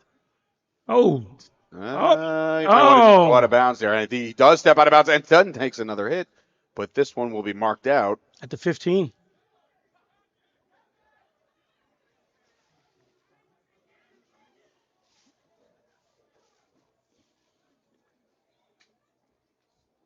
Number 25 on the return, Rashad So what do Farrell. we got to see here, Joey, out of this Wilmington offense as they get the ball to start their drive again on their own 15? I mean, right now, from what I'm seeing, that their run game is not too successful, but they did have success with the passing game earlier. They may want to, try to open it up again. They've been hitting the slot receiver in between the two defenders, so they should just go back to that again. Not work in the middle of the field, but work in the sidelines, which was working for them. So we'll see if they come back to that. I mean, you got two receivers set here. You got a tight end on the right side. An offset eye that way too. So we'll see what they come up with. 1st and 10 now. Motion by the fullback. Handoff up the middle. Way Nowhere to go there. Way to go, defense. Swarming defense by this Eagles team. That's right. Number 43 on that tackle there. And we don't have a 43 on the Eagle roster, so. Zoom in there. Good on job. The back of his jersey, maybe. 43. Off to right there, that guy right there. Get out of the way, ref. Eagles, Mr. Eagles. He's a team guy. Yeah, he is. He plays for the Eagles, so he's an Eagle. Way to go, Eagle. Good job. Johnny Eagle. Sounds like a pro wrestler. Yeah, that does sound like a Johnny Eagle. He may be in your booth next in a couple of weeks there. Huh? We may see him in Jersey. What do you think? Yeah, maybe. 2nd down here. Offset eye again. Trying to make the ball. Trying to move a little bit better. Another handoff. Finds a little bit of a hole, but not much there as well. Maybe a gain of 1. It's a good run. Good run. A couple of yards there, but. We have another injured Wolfpack member down on the field. Yeah, once again, you don't want to see these injuries happen here, man. All right, let's take a break as this Wolfpack member gets back up.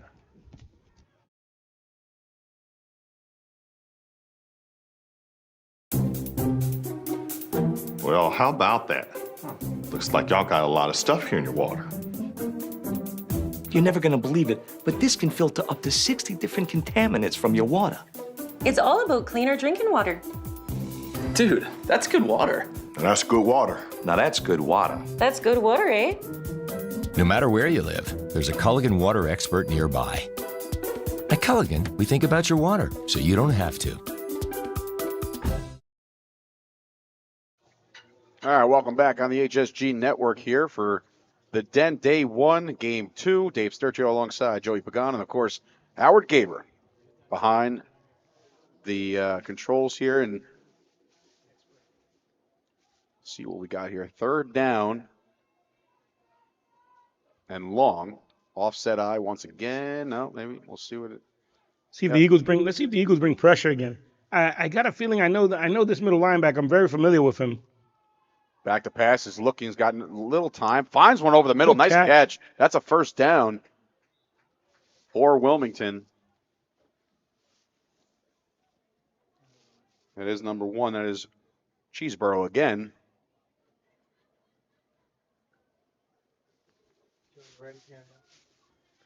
Yeah, and I guess when. All right, Joey. Listen, man. There's rumors swirling. The internet's abuzz. Yes. We have to find out exactly what's going on. The chat wants to know that you've asked for a couple minutes. So as we roll into this 1st down, what's on your mind, bud? Well, I mean, it's been a long time coming. I've been out here since '99 coaching semi-pro football. I started with the Brooklyn Seminoles myself as a coach, and the years have gone by. I've met a bunch of great young men, and it's been a pleasure, dealing with these guys here, and a lot of the organizations that I've coached with the Central Jersey Vikings. I've been there. I won 2 championships with them, and here with the Seminoles again, I've won 2 championships, and 1 with the Bengals. I got about 5 working now, which is a great thing. And I'm going to tell you that this will be my last season as a coach in semi-pro, because it's just been too long. It's coming, and I'm not getting any younger. People don't believe it, but I will be 60 in a few months, and it's just taking a lot. I got the grandkids out in Texas, and I want to spend more time with them. And I just want to say thanks to all the organizations that I've been with, and the MLF, coaching in the MLF was a pleasure, and doing the stuff here, and the TFL, I coached in also. It's just been been a great pleasure doing these things here. And I've been fortunate enough. I came up with one of my players, Alvin Forster. He played with me on the Vikings. He got one of the championships with me. So and I got a few guys down on the field also, down there who played with me. So I want to say thank you to everyone. And you'll see me on the sidelines for this season. And then after the end of this season, that would be it. I would be calling it quits, people. But thank you so much. I appreciate all the love. But I will still be working with HSG Network, doing what I love, announcing here. And once again, thank you so much, everyone. I appreciate it all. Thank you.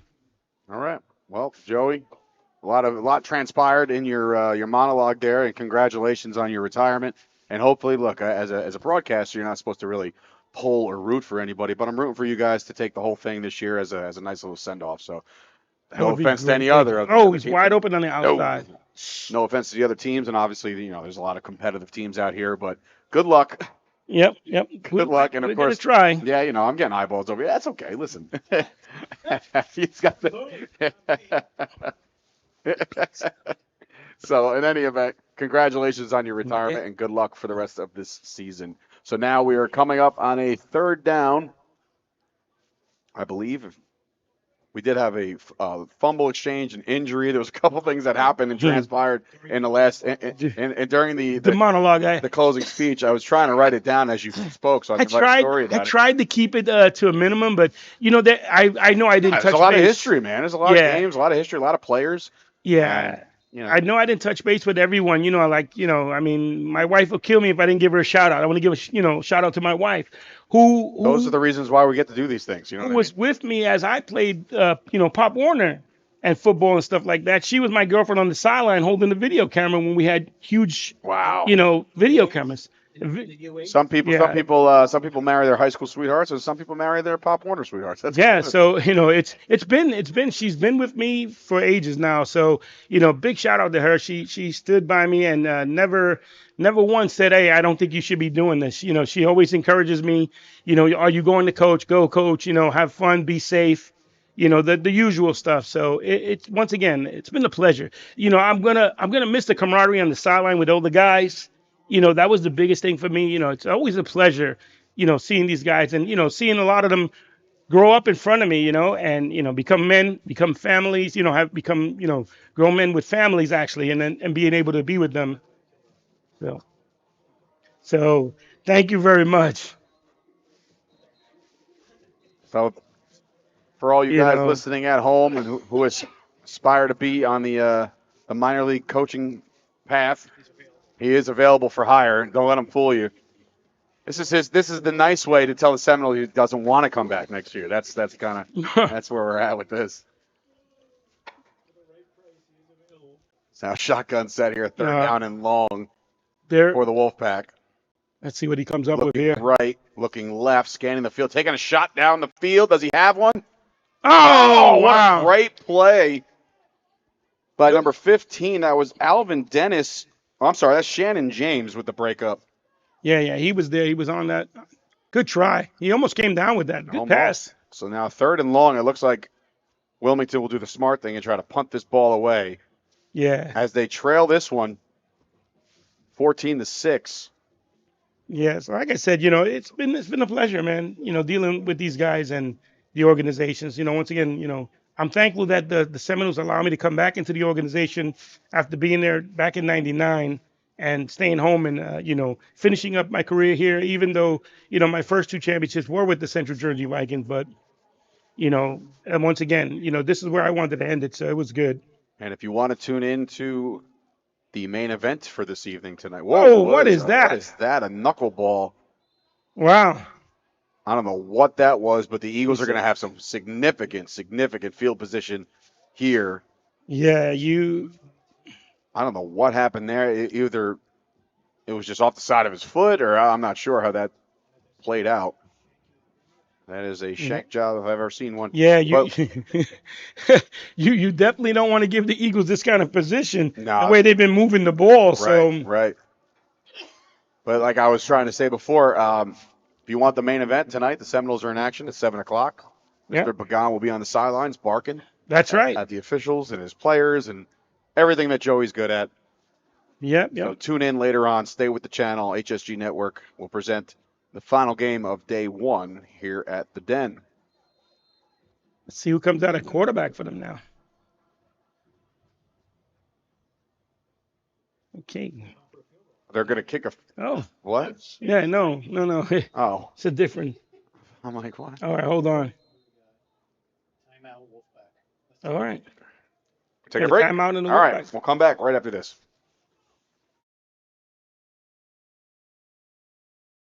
You know what's just as dangerous as a hurricane or flood? A frosted tart. Specifically, raspberry. Left in the toaster for too long. That was the most insane job I've ever done.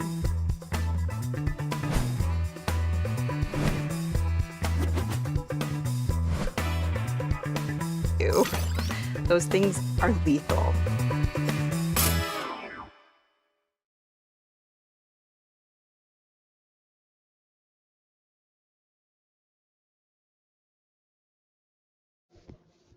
All right, I want to thank everybody else that's been here around with me. No, I'm only kidding, gentlemen.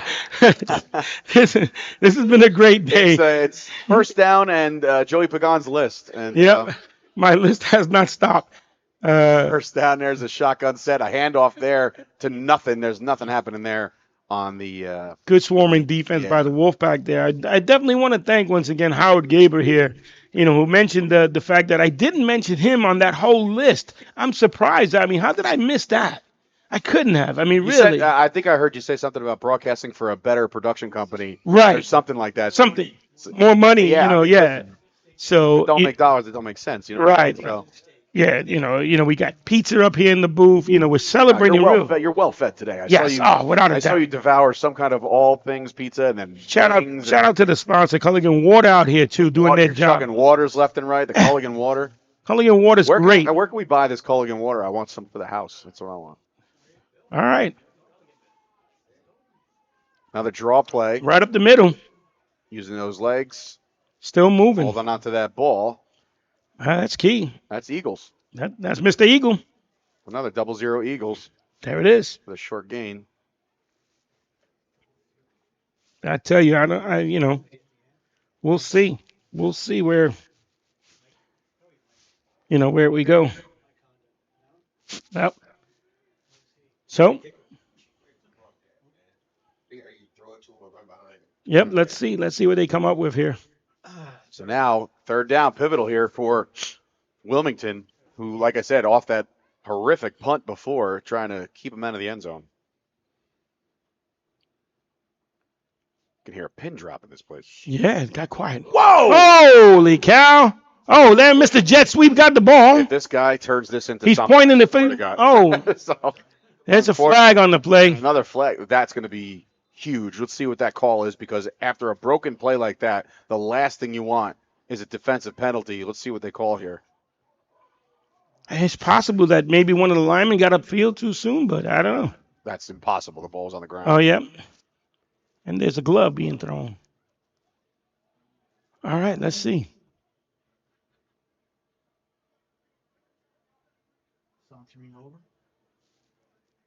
And that was 3rd and goal. So let's see as the kept the spot. Zebras converse. I think they marked the spot. Here we go now. There's a signal. Maybe. They're still discussing it. He faked this all out. Minute 6. Minute 10.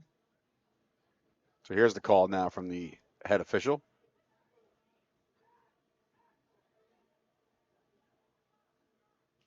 Personal foul. If this is on the defense, this is a chop block on the offense. So they're going to back this up, but that's going to be declined because of the ill-advised snap.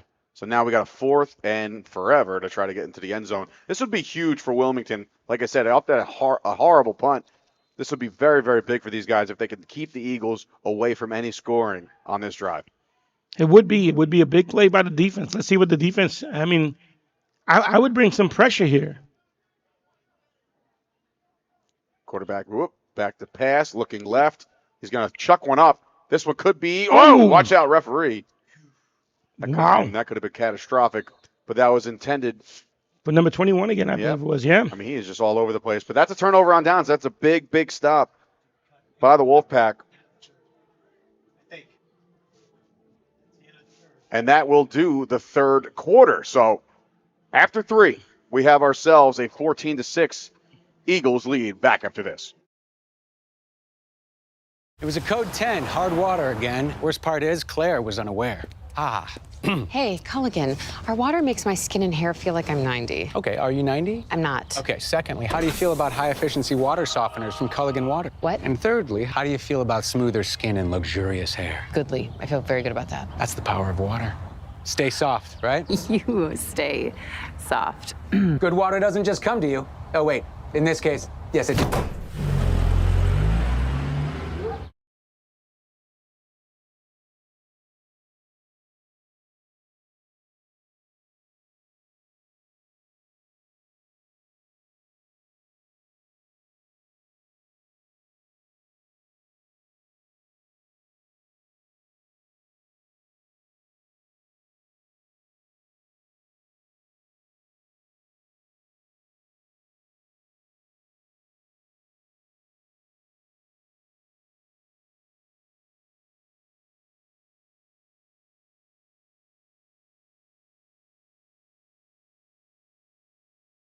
All right, welcome back to the HSG Network's presentation of The Den, Game 2. And, of course, it is 14-6 in favor of the Long Island Eagles. We want to thank Joey Pagan. And if you do want to see that list, it's now available online for all the people that he thanked. So check out the HSG Network for that one. So now we have a new possession, a new color analyst. Coach Bill's back in the building from previous. You've seen this game the entire way. How you see it playing out the rest of the way? I see it playing out as unfortunately, I feel like the Eagles were in that red zone and they should have put some points on the board. I think those mistakes put them back. I think that the momentum is definitely on the Delaware side. I feel like if they can drive down the ball, eat some time off the clock, put a score as they come in, I think this might be a whole different ball game. It's going to come down whoever can keep the ball the longest without making all those mistakes and penalties. I agree. And there is a flag on the play. Apparently, there is a flag that was dropped around the 45-yard line. So something like that deep in the back of the defense, you would have to see this is got to be a substitution violation of some variation. We'll see if there's a call, or the flag's just going to just hang out on the field as we resume play. So nothing. He's going to pick that one up. They picked it up. So after discussion, well, now there is something. A legal substitution, as I predicted before. So that is accurate. So now, first down, sorry. Yep. Definitely first down.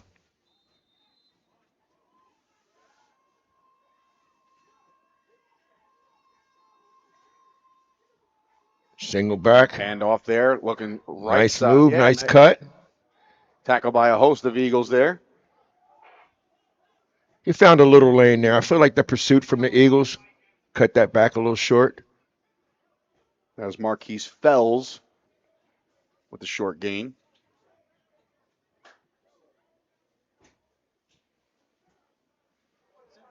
That is Reese. How you doing, boss? Welcome. Welcome to the broadcast. It's everybody's coming. Love stars tonight. So second down now. And it's warm.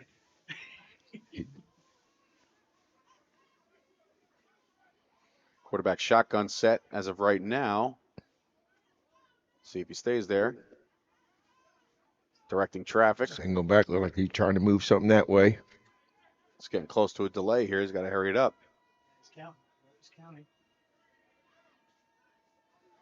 There's a snap. Gets it off. Looking right the whole time. Has a little bit of a fade route. What a catch! What a catch by number 11. Oof. Tab Thomas.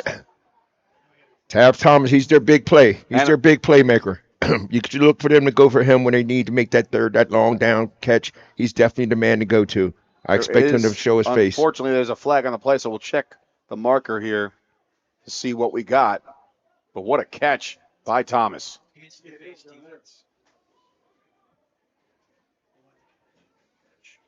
So it's going to be an illegal hands to the face on the defense. And, of course, this one's going to be declined. Oh, they will tack it on. Added to the end of the play. So what a big gainer there. Much needed gainer there by Wilmington.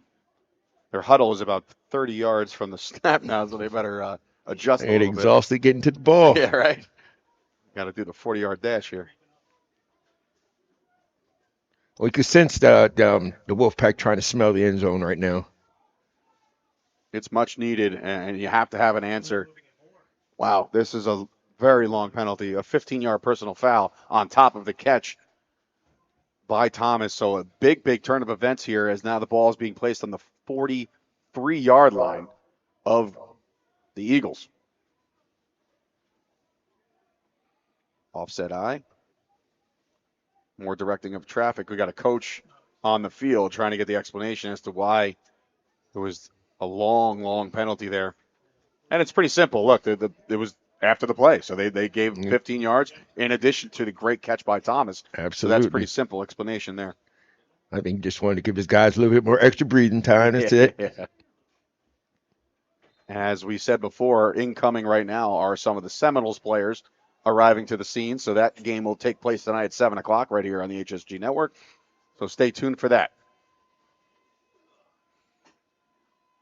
Here they come. Oh, here they come. Delayed snap and even a delayed pitch. This one has broken play written all over it, and that's exactly what it was. Eagles tried a sneaky corner blitz on that. I feel like if they're going to blitz, they need to just go ahead and do it. He hesitated too long. You can't hesitate. You're going to get caught up in that traffic. Blitz, you live and die by the blitz, man. 100%. You got to make something happen. So now after the broken play, we're going to have a second down and long. Lost about 4 yards there.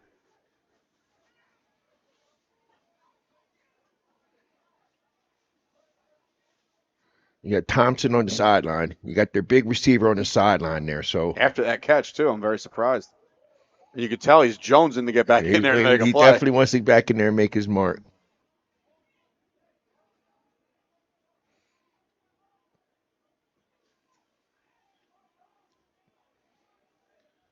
Second down and long. Okay. Wilmington with a 14-6. I'm sorry, trailing 14-6 to the Eagles. Here comes that pressure, maybe showing pressure.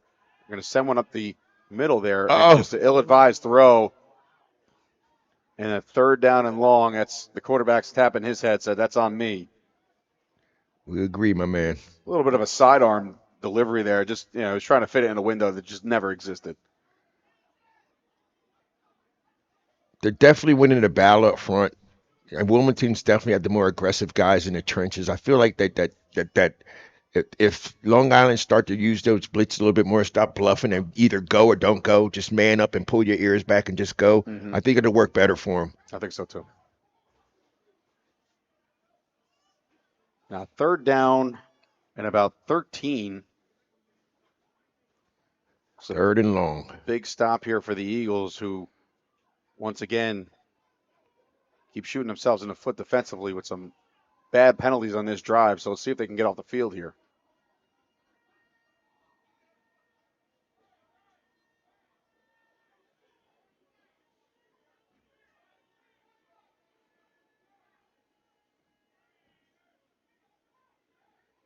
Snap. Not a lot of time, and he's going down. Kind of saw that coming, the way the offense was puttering. I think they lost steam with the last few seconds or something. Yeah, and like these penalties have been demoralizing all of a sudden, and they're really looming large as now it's 4th and forever. And I think they're going to bring on the punt unit and just give this back to the Eagles and try to pin them back deep, which I believe right now is the smart play. I know you're in the fourth quarter and you got to make some plays and you got to have some points almost on every drive at this point.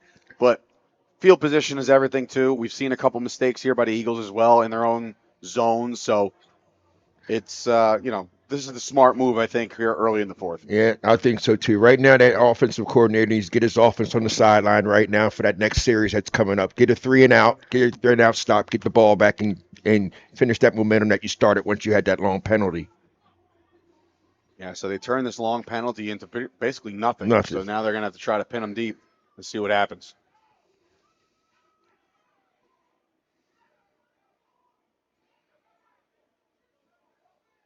Some more confusion. Yeah, this is. So now if I'm the Eagles, I'm also going after this punt. Absolutely. if there's confusion on the line, go after it. They do. No avail. Returnable. This one's going to go over his head. What a bounce, too. That ball's touched. Oh, boy. You want to talk about what I tell you, pin them back? That is the definition. That was a good play. That actually worked out in the Wolfpacks. Now they got to do 3 and out. Now they have the ball right there. They couldn't drive it there. They get the ball back right now and they punch it in. And we're going to. We are at the 2-minute warning. I'm sorry, at the 2. Sorry, I was going to say that was fast. I'm listening to our producer, Howard Gaber. He said 2, and I said, there's no way. You must want to go home, fast. I said, man, I understand I want to go home to the kids, but Jesus.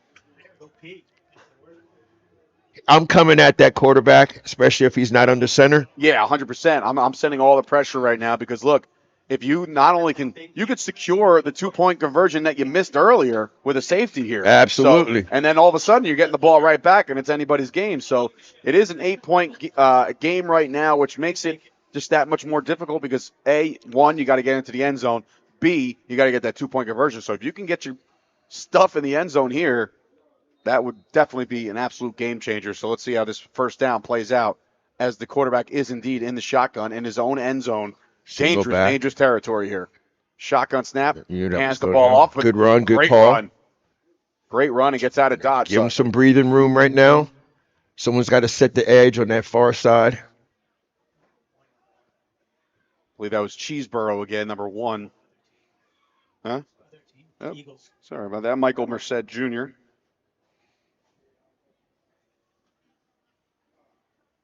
I've been saying Cheeseborough a lot today, so he's obviously having himself a decent game as well, so he's on the mind. Second down now after the short run. Wind's picking up here a little bit on the field.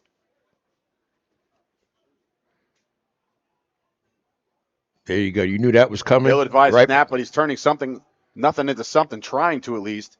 And now he will go down around the 12. 13, they're going to mark him. And I believe that's going to be a first down after what looked like to be a broken play. Move those sticks. Oh, wait, I'm sorry. Yep, they are. They're moving the sticks. So it's a first down, a good run. Like I said, it looked a little broken at first. It did. If I'm the Wolfpack right now, I'm getting my coaches together, and I'm following 87. It seems like they're either pulling him, running right behind him. I would literally have them step up and stuff him. And that's don't even let him set his block. Don't even let him set the block. Because he is absolutely. Now they got him out wide. Goes to the white. Slip.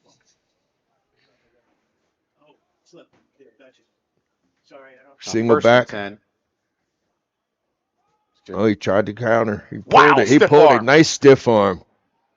Oh, good hit. Big hit. That should be a foul. There you go. It's coming. He was well out of bounds. Not sure why he decided to lower the shoulder there, but that's going to cost him 15 more. These are the little things that the Wolfpack cannot afford. That's discipline. That's just discipline. Coaches got to get on him right now and say, look, man, we're already down 8. We can't just give up yards like that.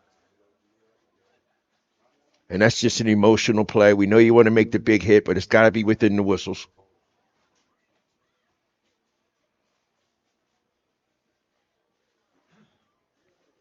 So now 1st and 10 as they walk off the 15 yards.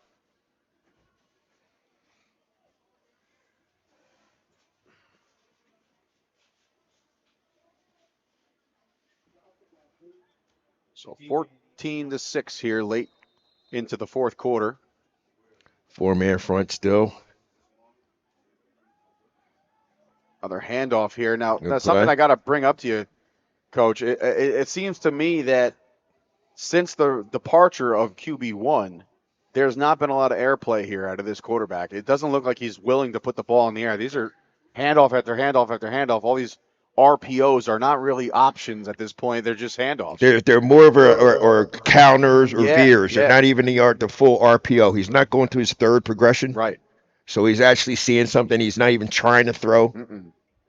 He has not put the ball in the air, to my knowledge or my memory. I have not seen it yet. And that could be for a number of reasons. That could be the pressure coming from the edge, maybe, or just a design play. Like that, that's a good call if you're going to call it.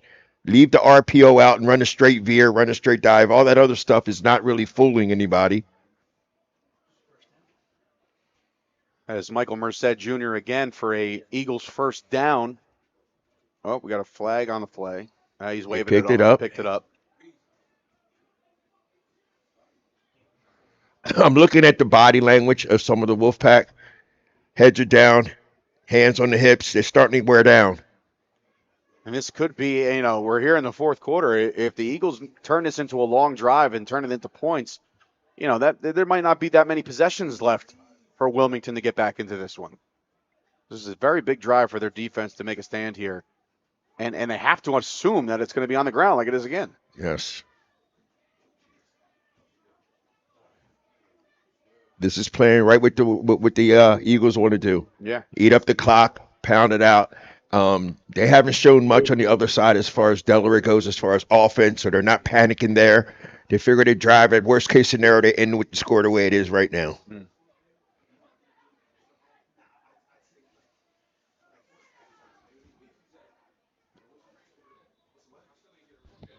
Second down. Timeout. Timeout somebody. Wolfpack. I take it 9. What I'm looking at right now is 9 their coach. Is he their coach or player coach? I'm not Matos? sure. Okay. Just based off his, you could define him as a big leader as well. I mean, he's in there. He's one of the voices of this team. And he's telling the guys, like, look, clock's ticking, boys. We got to make a stop here. This guy's not putting the ball in the air. He's not. So it's one of those things where it's a one-dimensional offense right now. You just got to be able to stop him. Well, they need to feed off of him because that's exactly what they need to do. They need to get the ball back and give their offense some time to operate.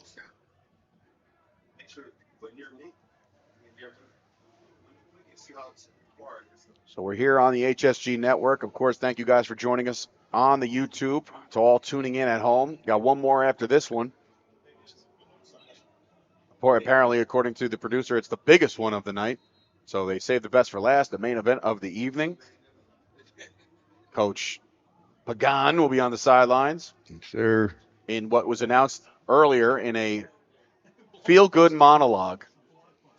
A blockbuster announcement. The internet was buzzing. We just didn't know if it was true or not, but he confirmed all the rumors. Mr. Pagan will be stepping away from coaching after the 2024 spring season here with the Seminoles. Another draw. They're killing that draw right up the gut. And it's like, here, we're going to run it. We're going to stuff it down your throats. You got to stop it. Old school philosophy, man. Exactly. To me, this feels like Bill Parcells type football, where it's just like, run the ball until you stop it, run the clock, don't give him any more possessions, game over. Go home and win. It takes the mistake factor out of it as well. Yeah, you just got to hold on to the rock. That's really all you have to do in a situation like this. So now 1st and 10 again as the clock ticks away. Another run. Another draw. There we go.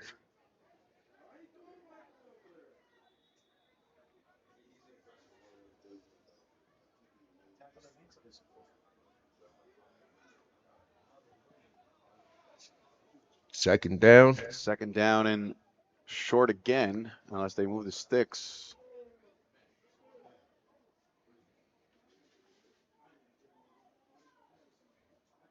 Second down here coming up. Clock ticks away here in the fourth quarter. 14-6 lead by the team with the ball. So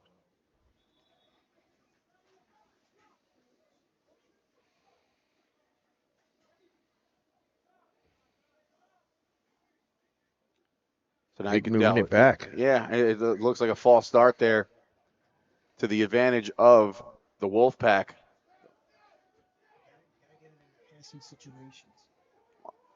So now with 2nd and long here, again, we've seen the one-dimensional thing happen.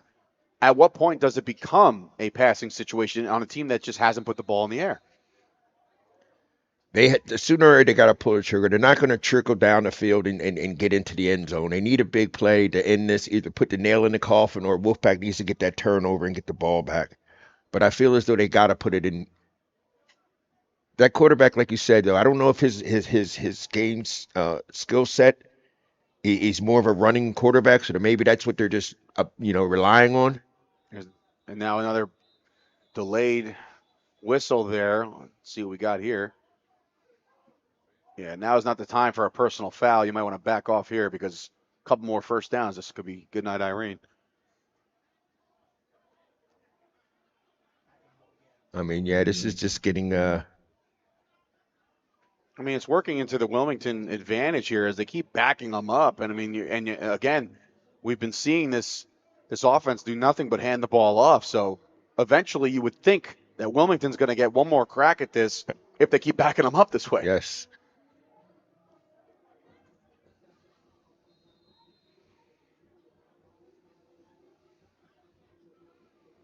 Yeah, you have a quarterback with 2 arm sleeves on, man. That's usually an indication that. Yeah, absolutely. He's just there to hand the ball off and have a good time, and I feel like the good times are running out here. 2nd down and forever.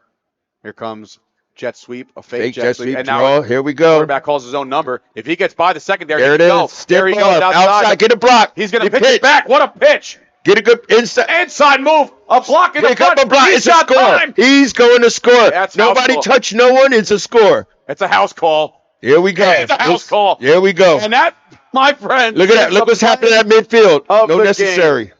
Play of the game type situation. Yes, right sir. There. My goodness. I just put the nail in the coffin. That is Devon Gittins. Now, it's probably after the play that flag came very late. There's a flag at midfield. But there's a flag. It looked like it might be on the Eagles, though. A little extracurriculars. If that's on the Eagles, that would be. Yeah, I was going to say that's got to be a score. So I didn't see any blocks in the back or anything like that of that nature. Me neither. That's why we said at the time, if no one touches anyone, that was the score. This is a very, very big call here. Because if they score. 14-6. No problem. So if we're going to have to figure this out. Can we get a replay maybe of that previous play of watching Gittins on the. All right, we're going to check for some flags here early. So here's the replay. There is a flag. There's a flag came out. It was an early flag. On. So we did see it on the replay. There was a flag. It's either going to be an illegal formation, illegal motion, or an immediate hold, or a man lined up offsides. Because right there's your flag early. And then the play happens. So, yes, we do have a flag thrown during the play. So this might come back. We'll see. Wilmington's got to keep their head. They might still get an opportunity, a one possession, to get into the end zone.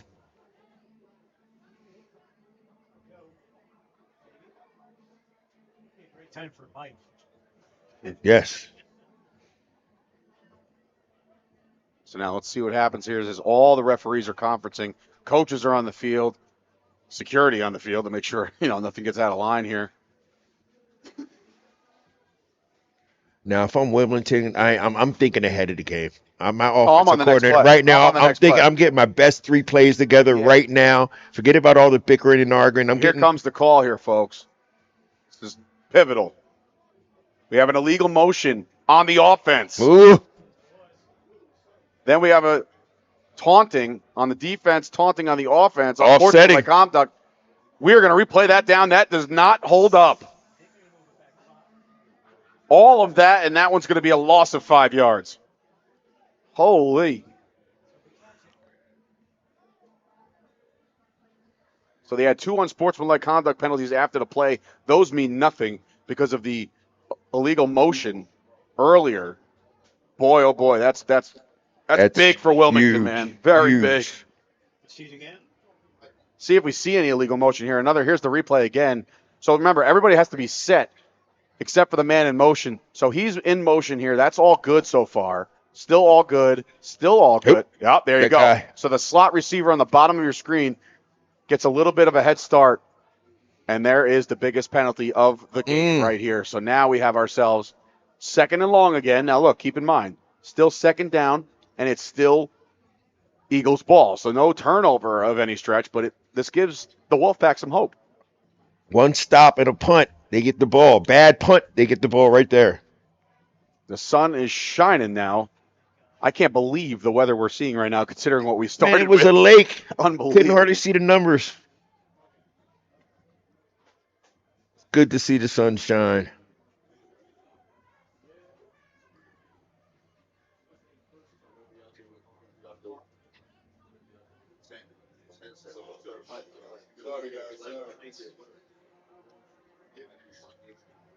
So this is big, man. I mean, a couple stops here. It's now second down again.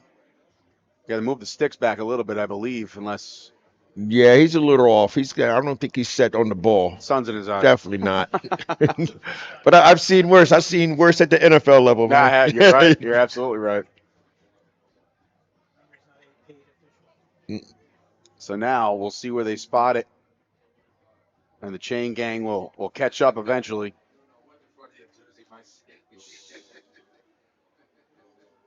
So a big break for the Wilmington Wolfpack. Still in this game. That would have been a death blow, but we are still here. So second down, finally the chains will move back to where the spot is. It's a second down and very, very long. So just stop them 2 more times and you got yourself some life. Not aware of the clock that's being kept on the field. So we'll get a clock check in just a minute just to see what we have left in this game and see if there's any time for Wilmington to put together a drive. Got a single back. And you know what's going to come, right? Yep, There's your hand. there it is. So, and he's stuffed in the backfield. Try to make something happen here, and he does, but not enough. And now a third and long will come up here. Come on, 5-1. Wilmington cannot afford to lose their starting defensive end, not right now. And not for nothing. This will be a charged timeout if he is also down. So they got to make sure, if anything, I would try to get him off the field without taking the timeout, but it doesn't look like that's going to happen.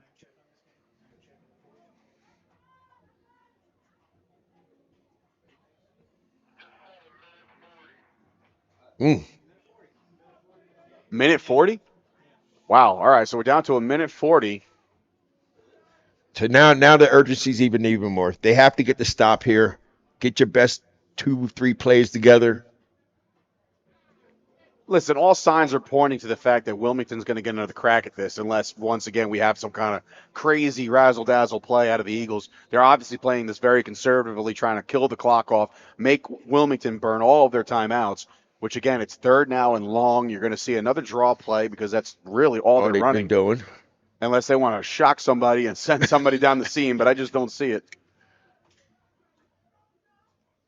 Oh, or a jet sweep. Oh my goodness. What is the one thing that can happen? What is the one thing? This is the one thing that should not, No, we almost have happened. again, guys. And now, oh boy. We spoke about it. Oh, yeah. Now, here it comes. And there's your last timeout, charged by the Wilmington team here. Oh, boy. Now, do you go after the punter, risk getting or do you just set up for a nice return? Set up for the return. I would definitely set up for the return here because you have that risk of roughing or running into or living to see another day. Force him to punt this ball. Just sit back, set up your blocking scheme. See if you can get the ball in striking distance. North-south. Go north-south, yeah, man. No none of this zigzagging. because there's not enough time to waste to go east and west. Just go north. And, we'll see how this one is the conclusion is about to happen. Probably around a minute 30 left. No timeouts for Wilmington. Fourth down and long. They're going to be punting this ball away, are the Eagles. And now setting up for the return of his life now is number 10. That's Marquise Fells. Mr. Fells could be the hero. And remember, this is a 8-point game. So not only do the Wilmington Wolfpack have to get into the end zone, they got to cash in on the 2-point as well. Cash on the 2-point. So we'll see how this plays out. Got some high-intensity drama here on the HSG Network. Thank you guys again for tuning in.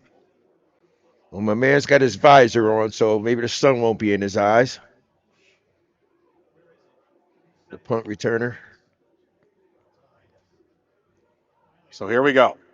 Lining up for the punt. Wilmington with another shot. They're going to back up another returner just in case it's a short punt. We've seen some wacky punts here today.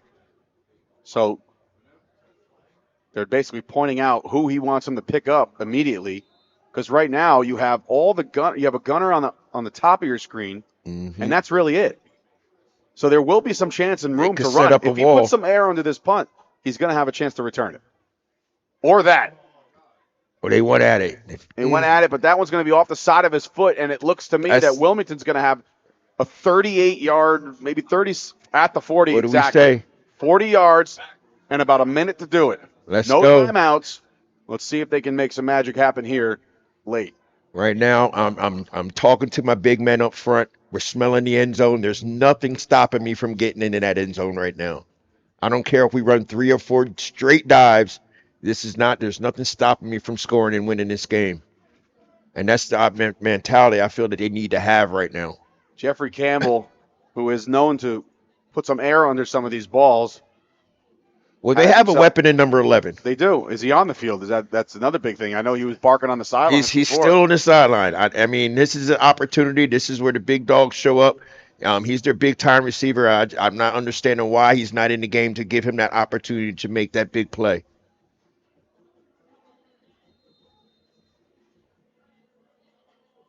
See, little things like that happens with coaches and players. You have no idea why he's on the sideline. You're right. So here we go. No timeouts for the Wolfpack. Just over a minute to play here in the fourth. 14-6 in favor of the Long Island Eagles.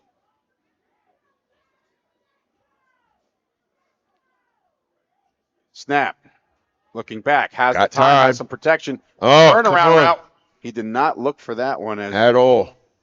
Wasn't looking at all. So that's going to bring up a 2nd and 10.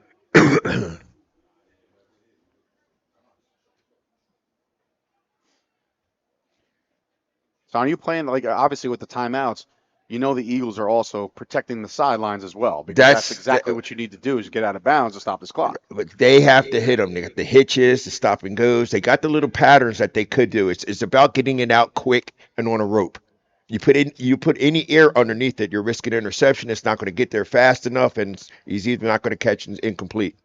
So here we go, 2nd and 10 after the incompletion.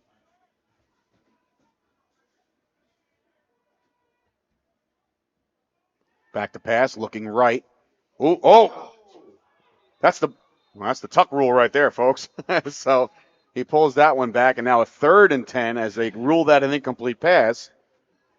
Little shades of Tom Brady there. Yep. So now 3rd and 10. Just under a minute to play here in the fourth. Eagles trying to start their 2024 spring season with a dub, and they need 2 more stops to do it. Single back, trips right. Trips on the bottom of your screen. 22 seems to be the Swiss Army knife of this. He's playing bunched on top, and there he goes again in Going motion. in motion. Keeps the defense honest, and now pressure. Go off to the side. Got him! Catch, got him. Good. And the clock will run. Come on, get up on the line. Set it up. Ed Williams again. What a game. He cannot stay down. This is an injury timeout, I believe. All right, that wasn't a bad. Wasn't a bad, but he has to come out for a play. Yes, he so that's does. Another big. And there's 11. There we go. So now 11 in there. They're running right up there, and they spike it after an injury timeout. I guess they weren't calling the play, and now we have a flag on the play. That was the ref's responsibility to control that action. He did not control it, so therefore the play went on. Yeah. Yes. If you saw on the screen, he was still hobbling to try to get off the field as they snapped that ball. So referee's got to get in control there, and it looks to me that's a wasted down, really. I mean, now you're looking at 2nd down already, unless they negate that entire play, which they should, but I don't think they're going to.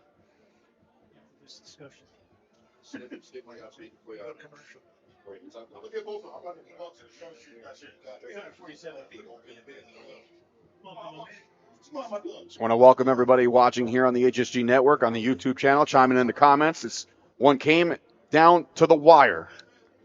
So here we go now. I think they are they not going to have that play stand? I'm not sure.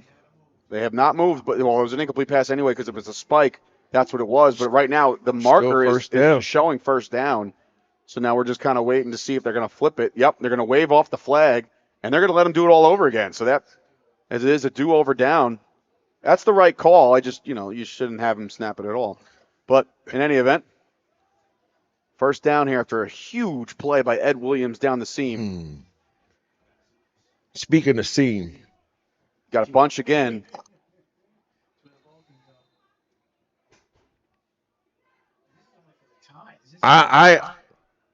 So now, snap, back, looking left, looking right, finds him, ball's up in the air, and that ball goes flat after a deflection. And now, yeah, it looks like he was hobbled a little bit too. I'm looking at I don't think Wilmington is seeing the alignment of New York. So we're being told there's 4 seconds left. So right now it's all or nothing. Go for the gusto here. They have to go to the end zone. 4 seconds. There's not enough time to get down the middle field, spike it, or anything to that variation. This is it. This is your final play of this game. If I'm Wilmington, man, I'm looking at the middle. I'm attacking the middle, crossing routes. If I'm on Long Island, I might call timeout here just to try to make sure you get the right defense on the field. But in any event, here we go. One last chance for Wilmington. Ed Williams back in the field after the injury. Look for him again. Back to pass. Game on the line. Throws over the middle. He's got him. It's not there, and I think that's going to be it. Was that 4 seconds? That wasn't 4 seconds, was it? 1 second is what we're being told. 1 second. From up here, it looks like if the receiver looked for the ball, it was there. Not a bad pass, a little low. Not a bad call. And we have coaches on the sidelines, on the Eagles sideline, saying that definitely was 4 seconds long. I'm thinking 3.5, 3.6, very close. Here we are again. They can't have much left. One more go at it. I feel like this is an NBA game where the last minute takes like 48 hours. So here we are in the final play of this one. So let's see what they draw up here. Ed Williams will be in the slot. I always like to keep my eye on him. He's been the big playmaker throughout this game. Yeah, he's out there. And now you have trips right on the bottom of your screen.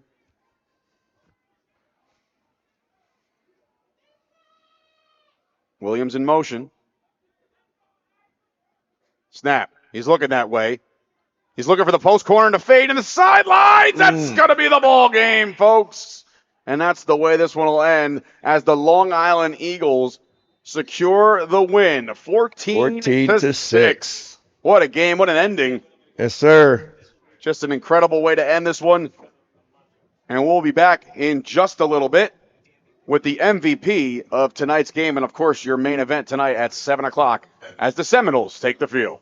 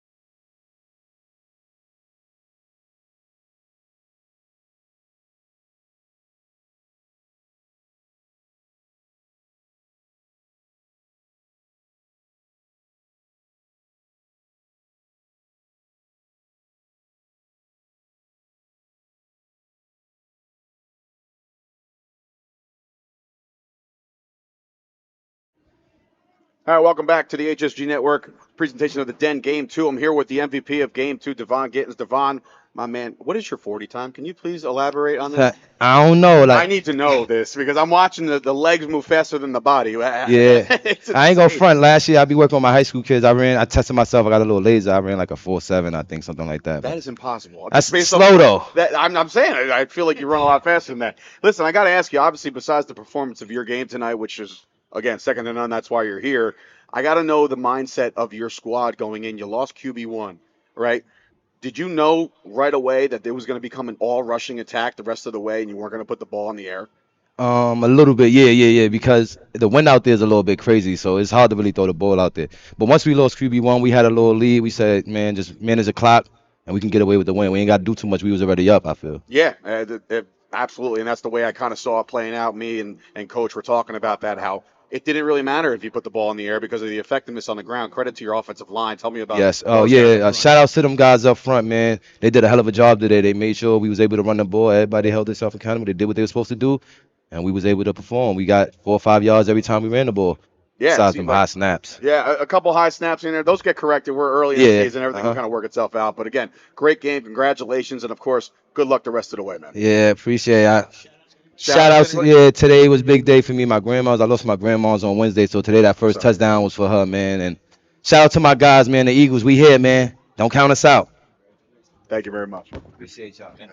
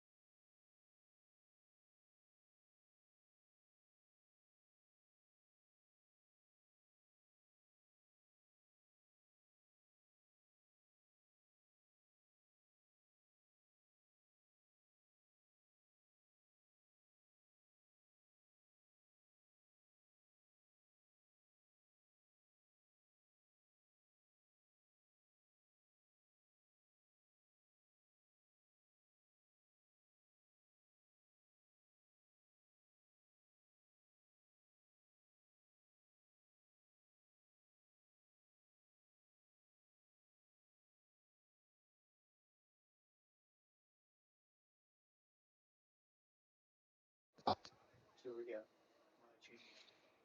Rock, paper, scissors. Who's out of here? So rock, paper, scissors.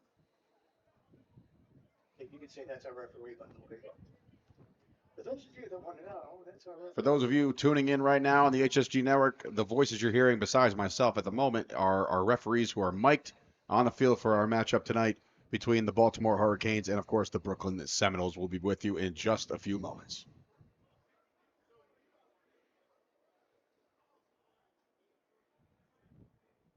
We pick up, we pick up. Wait a minute.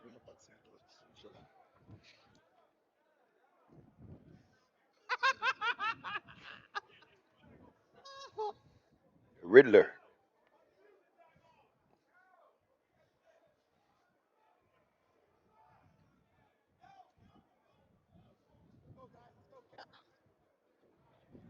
Captains, captains. Sounds like he's in a wind tunnel.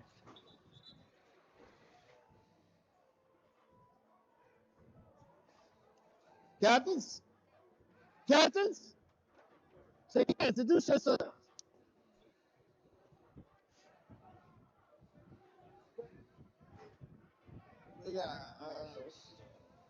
We got the Seminoles and Hayes. What's your name? So we good. So captains, how you doing? My name is Rich. How you doing? My name is Rich. How you doing, gentlemen? How you doing? How you doing? My name is Rich. What's going on, gentlemen? I'm your white hat today. You can ask me anything you want. Anything that's going on. You being helped. Don't just tell me being helped. Bring me a number. I'll have to match it. So this is football. This is your game. They can watch out. So, but if you want me to, I will. Sure, yes, I am. So, but it's still your game because y'all adults. We good with this? As we go, who's the home team today? You're the home team? Okay. So I'll show you. Heads, tail, says heads, heads. Step back one step, call in the air green. Canes will call in the air.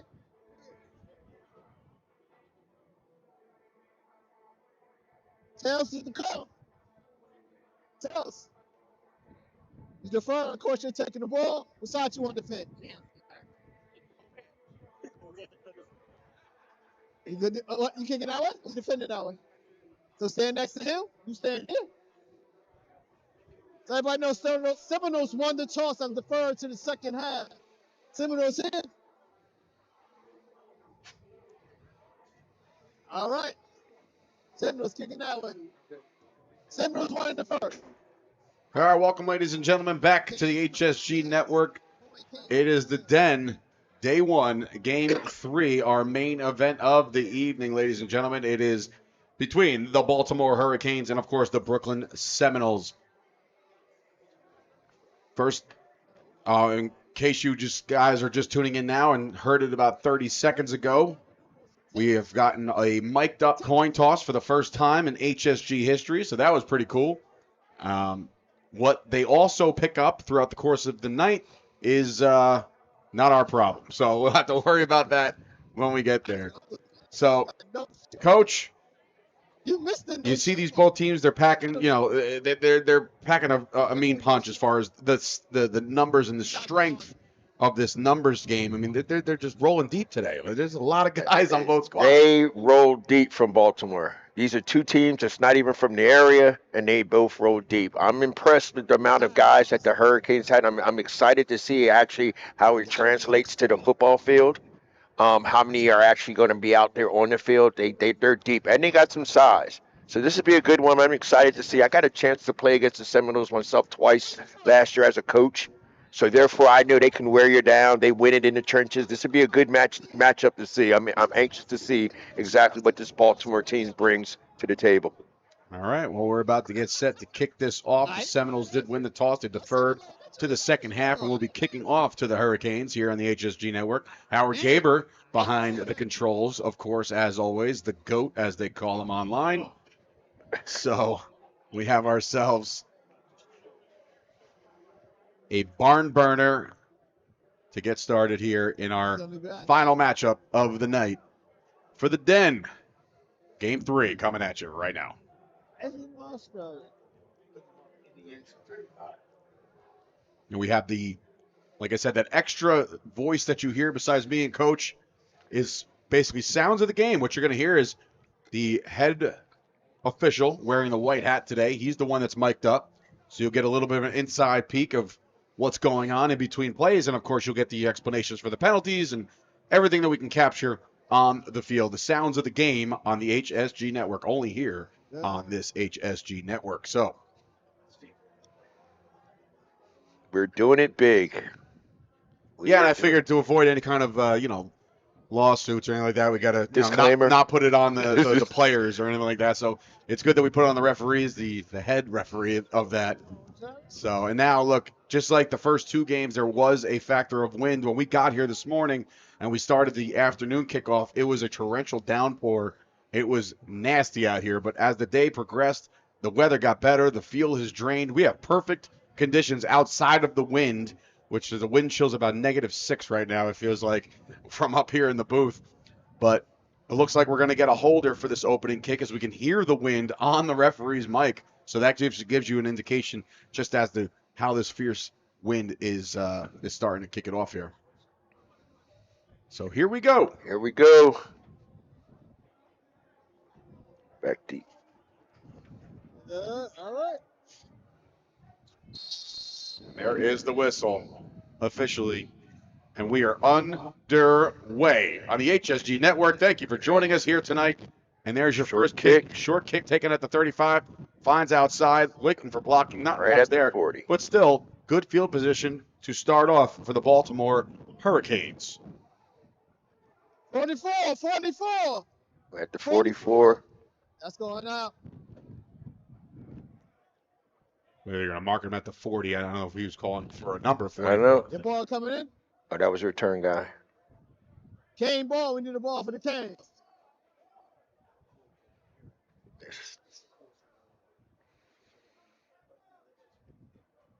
I'm excited to see what defense the Seminoles come out with, Who's Dave, quarterback? because they have some studs up front. They usually set the edge very strong, let their linebackers run around. How you doing, sir? I'm excited to see how these big bodies up front from the Hurricanes can handle that kind of speed and that kind of agility. Ball at 5. I come at 5. Every team tries to come out here and establish the run no matter what. We saw a lot of that in our previous game, specifically because they lost QB1 and the ability to actually throw the ball down the field. But now, to establish the run is everything against a hard-nosed team like the Seminoles. So we'll see how it goes.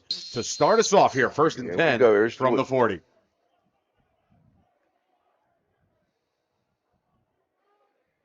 Shotgun set.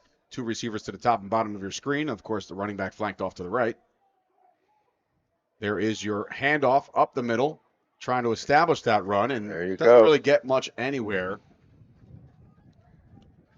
Big play by number 51 there. I expect you calling his number a lot. That's George Giddens. And, of course, the quarterback of the Baltimore Hurricanes is none other than number 8, Marcus Parham. So keep your eye on him as well. Set off to the side of him is Zavi Johnson. Here's your snap. Quick pass out to the slot. A little bubble screen action there for about a gain of maybe 4 or 5. Setting up a 3rd down and short. And they have that listed as John Morrison on that tackle there from the Seminoles. I think that's going to be a big key today. No yards after contact. Once this new age tackle, I heard you guys talking about it earlier. I mean, that's the way it's almost taught, I feel like sometimes, and that's such the wrong way to do it. Just wrap up and bring them down. Yes. Don't let them get those extra yak yards that you just alluded to. These defensive end on the edge, I believe, is lined up off sides, but see if they adjust that. Oh. No call there, but a play act. Whoa, pass over the middle. He had him. He did have him, and that was, I believe, guard Gene. I'm sorry. All right, Kyle Meacham.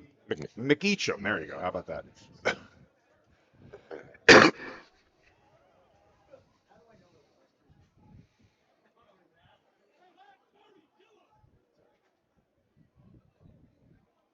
So this will bring up a 4th down as Morris Code hits the booth. I feel like they need to make a statement here. This first series out, somebody needs to set the tone right from the beginning. No one should go 3 and out that first series. It's all about attitude. Yeah, and there's your first time out of the game, and that was from the Baltimore Hurricanes, trying to make sure they get the right play here. Now, with two teams like this, who are obviously deep and skilled, and there's no mistake about that. Even on a 4th and short in the previous 2 games, it feels like an automatic go for it because of the fact that it's like, why the heck not? But now you look at it's 4th and 2 on their own side of the field, and this is almost feels like a professionally run team. It's 4th and a long 2. Well, you got to think about it because it's the respect that you have for the Seminoles offense. You know, those other teams didn't really have respect for the offense, so you can do that kind of gamble. I would not give the Seminoles a short field. I would punt the ball, get it deep, make them work for that touchdown, and not give them something easy. 2 returners now back there for the Seminoles. 4th down and short. I guess you really do have to also, prepare for a fake, but I just don't see it. It seems like these guys are running a tight ship here. Bobbled snap, but the punt is up, straight up in the air. Not much on it yardage-wise, but this one goes down, and it's surrounded by a herd of Hurricanes. And that's where the first drive will start for the Brooklyn Seminoles. Yeah, it's getting chippy. Yeah, I mean, you'd like to see. Got to set the tone early, and you punch them in the mouth enough. Well, there's been a lot of talk in the offseason about this den. A lot of these matchups have been off the – I mean, a lot of the players that you mentioned right now have been going back and forth this whole time. Who's best? They got something going on. Sit one, start one, bench one. So a lot of these games right here are going to prove a lot of that. So not all that chippiness is that, yeah, you said something online. Now we're in face. Let's see what's happening. Dr. Conan, I remember what you said on Christmas Day. I remember. Yeah. Remember that ruining post? Holidays left and right. Remember that post 2 weeks ago that you talked about? Well, yeah, I might have liked it, but I didn't like it. That's you know right. What I'm saying? so that's here we go. The Seminoles offense coming on out here, led by, I believe it's their quarterback, Gerald Wilson. That's OG block. Lined up in the shotgun here to start us off. Count your team. Count your team. Got about 15 seconds to snap the ball. Uh-oh, this is something you don't normally see. Yeah, I mean, and not for nothing. 10 seconds. 10 seconds, and we're getting the play clock announced by the referees. So that's something that's very advantageous for the consumer listening to this product right now. Had to waste the timeout early on. That is early. We're going to stay here after that timeout. Seminoles timeout announced by the referee. And again, on your first play, you can't get it together. I mean, it's the one thing, and you know this as a coach, you almost have the first drive scripted out. That's it. I remember I had to do 10 that. plays. Yeah, first 10 plays scripted out. Script out your offense. It's kind of muscle memory. You see it happening. You go through the motion. Even the practice before the game is all at game speed so that you feel it inside the game and it comes natural to you. So for this to happen and throw them off, I've never seen anything like that from the Seminoles, too. That was just discipline. That was just not having the right players out there. And I'm pretty sure they're going to correct that. You might not see that too much more throughout this game. There's a chance that all of the Seminoles players were actually listening to Coach Pagan's retirement speech, and that's why they couldn't get back onto the field fast enough from earlier on. It's still sobbing. Yeah, they're still a little emotional about it. I mean, it'll mess with a lot of emotions. It'll mess with the game plan. Hey, no, sir. Rich, what I do is I get about 10 seconds. Okay. 5, then I count down to get the ball off. Like right now, you come back 25 seconds, normally you got 4. So that's very pivotal what we're hearing now. Yes, it is. And it's the referee basically telling the quarterback, this is the signals that I'm going to be given, and this is how much time you have to snap that ball. So that's a very good job by the information. referee. Great information by the referee, absolutely. Shotgun snap. He's looking the pass, looking right, locks onto a receiver, finds his receiver for a 7-yard gain over the middle. Now, see, not to knock the games that we saw earlier, but you're going to see like the passes, the zip on the passes on the road. We spoke a lot. I know the weather had a lot to do with it, but like the Herd quarterback struggled a lot by getting the ball on the spot right there. Now you're going to see 2 quarterbacks that actually going to get the ball there. If the patterns, you should see a good show offensively on both sides. Yeah, that pass was completed to one Mike Lowry. Anybody get the movie reference? Anybody get the movie reference? Am I the only one here? I did. Because on the corner, good hit. Speaking of running the ball, that is Kevin Pear, their running back. Takes outside and gets a big gainer there. And that's what the Seminoles will do. They'll keep you honest. You know, they're not just a one-dimensional team. As soon as you get set on stopping the pass, then they'll keep you honest with the run a little bit. Up tempo Yes. is the name of the game here, and it looks like they're going to set up shop on a 1st and 10 now. From around the 48, they're going to mark it. Snap, looks to his left, Got still him. looking, had him, but now he kind of avoids the pressure and makes something out of nothing, really. Good football IQ, good football awareness. He felt the pressure from the outside, stepped up, took the 2 or 3 yards that he had, or else he would have took the sack because they were definitely coming off the edge. Now, I think the key also with those numbers is to keep your D-line fresh. They have all those numbers. I should see a rotation on the Hurricane side. Yeah, I mean, they have enough for 4 teams over there on the sideline, so you would assume that they're going to have some fresh legs over there today. And now, let's see here, using a lot of the clock, but again, it was up-tempo, so we'll see. Snap, nobody there, looking, rolling, finds another safe receiver on the outside there. That's a completion again. And they'll do that all day. This is number 13. That is Chris Jean-Pierre Jr.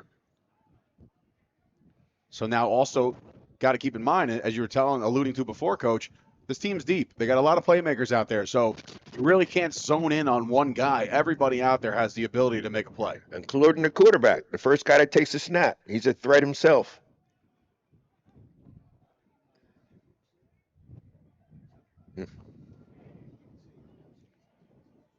Shotgun set here. And there's your draw right up the middle. That was a 3rd and short, ladies and gentlemen. So that's going to bring up a 4th and short. Now, decision time here, Coach. What do you do? What I do is I rely on my big guys up front. I'm going for it. I'm making a statement right now. That's just me, though. I'm an emotional coach, too. I hear that. I'm making a statement right now. And that's exactly what they're going to do. And not only that, they're going up-tempo. Yep. Something that this Brooklyn Seminole team is very familiar with. Oh, wait a minute. And that is a free play. He's going to take a shot.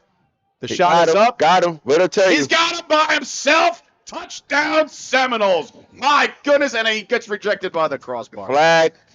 Come on, young man. Keep those emotionals under wrap. Oh, boy. Number 9, Decree Mims. Flag down there. There's a flag down there, probably one for unsportsmanlike, one for the free play. So this one's going to stand. It's just a matter of where your extra point's going to be kicked from. Yes. They're probably going to move that back on the kick.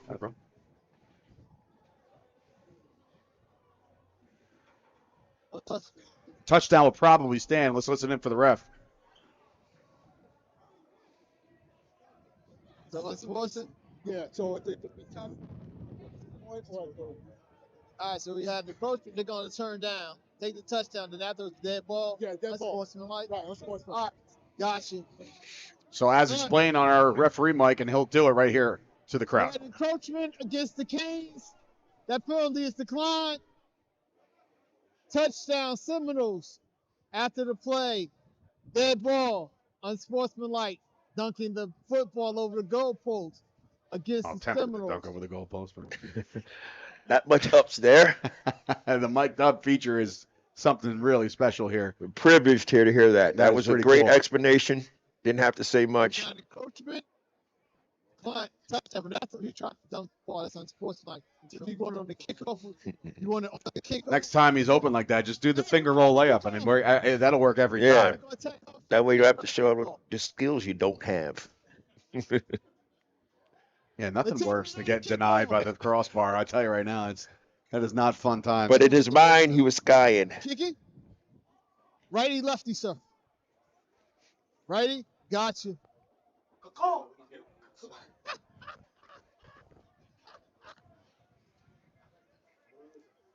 So now they're going to move back. The extra point is going to be kicking this from about the. Oh, what are they assessing on the kick? Okay, they're assessing the unsportsmanlike on the kickoff, so they're going to kick this normal.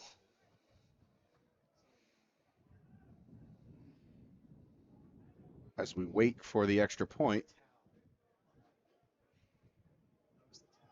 There is a towel. There was a towel on the field. Referee's getting it out of there. Can't distract the kicker with a towel. You don't want to do that. Needed those towels in the earlier game. Yeah. They probably were left over from the earlier games. So here we go. Snap, hold, down. And it's blocked. It's blocked. It is returnable for 2 if he wants, but. Oh, he's going to break that. He's going to break that.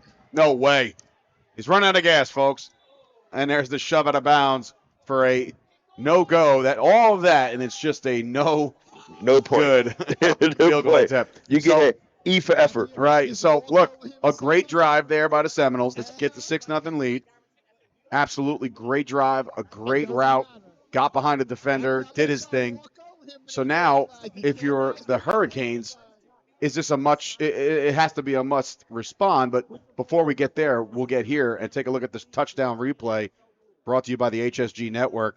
And, of course, so here's your free play because of the man jumping on the bottom of your screen. So now he knows no matter what happens, he can just chuck it up for joy and see what happens. But right by the defender, just barely. Oh, wow, what a play. And they make it look so easy. Here's the thing. Before you know it, it's 40-0. It's simple plays like that. Yeah. The Hurricanes got to match tit for tat. You can't, every time the Seminoles score, you have to score. Before you know it, they're not going to score. Right. Before you know it, it's 21-0 because you haven't scored. They're going to have to match that right now with a big return, good field position, and punch it in. Let the Seminoles know that we are here as well. If not, they will bully you, and before you know it, it's a blowout. I'm going to wave it off. We're going to kick off here. I got to let the coach know that we're not forcing that. All right. Which Yes. is normal. Flag off. He's waving the waving it unsports off. flag off. So they're letting you know what it is. I know exactly what happened here. He felt so bad that he did not make the dunk that he waved off the flag and It's a said, "You know what? The sympathy hell call. with it. It's embarrassing enough that he didn't make the dunk. So let's just forget it." And coming up at halftime, we recorded the entire Joey Pagan monologue, and it'll last the entire halftime into the third quarter. So we'll see how that one plays We out. got to piece his thank yous together. That's our great editing job for our producer, Howard Gaber. See it on YouTube after this. Yes. So here we go. It's a bad coordination. I might throw a flag. Kickoff will be, again, held by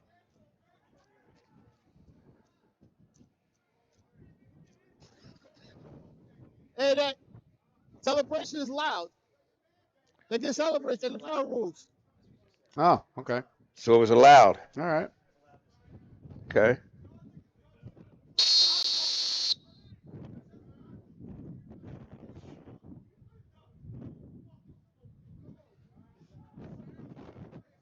Assuming kickoff. That's a short one. Oh, you got to recover. Hurricanes got the ball. First of all, the play wasn't open. 13's looking right at him. No, don't say less. No. No 14. No.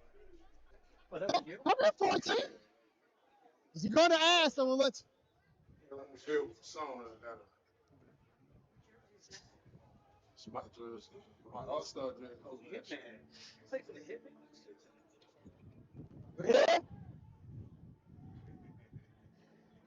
They want to re-kick.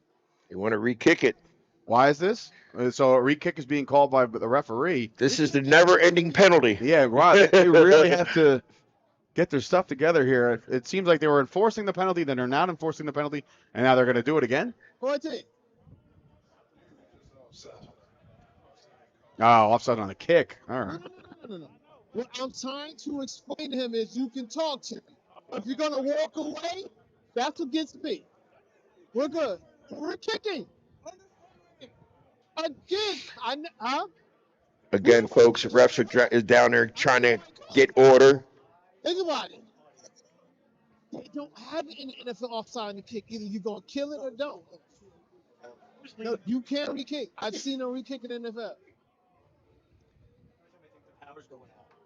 Well, we're going to re-kick there after the offsides penalty. They're going to back them up to the 30 for this kickoff. This touchdown will live forever. Hey. It feels like. Hey, y'all want to go up? Hey, y'all want to go up?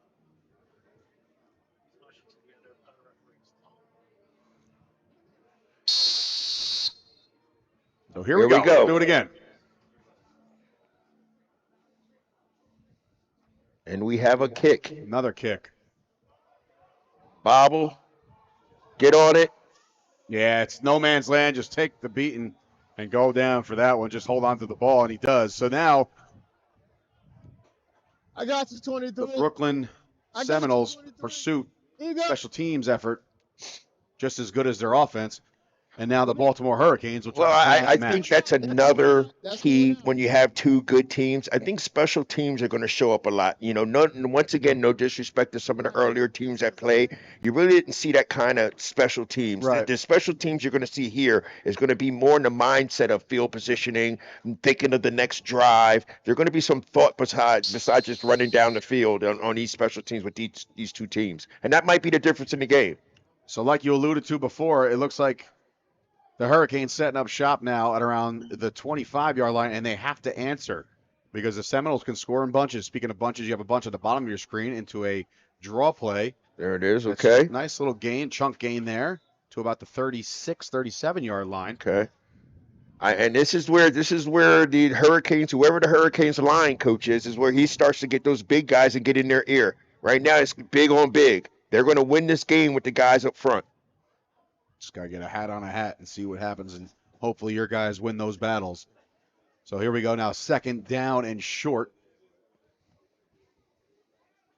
Obviously a much different pace run by this offense. Absolutely. They're more methodical. Yeah.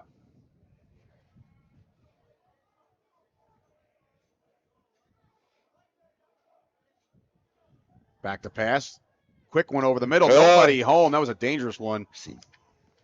These are those timing patterns that you could tell wasn't practiced much. Those type of plays, man, in this type of league, it's pretty hard to get those plays down pat because you really don't have much practices to practice. And that looked like it right there. Yeah, absolutely. It's definitely a timing route. And now a third down. And what we saw earlier on their first drive, even when it was 4th and 2 on their own 48, they punted the ball away. So You got 3? if they don't convert here on a third down, expect them to probably do the same thing again. Unless they feel like there's a little bit more added pressure, I guess. It's still early, obviously, so the feel-out process is still happening. Third down and short. Shotgun set. Snap. Looking right. Now flush left. Man left, and that's intercepted. Good play. He's still on his feet and finally gets trucked over. That is number 18 on defense. That's Steven Nelson, or Nielsen. Nielsen, yeah. Nielsen it is, and that is an interception. And look at the body language of the Hurricanes. You got your big man holding his back right now already. It's indicative that they're getting wore down. Right now, those big guys got to suck it up. Let's go, Seminoles.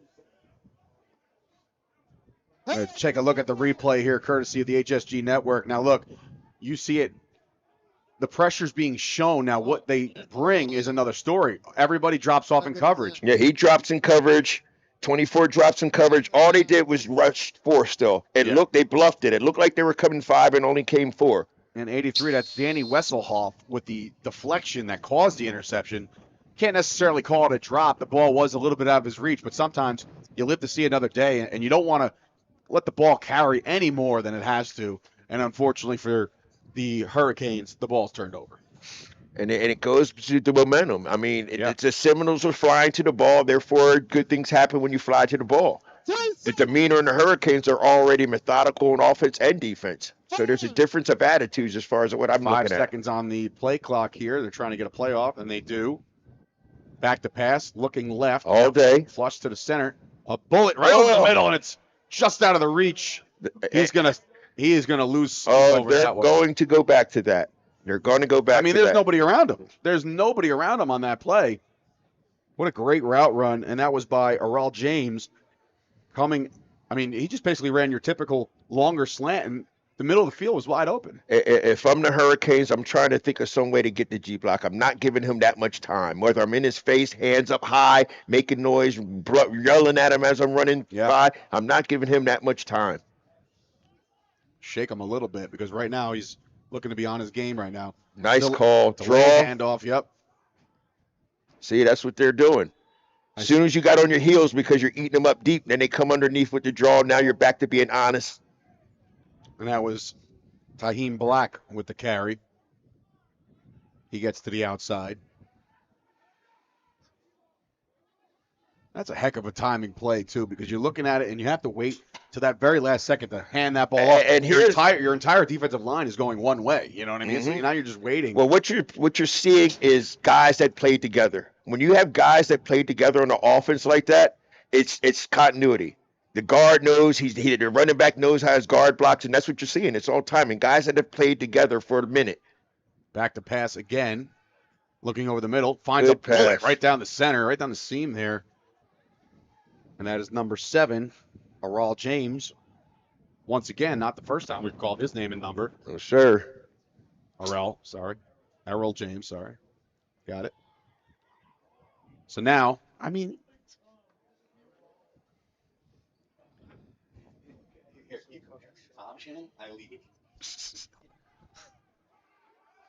shotgun snap here. Single back. Here's that draw. Just can't stop it. Another chunk run.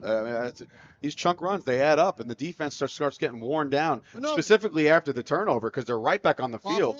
You know, so I don't know. And that's where you get the hands on the hips. The guys are not pursuing to the ball now. They're tired. The body language tells it all. Right now, he needs to substitute. I don't care if my second string lying or not. I'm getting him in there. Fresh body, fresh legs. You know, like I said, they have enough people on the sidelines right now. That's a deep team, are the Baltimore Hurricanes. See what they draw up here as they're right back to the line. Shotgun set. Single 2 back. receivers to the top and bottom of your screen.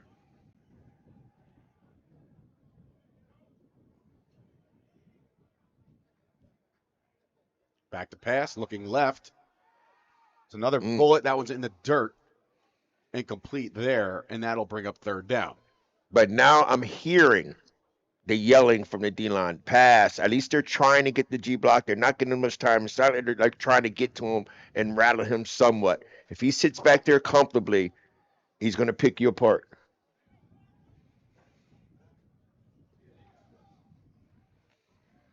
Third down. This is a big play right here. And the Hurricanes got to get off the field, and we do know that the Seminoles do have themselves a decent kicker. We saw them in warm-ups, so they would settle for a field goal and make this a 2-score game if need be. 3rd down. Whoa, high snap. Don't panic. Just and he didn't. Flush it out. That is some veteran presence, man. Yes. How do you turn that into that? See? Reminds me of one young Tony Romo once upon a time. The ball was hiked over his head, and he turned it into a 2-yard gain somehow, some way. Didn't panic. No. I mean, he kept his presence, and he just waited for his guys to develop. It didn't happen. Called his own number, and you gained yards. But now this does bring up a 4th down. Oh, no, wait, I'm sorry. First, he got the first. He was aware of the pylon, aware of the first.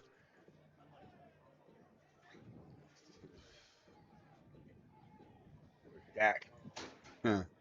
Let's not talk. That's my guy. Now, All right. fresh set of downs, 1st and goal. They have their arsenal to pick from. Yeah, and his offense is running at a little bit of an up-tempo, as we've been told that's always. And now, come on. That was one ill-advised pass. I believe Taheem Black turned the wrong way. Yes. If he would have led him the right way, I mean, if he would have turned the right way, he could have been waltzing in for 6. Yeah.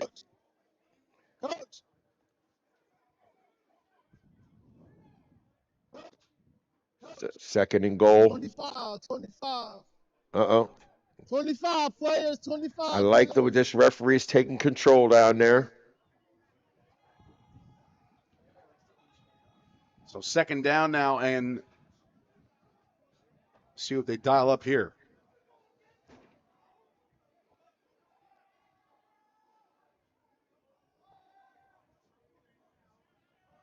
Back to pass. Nope. Good draw.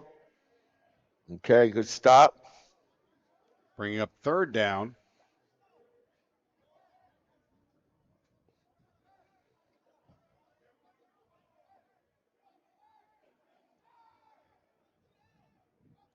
Is it too risky to dial up any kind of pressure, being that there's not much behind you? No, I feel like if you, I don't care if it's goal line or middle of the field. If you give G-Block too much time, he's going to find an open receiver. I feel like you risk it all and get in his face, man. Now's the time. Yeah.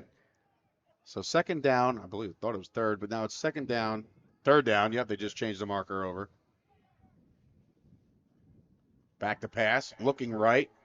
Blind side. Got This him. time he's down. They Just like got you him. said. The pressure's Yep. sent. There you go. And that's exactly what the Hurricanes needed. Yes, sir. Now they know. And a lot of time the pressure don't have to come from your linebackers. You can blitz, you can stunt your up lineman, twist, all kind of stunts up front just to break them loose. Yeah, absolutely. Nothing like a good stunt up front. Those D tackles, they know what they're doing. And at this level, there's a lot too many offensive linemen, third or fourth quarter, that could handle a defensive lineman stunning like that. So that's when their feet get stuck in the ground. Mm-hmm. So now fourth down and long. A big stop here for the Hurricanes if they're able to. Shotgun set.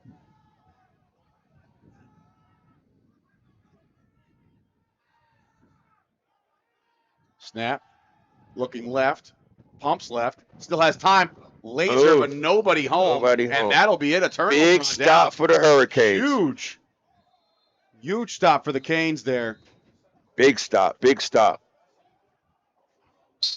Now let's see what they have in it. Now the momentum should change here. Going into the second quarter, Hurricanes, they made a nice big stop. All right. Well, after one, 6-0 in favor of the Seminoles. Back after this.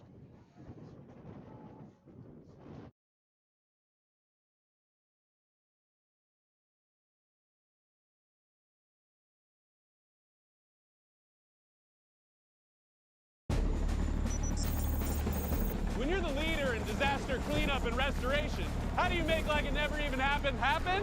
Let it rain, Randy! Woo! Yes! By being prepared for anything! Woo! Whatever comes your way, there's a pro for that. Serve Pro, like it never even happened.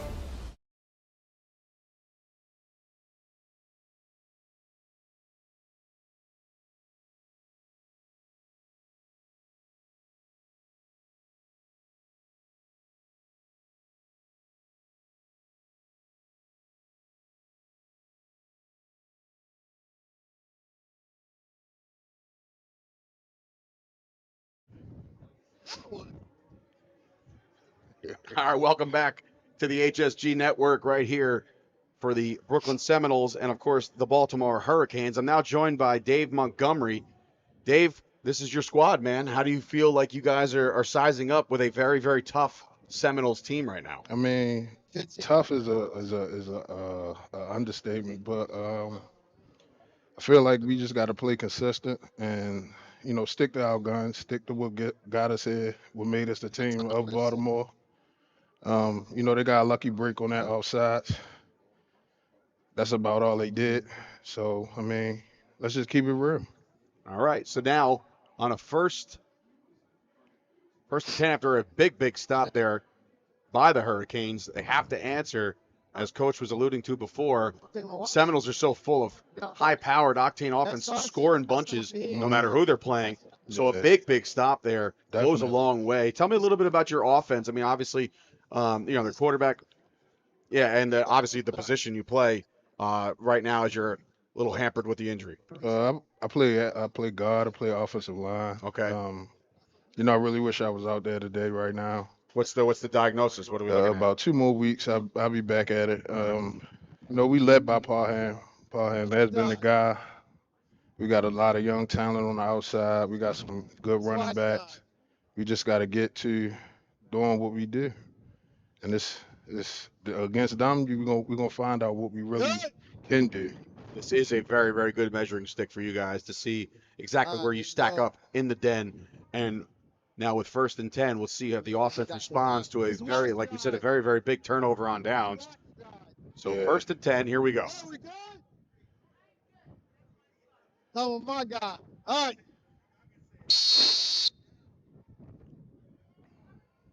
Now 1st and 10, shotgun set, man in motion. Played handoff draw up the middle. No go there. Not much to it. No, it's slow. He didn't slam him. And now you're getting an explanation from the referee. We've seen some body slams already throughout the course of the day. There was no, in fact, body slam there. I, for one, can judge a good body slam if I've ever seen it back in my pro wrestling days. So now 2nd down and just about 9. Yeah, we gotta get some things going, man. We gotta run the ball. You have to run the ball. I mean, I played them last year. I was on the Hitman last year, and the first game we gave them work because we ran the ball. You got to run the ball. And it looks like we're going to get a false start here on your boys. That's the offensive line. Somebody moved, I believe. False start. Yep, that's the call. Kane, 68. 68. Replay, 2nd down. Come on, man. So, hey, look, I mean, you could say it best. I mean, nothing hampers a drive like a penalty, and that's just discipline. That'll happen with reps. How new is this offensive line to get working as a unit? Are you aware of that? Since I know you played with the Hitman last year.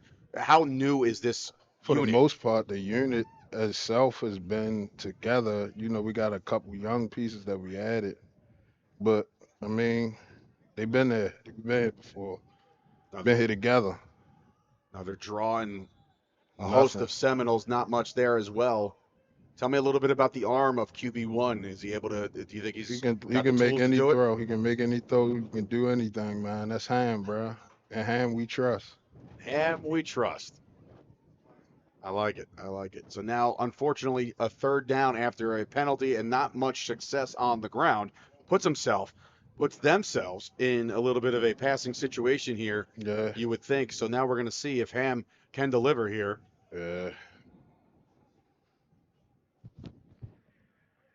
Shotgun set. Got trips to the top of your screen. Oh, got him the jump. We might get a free play. We do. This is a free play. Let it rip. Nobody home, but that free play will get you 5 yards back and a re-over on 3rd down. Nice hard count. Encroachment. All right. Got an encroachment against the Seminoles. I want to thank everybody for tuning in right now. Over 470 of you people watching this game right now. Very, very cool. Very, very cool feeling right now to see a lot of people tuning into the main event of the night. And it is. Hey, you marked off the encroachment? Hey. He was a real pro Seminole though. Like, I ain't gonna hold you. So let's see how they dial this up now. 3rd down and a little bit more manageable after the offsides penalty. Yeah.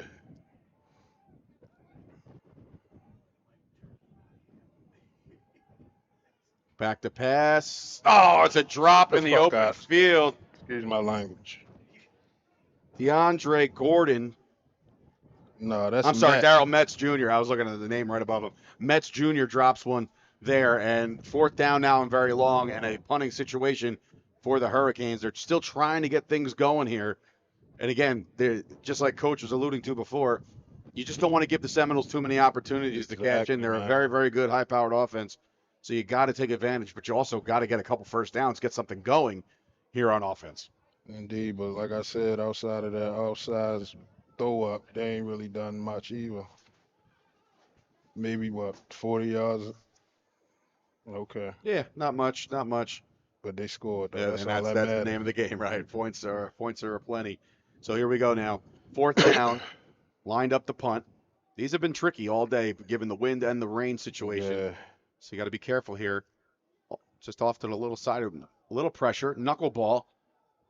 That one's going to be taken at the 41. Trying to reverse field, going backwards here. Back to the 40, 35, 30. Just about the 28, 27-yard line as the Seminoles will take over in very, very favorable field position. Indeed. So tell me a little bit about the defense. Obviously, you guys have practiced and you know the continuity between both squads. Your defense, who's the voice? Who's the guy that everybody seems to turn to when it comes to needing that, either that big play or that motivational speech? I mean, it's a unit thing. It's not really a individual thing with our defense. You know, most of these guys have played together on multiple teams with multiple coaches. So, you know, it's a lunch pail defense. You got to come to work, to go to work. And, you know, I mean, they lead each other, if you can understand what I'm saying. Yeah, absolutely. It's about accountability.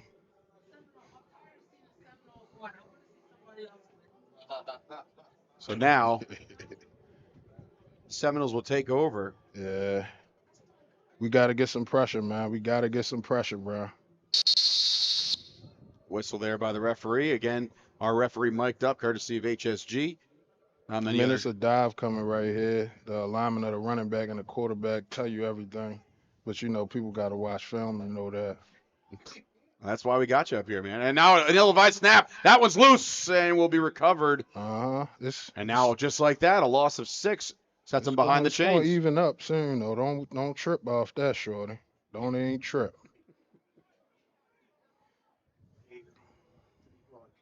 I appreciate it for y'all letting me be here, y'all. Yeah, man, this is great. I mean, listen, there's nothing better than either having a coach who has coached for years or obviously an active player right now. Now they who knows side his by team. side. It's a pass. Tony Romo over here calling the plays before they happen. I like it. But now we have a stoppage in play here. False start. False start. Going in the wrong direction, as I Crazy told Tom you it's would going to say. even up. It's going to even up, bro. They got Mel out there playing guard, yo. Like, I'm going to leave that for another day. Don't get your flag. So how much banter between the two teams in the offseason was there? I mean, it's Brooklyn. It is Brooklyn. Them guys like I said, I played against them guys. They got a right to talk how they talk. But, we going to talk how we talk, and we going to talk regardless of who it is. Now, a quick pass to the outside there, looking for some space. Find some space. Nice catch and run there by Mike Lowry. I'm going to keep saying it like that. I have to say it like that. I don't even know how else to say it. I mean, that's his real name, right? Like, I believe so. So good. Where's Martin Lawrence when you need him?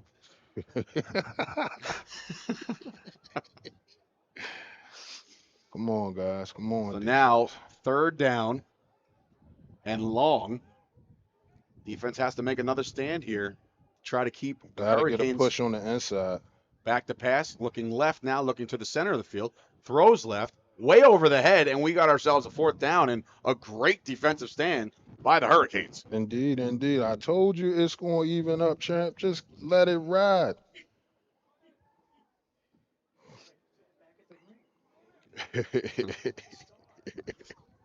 Listen, this is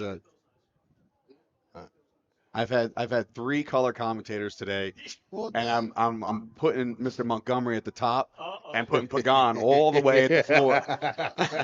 Coach Pagan, no offense to Coach Pagan, but that speech really set him back years. That's so crazy. his That's retirement crazy. speech definitely emotional. Don't get me wrong. Come on, y'all. Come on, y'all. No doubt. So 4th down and long. You got 2 returners set up back just in case. Yeah. He offside. Size of this punter. There's their punt. It'll trickle out and it'll probably get out of bounds around the 14, 13-yard line.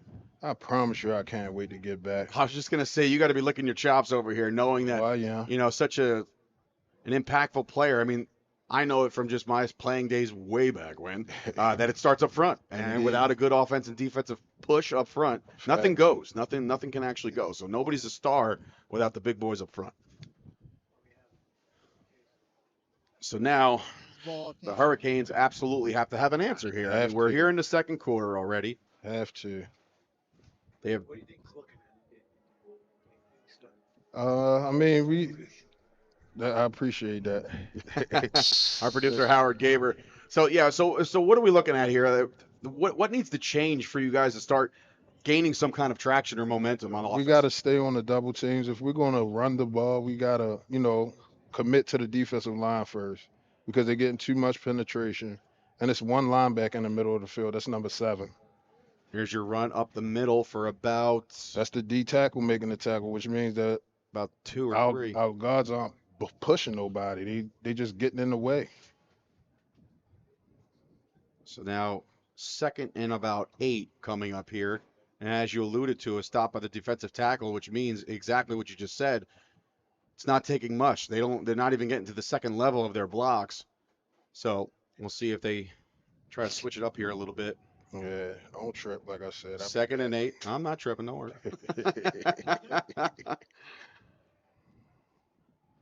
Shotgun set. Back to pass. He's looking the entire time. Takes one look down the field. Watch your back.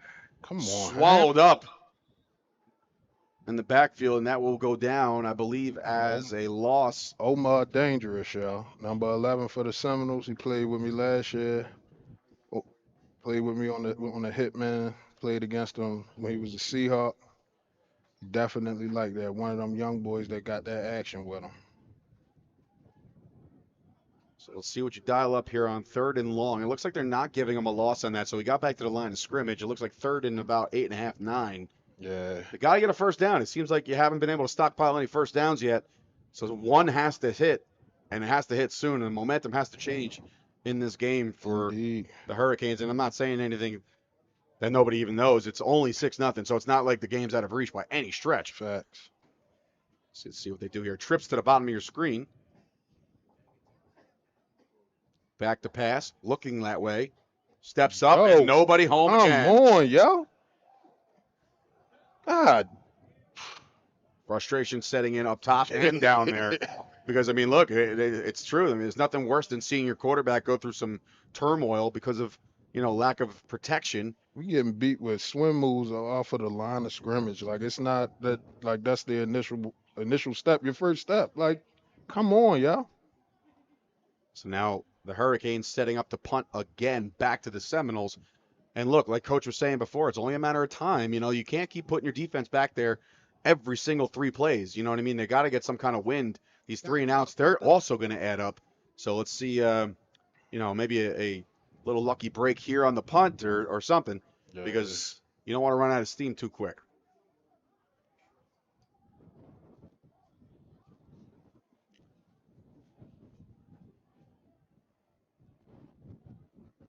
It's Miguel Bernard back to punt. Yeah, Miguel got one of them legs too, man.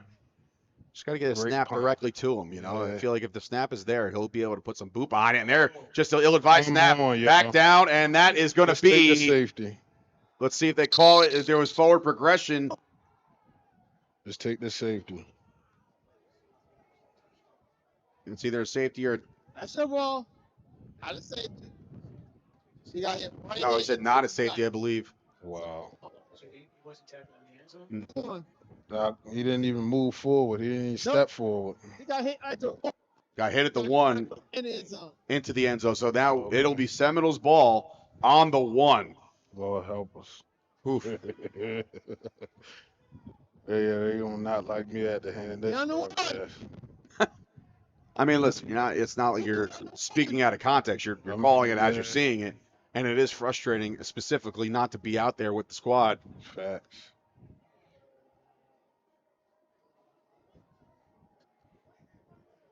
So now a 6-0 lead here in the second quarter. Seminoles about to take the ball again now inside, I believe, inside the Hurricane 1, inside the 1. So he was hit at the 1, fell into the end zone. That's why no safety was awarded, but a safety might have been the best thing that could have happened in that situation. You could have readjusted the field. Yeah. 15 seconds to snap. I don't think they're going to get a playoff here. They're just jogging onto the field. I don't think anybody heard the referee, so this might be working in the favor of the Hurricanes. This might be a delay game immediately. Right now. 5, 4, 10 seconds now. That was 10, brother. You must not know how to count, Mr. Right? 9, 5 seconds. 4, 3, 2, 1. Where the flag at? That's a flag. Where the flag? Yeah, but there's a penetration. He gets out of that somehow. Rolls right. Has somebody in the back. He has a wide open. He drops the ball. Fuck all that. Where the flag at? That was a flag. Jackie Smith, eat your heart out. Oh, my goodness. That was a flag. Hit him in the chest. Wide open. Oh. He called 5 seconds, and he snapped the ball at 7 seconds, bro. So no delay game call, but also no touchdown via the drop. Yeah, ball don't lie, though. Absolutely, ball don't lie.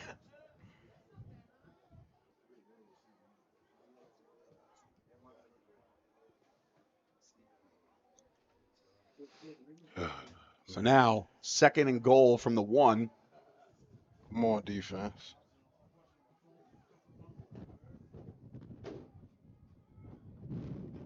Wind is blowing. You can hear it on the referee's mic that we have down there. 10 seconds. 10 seconds there. Dive. Look at the alignment. Oh, rolling out right. Got him. Touchdown. Easy pitch and catch. That is a good one. Seminoles score again from very short yardage. That is 13, Chris Jean-Pierre. And just like that, it is 12-0 in favor of the Seminoles.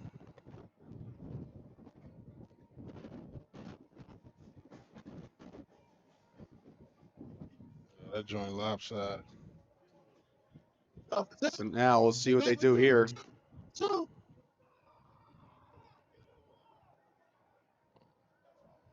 Looks like they're going to line up to go for 2 to try to make up for the miss earlier.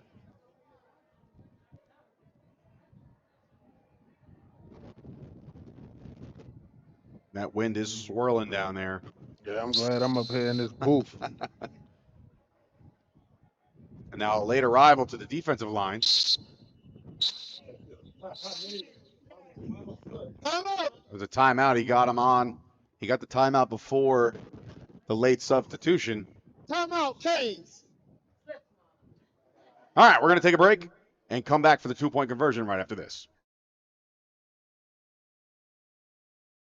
Wow, you found it. I did. The History of Water Part 6. I've been dying to read this. I know, honey. I love this. I love you. Are they for real? I always wanted that book. At Culligan, we get that most people don't think about water like we do, and that's okay. You see, when we install one of our high-efficiency water softeners, we're thinking about hard water and lime scale buildup, so you can just think about longer-lasting appliances and softer skin and hair. At Culligan, we think about your water, so you don't have to.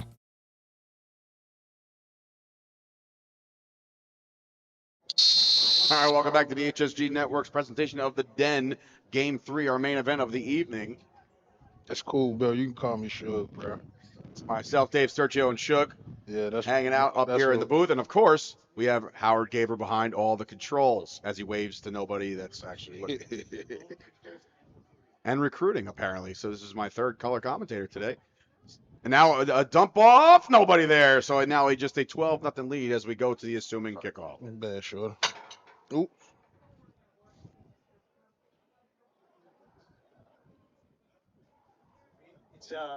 That's the wireless. You got it from we're plugged into it. Got an outlet. It's straight to face. No, we don't have any.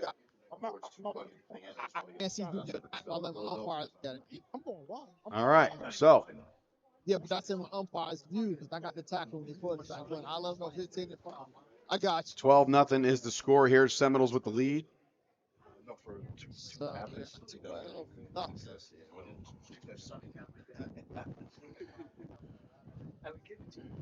appreciate it. Thank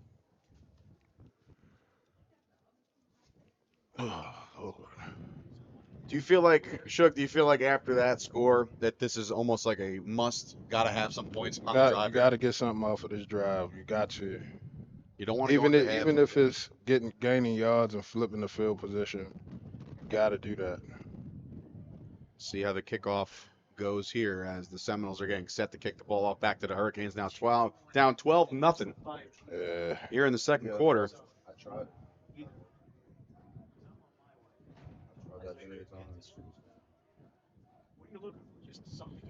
Jesus Christ. Kickoff will happen eventually.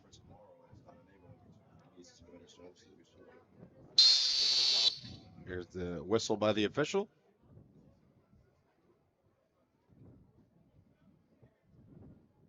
Little pop kick. That one's going to land around the 28 to outside taken. 23 now can take it outside. It's got a lane, and this is probably their better field position of the night to try to get something going here. Omar on the tackle, shorty. That's my guy, man. This one will be started off and marked at, not sure of the line judge here, 45-yard line, it looks like. I can't wait to go talk to them at halftime. Now in the huddle now down 12-0 early here in the second quarter. You don't abandon the run. Yeah, No, I mean, it's, you me, got to stop me establish. personally, I'm still running the ball. Okay. I'm not going away from it. It's the bread and butter. It's what gets the rest of the offense going. So I'm gonna stick with it. They just got to do their job. They know the job to do. They got to execute it. Execution is the name of the game here. 1st and 10 now from the Hurricanes' 45-yard line, down 12-0 here. They got 10 people on the field. This defensive end is clearly in the neutral zone, but I guess they don't know what the neutral zone And a is. by timeout the call, refs. exactly what he knew. 33 had the wherewithal to call that timeout.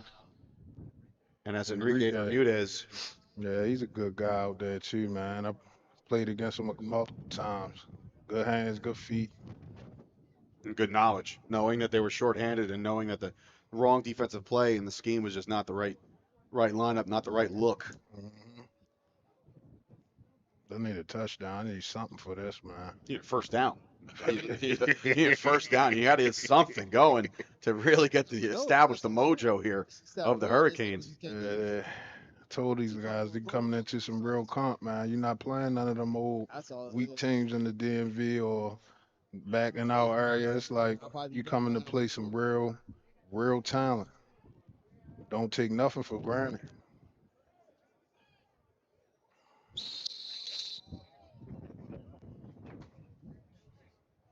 First down and 10. He's still in the neutral zone. Yeah, the referee's right there. The line judge's right there to see his helmet just kind of floating in. They're looking to bring the house here, but only show. Here's the blitz from the outside and spiked into the earth, I think. I don't know if he grabbed that. Like, come on, Mr. Ref. That was a catch. They're not giving him a catch here. That's an incomplete pass. Somebody let the ref know. This referee on the bottom of the screen right now is saying no, so. He can see that it's no catch, but he can't see the man in the neutral zone. Make it make sense, bro. So here's the replay here. We'll see if this is a catch or not. So coming off, he's got to get rid of it, and skipped up into his hands. 3 minutes, just over 3 minutes to go here in the half. The Hurricanes absolutely need to get something going here. 2nd down and 10. He's not coming. Yeah, they're showing a lot, but I think it's all just smoke and mirrors. They didn't pick up the blitz at Come all. on, yo. And now he gets rid of it, and that ball is going to sail into nobody. But man, oh man, he just ran right around. He couldn't pick up that blitz or that, the edge. But man, you got to give him some more time to at least take a couple more scans down the field before he's flushed. Jesus Christ, yo. I mean, they playing how they play. I can't knock the Seminoles right now, but Lord have mercy, Hurricanes. What are you guys doing out there? I'll use good language. There you go. Clean yourself up. See, he's learning already. Howie, on the fly. So now 3rd down and long. Mm-hmm. Got to get something going here before the half as we're just about the 3-minute mark.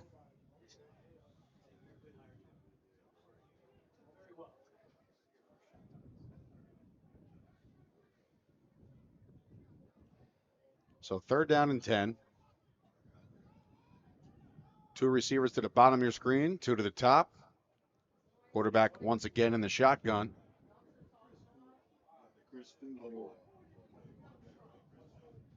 Back to pass, and this is a setup screen, nobody home, and that just didn't get off the ground. I get the idea. I do get the idea, but you got to execute there. Man, you got to get some yards first, brother. It feels like we just calling anything at the moment. It's no continuity. It's no plays not meshing up.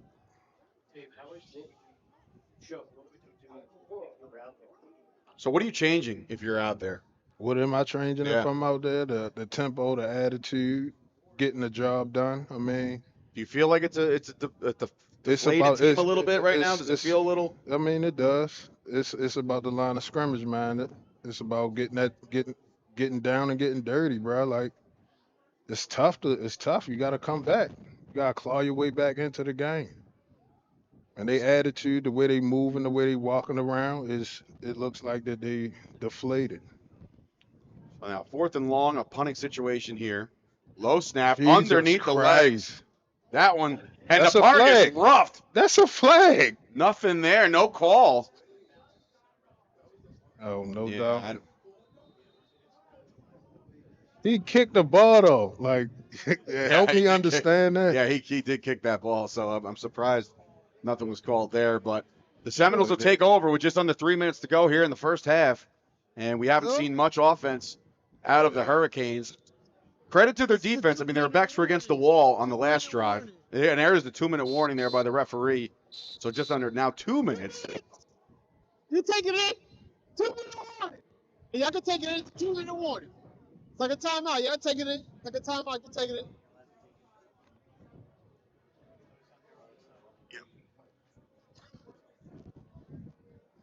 So now 2 minutes to go. He ain't kill him. He's like right here.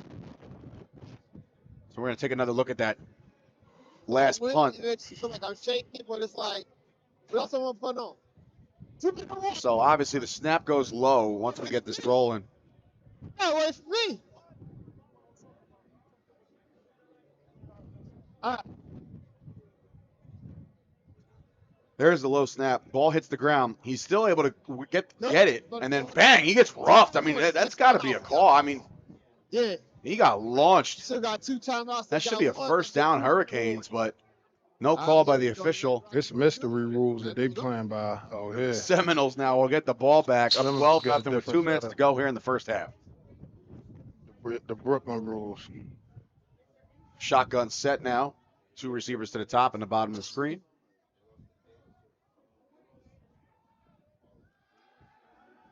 Looking, still looking, has time, steps up in the pocket, Holding. Still with his Where's hands. Where's Look, the it's flag that. at? Nobody around all day, and look at this. He's got room. He's got a lot of room with a wall in front of him. No, sir. He's going to take it I'm out. trying to figure out where the holding penalty is on this right tackle. Like, I'm confused That's as what they call out. big gainer there. It done been 5 penalties that they ain't called. That's clearly right there in front of you. It's a big play here as we're coming up on the end of the first half. And what the Hurricanes need right now is to absolutely not let any more points up on the scoreboard before the half.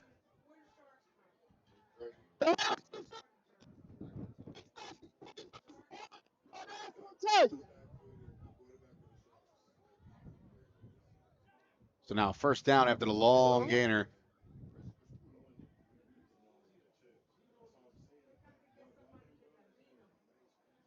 Snap, looking, dumps it off to the outside, has a block, and now to about the 11, 12-yard line. Clock is running. Knock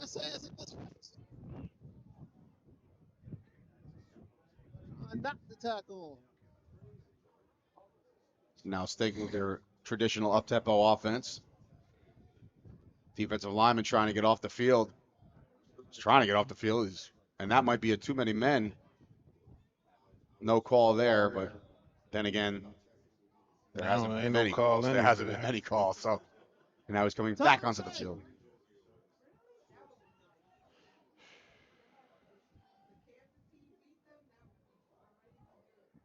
Somebody leave. Couple whistles here. I'll time out for you. Timeout, Canes. Timeout. Hurricanes calling a timeout. I don't have to watch. Let's take a break before we get to halftime. We'll be back right after this.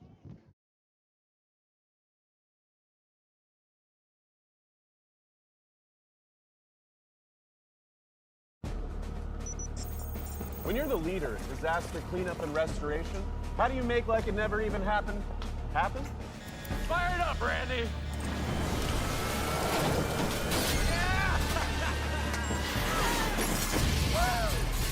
By being prepared for anything!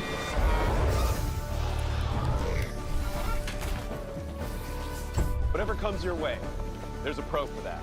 Serve Pro, like it never even happened. Welcome back to the HSG Network. We're just under a minute now left to go. You have 2. Oh, Lordy me. The Hurricanes desperately need a stop. They're Take right. them Yes. Try to take Stop this the halftime. turnover, something, man. 12-0 in favor of the Seminoles.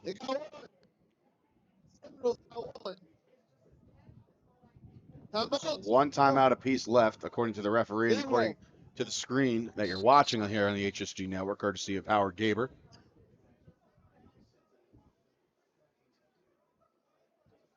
No, we definitely got 0. So now, lining up around the 15-yard line.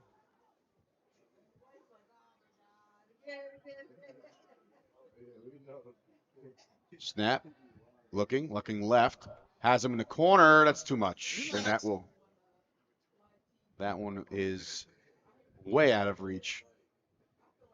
More defense for a Kareem Stewart.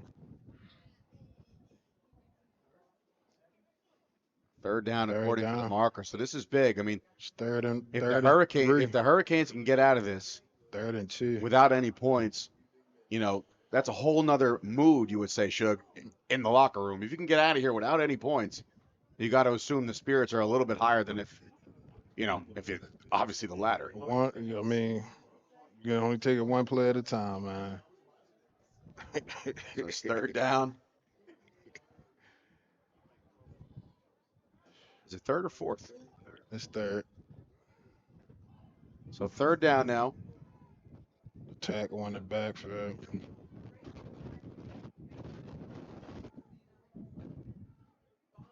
Back to pass.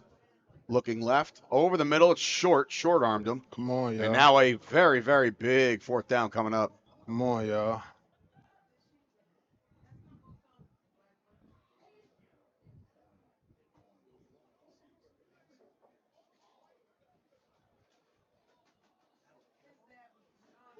Not with this wind. No. So let's see here what I said that. All right, that was 4th down. I told you. Okay, so I'm sorry. I was saying correct. Snap. That's a massive That's stop. a great job, defense. By the Hurricanes Great defense job. to try to get into halftime. Now down just 12-0. That 4th down, and you know what? Not for nothing, but that 4th down play, it made it feel like a 3rd down because it wasn't even designed to get a 1st down. So that's why the confusion there. Not going to do it. And the play previous was an out all the way in the back corner post in the end zone.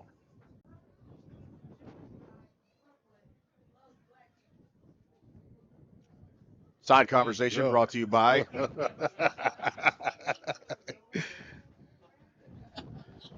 We caught it on the air. I mean, hey, listen, that was funny as I don't know what.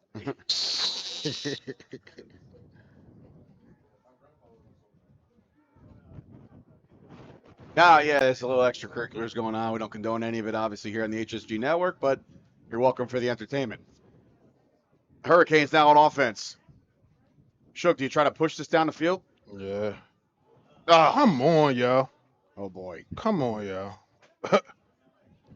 That's Eugene. That's a drop by Eugene Page. Kind of looking ahead before he made the catch. He was looking in greener pastures in front of him. Got to secure the ball first. Man, I don't know what they are out there, bro. Like, they ain't come to play this half, I guess. The next half, they want to do something different. So what adjustments, obviously, are you, if you're in the ear of your teammates, what exactly are you barking at them at halftime? It's really about your will right now. It's about whether or not you want to lay down or you want to get a win. And it looks like that run is indicative to say that they're looking to get to halftime here. Yeah. And try to reset and try to take that defensive stand high momentum. And that'll do it. That will do it. That is going to be halftime with the Brooklyn Seminoles 12, the Hurricanes 0. We'll be back in just a little bit for the second half of this one.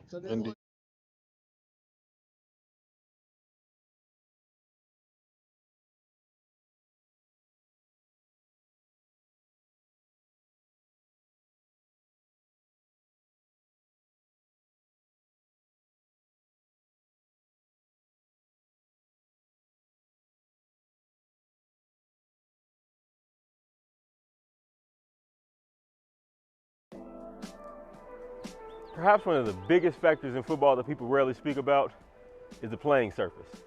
but it can affect everything from the way the fumble bounces to player injury. And no one in the country understands that more than the award-winning Mississippi State football program. And on this episode, we're going to learn their secrets. I'm Leland, and welcome to Sports Dissected, the series.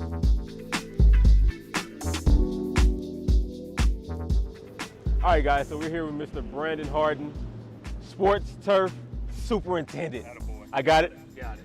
What does that mean? I maintain some of the best athletic fields in the country. Duty Noble, Scott Field, practice football field, softball, soccer, track, any athletic field here, I maintain it. I have a pretty good staff of 4 full-time guys that are all graduates of here, 6 to 7 students, and as you'll see, we utilize the students very much so in the preparation for all of our fields. So this, what I hear, is an award-winning program. That's correct. We are the only college institution to win the STMA Collegiate Football Field of the Year award 3 times. Okay. So we're about to hop in it. Am I gonna get real dirty? Yeah. I'm gonna have to change clothes. Yep. Change No doubt. shoes. Absolutely. Let's go get dressed and I guess get to work. Let's go get dirty. All right.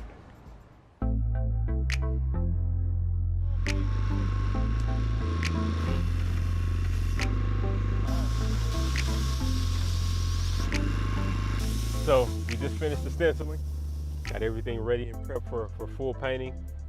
What step are we at now? All right, so like you saw, we cut in all the letters. We've cut in what we're gonna do for the actual border surrounding the field. So what we'll do next is we'll start filling in once this dries, once we get the nails up, start filling these in, colors, logos. That's where you're gonna see how precise you have to be with this wand. And you're gonna learn firsthand what it takes to do it. So I'm noticing the water going in the background. Right. You said that's the small one. That's the small one. That's pushing about 185 to 195 gallons a minute. So does the amount of water, does that change the texture of the grass? Does it make it stronger for game day? Absolutely. How does that play a factor? Absolutely. We have a bunch of different tools at our disposal to adjust surface hardness, where it's firmer for the foot, but it's softer to the head. Now, last watering question before the sprinklers. Do I call them sprinklers? Yes. Okay, before the sprinklers. Irrigation cannons, whatever you want to call I it. like that name better, irrigation cannons. There you go. Before they start back up, does the type of grass play a factor in how much water it needs? Absolutely, absolutely, especially temperature time. You know, ryegrass is what we overseed with, and it's a cool season grass. So once you start getting in those 80-degree days, it takes more water to keep that ryegrass cool. You know, the hotter it gets, it's struggling to compete with that Bermuda grass underneath it. And naturally, that Bermuda grass in the warmer months is gonna outcompete the ryegrass, and vice versa in the fall and in the spring when it starts going into dormancy, that ryegrass is gonna outcompete that Bermuda. Thanks for the information. Yeah. I want to get out of here before that 10,000 gallons of water starts back up, so let's go. Let's keep it moving. Let's go. So we're here with Dr. Stewart, Associate Professor of Agronomy. Agronomy. Now, we're looking at, obviously, the beautiful field out here. It looks good now, but I'm assuming after game day, it's pretty beat up. If it's a game in which we've like maybe had rain right before it or during the game, the field tends to tear up. If this field plays dry, you can certainly tell that it had a game on it, but it's probably not torn up. Really? This field is well drained. It has a sand base. It is designed to handle the wear and tear of play. How does the sand play a factor? And then how does the type of grass play a factor in it being able to recover so fast? Well, the sand plays a factor because the sand gives us good drainage.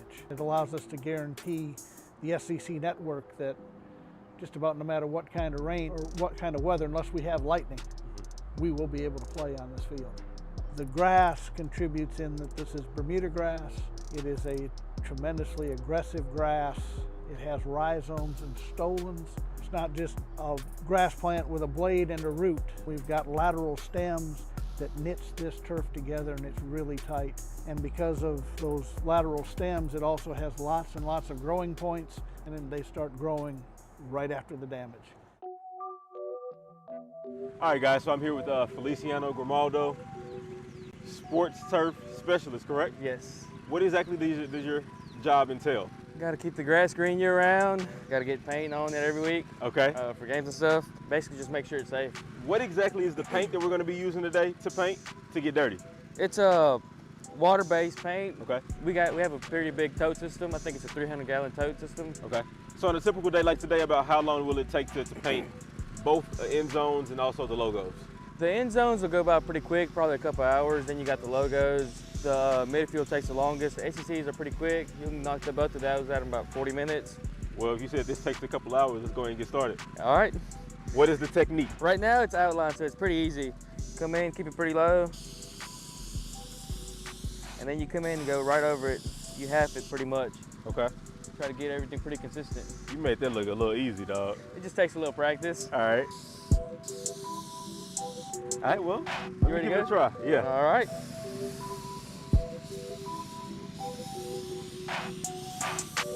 Doing pretty good.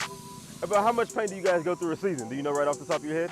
Probably go through about 8 totes. Okay. These are 300-gallon totes, so 2,400 gallons of paint, roughly. How we looking so far? Looking good, looking good. All right. Looks better than the other guys. All right, so now how do I attack this part? I would probably go do that next. Okay. And then do this, and then you'll have a straight line to go all the way across. Ah, I'll let you knock that side out. All right.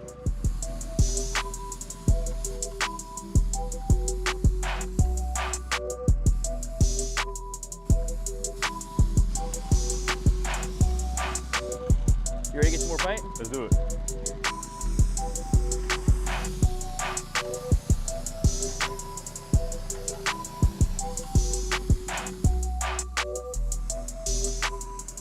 You know what I just realized? What's that? Either you set me up for failure or you really wanted me to learn. Because you gave me the biggest letter. Well, you start off a small area and then you got better as you went. You're right. Here, before you know it, we'll see you painting for the Super Bowl. I don't know about all that. That's a lot of pressure. How we looking? Perfect. Yeah. Yeah. Appreciate it.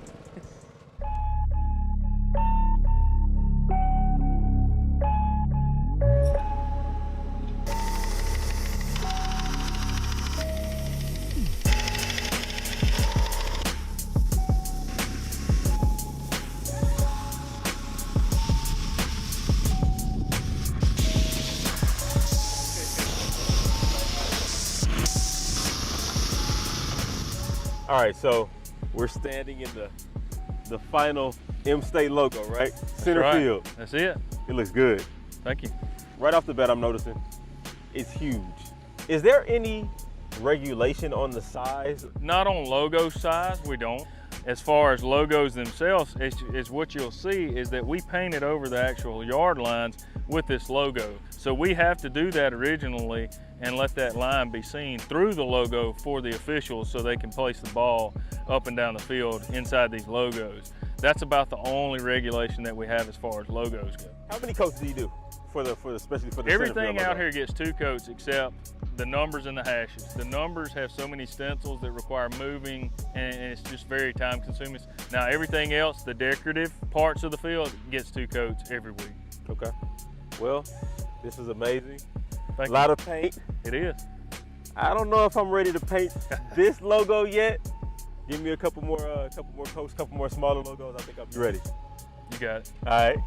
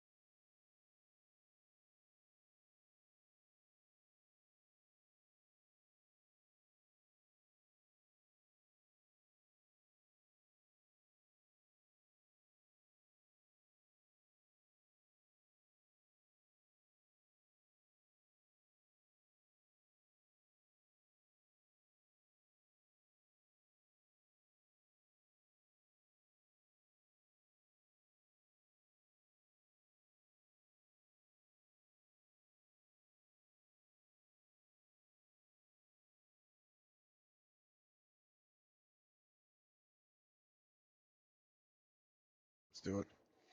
Welcome, everybody, to the second half of the HSG presentation of the Den. Day 1, Game 3, the main event here with the Baltimore Hurricanes taking on your Brooklyn Seminoles. Dave Sturgio, Coach Bill in the building. And, of course, Howard Gaber behind the controls. Are you waiting for me? And we have the referee still mic'd up. Yeah, we're waiting for you, pal. So here we go. They're lined up, ready to go. Seminoles will take the ball. Hey, Coach, I mean, obviously, I saw you watching the game as I had Suge over here. He was irate. You could tell. You could tell he was holding back a lot of the words he wanted to say, but he didn't for the sanity of himself and obviously his team. What are you seeing here? It's 12-0, where it feels like it's 24-31-0. What are you seeing here? Well, what you heard from Suge was emotion. You know, he's Yeah. a player, man. He wanted to be out there. He saw the same thing we saw out there, but he was looking at it from a different perspective. Right. I'm not one for moral victories, but I believe the Hurricanes got to believe that they have one going right now. Yeah. To only be 12-0 after what we saw G Block doing what he wants to do, having all the time in the world. To only be 12-0. I feel you should take that as a victory, build on it. Suge did say something that made sense that we all said here. It's all about attitude and demeanor. Yeah. I think the demeanor needs to change. If you want to win this ball game, you got to believe you can win it. You got to act like you can do it. You can say what you want out your mouth, but if your body language says something different, that's what's going to transfer onto the field. 110% accurate, yeah. And like, yes, as you said, there's no moral victories. But with the Hurricanes holding the Seminoles to nothing at the end of that half, you got to assume they went into the half feeling a little bit better about themselves heading into this half. So we'll see if there's any adjustments. Halftime adjustments obviously are a big, big thing in the sport of football. Everybody knows that. Halftime adjustments are everything. And we're going to see what this Seminole offense brings out. But you got to credit this Hurricane defense. The one touchdown they let up, their backs were against the wall. So as far as big play is concerned, I think they've done a good job limiting this Seminoles offense. They definitely have. And later at the end of that half, they did find a way to get to him somehow. They had a couple sacks there. We talked about them stunting the guys up front. If they go with that game plan, I think they might change this around a little bit. So 1st and 10 now as we start the second half of this game. There's that draw. Draw right up the middle and gets through. Couple times. Look at this angry hard rush. running. A Good old-fashioned hard run. running. A 14-yard gain on a draw play. Kevin Pear, absolutely right down the middle. And that right there is the worst thing you want to see right now with the Seminoles, because you know they can air it out. If they're getting a running game going, bad sign. Look out, indeed. So now up-tempo as the Seminoles always run. Look, I'm not as familiar as you are with the Seminoles team, so obviously this is their staple, right? I mean, this is how they run their offense at all times. Good stop stop there. It's not just because it's the Hurricanes. These guys are fast. It's a machine until you stop it. Got it. It's a machine until you stop it. They don't divert from it much. You stop one thing, they go to something else, and they find a player to get hot. They find that player. Might be the running back, might be the scat back, might be the receiver, might just be the quarterback. But they're going to find that athlete to get hot. Shotgun set now. 2nd and 10. And that's just to slow. They do huddle when they get up high points. That's just to slow it down. They don't need to go high. They're already up 30. It holds down the mistake factor. But they're looking to punch the Hurricanes right in the mouth here to start. Yes, they are. Second half. Let's see what they dial up here. Shotgun snap. He's looking, still looking. Now he's going to call his own number, and stumbles over. The old turf monster got him. Yep. And that's the thing with him, man. Sometimes you don't know. You got to have lane integrity when you rush somebody like G Block. If you run in there all wild and all, he's going to find that seam and he's going to be gone. So you got to have some kind of lane integrity, gap integrity when you try to put that pressure on him. So now it's a big 3rd down here. Try to get off the field.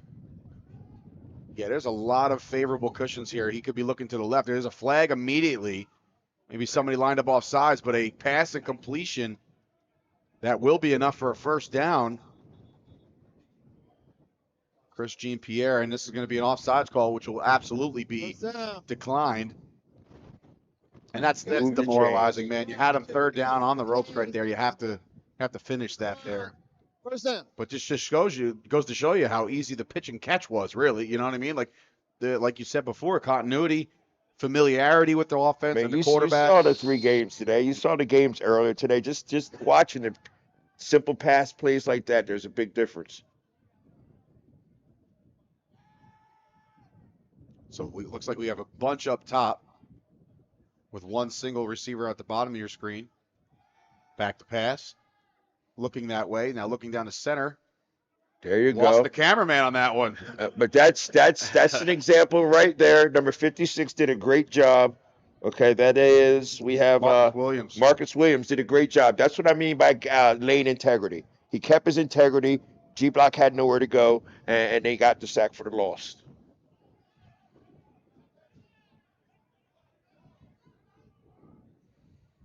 Second down. Second down there after the sack, and also something to note that get home sack was from the front four. You know, so it's not like they're not throwing extra pressure at you. If you get home with the front four, that is everything for a defensive line, and a defense coordinator is probably very jazzed up about that. That's right.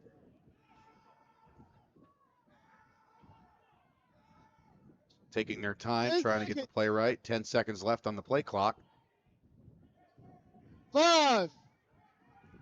5 seconds. In the corner. Bobble there it is, snap. that draw. All right. It's a bobble snap here, and now another big third down coming. Third and change. 3rd and 10.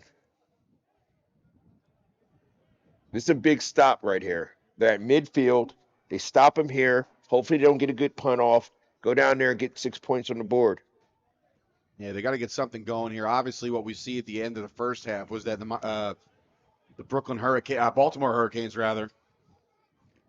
I almost called them Miami Hurricanes, to be honest with you. College rivalry renewed here at the Den. Big third down. Back to pass, looking left. Has somebody floating. Big hit there. That's a big hit. And Great tackle. Nice sound tackle. Short of the chains. That's number 21 on the hit. That's Ken Burton Jr. for the Baltimore Hurricanes, laying the wood there as now a pivotal fourth down coming up. This is a statement here. This is the statement right here. The Seminoles are basically saying the risk ain't too high for us. So see if they draw up here. Obviously, like you said, no huddle. All the plays are basically relayed to the queue, and then he relays it on the fly. Now, here what I would do. I would do a hard count, try to draw them off, get the penalty to get the first. Back to pass. Gets his laces. Steps Oh, up. Whoa, no down flag. he goes. Oh, that was close to being the flag. Got him, though. Big time sack. That's what they needed. I believe that was number 14, if that was. That's Sylvester Washington. That's going up.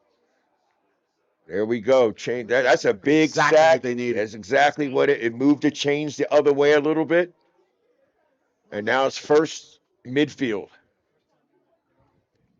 Interesting tackle. It's the referee. Interesting tackle indeed.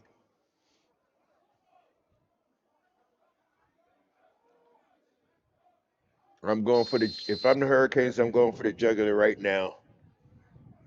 Why they're all just shuffled, why they're all. Yeah, I mean, look, this is a momentum changer here. This is where you got to cash in. They haven't been to this, almost to the Seminole side of the field. I mean, I might be wrong there, but That's I the feel first time like crossing. Yeah, I feel like this is the first time in midfield. So this is a big series here for the Hurricanes. Yeah.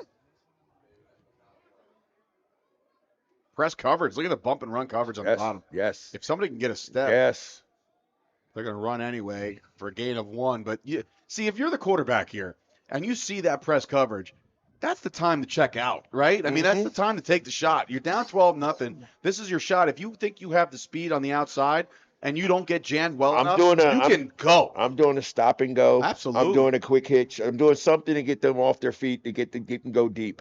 Stop and goes, things at that magnitude. 2nd and 9 now after the gain of 1.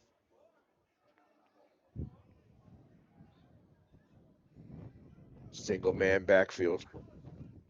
2 receivers to the top and bottom of your screen. Back to pass, looking left, flushed. Finds a bullet. That one goes underneath. Very close to another big play by the Seminole defense, and that's going to bring up a 3rd and long. I feel like the Hurricanes quarterback got to take a little page out of G-Box playbook. I think when he sees that seam up the middle, he needs to get going. He needs to start getting the yardage that he can. He's holding on to it, trying to pass at the last minute. It's not working for him. Yeah, it seems like he has the time. Once he steps up in the pocket, he has that mobility, and it feels like he has the legs to make a play, but he's not. It's showing that he's not showing much confidence in his legs. No, sir. And just trying to let it rip. So now another big down here.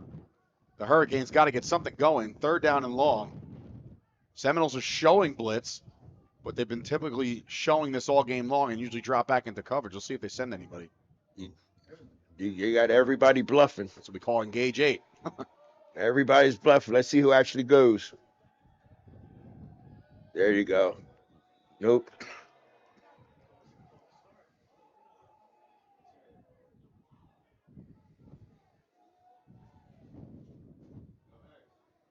False start.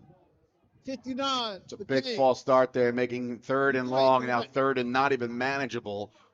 That's what all that movement does. All that bluffing, all that stomping. And you could do that. You know, you can do as much as you can. As long as you don't cross over into the neutral zone, you can pretty much do whatever you need to do to get the offensive line to jump. Yeah, the wind is swirling. You can hear it on the referee's mic here in the second half. It's 12-0. Seminoles lead the Hurricanes here on the HSG Network. We want to thank everybody for joining us here on the live stream on the HSG YouTube channel, courtesy of HSG. And yeah, if you're watching this, guess what? This isn't the only time they do this, so make sure you hit the subscribe button, like the video, share it out, let your friends know what you're watching here on a Saturday night. He's got time. He's got time. He's got a man. Oh, come on. They got to complete that. Just overthrown. That was Kyle McEachin's to no avail there. And that'll bring up Walk away. 4th down. Walk away. Walk away. Getting a little chippy out there. I mean, look, the frustration's got to be setting in here. Now it's 4th and a mile. And almost, I don't want to say it's a gotta have, but in order to establish something here today, you got to get it. You got to get something. You got to get some kind of positive momentum riding here. Yes. Let's Let's go. So now this is big 4th down. Yeah, I'm not sure. I mean, maybe their defense has been playing pretty soundly at this moment. Why not try to pin them deep and punt the ball? But they're going to go for it and give the Seminoles a good field position if they don't convert. 4th and long. Snap. Drop back. Here comes a rusher, and this is just going to break down. And that is all she wrote on this drive. The Seminoles. Once again, it's all about the body language. No one's angry on the offense that didn't work. Yet the body language is just not there. It feels like defeat. Yes. And it's too early for that, and the score doesn't dictate that they should feel defeated, but it just seems like they're on a different level. I mean, these teams, there's levels to this game, and we know this. It just doesn't seem like the Hurricanes are stacking up at all in any facet of this game. And see, that's what happens sometimes when you play somebody like a powerhouse like that.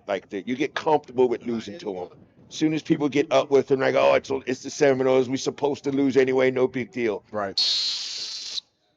The team that beat them is going to be the team that stays in their face the whole time until they fold. Yeah. So after the turnover on downs, the Seminoles will take over on the Hurricanes 49, already in plus territory.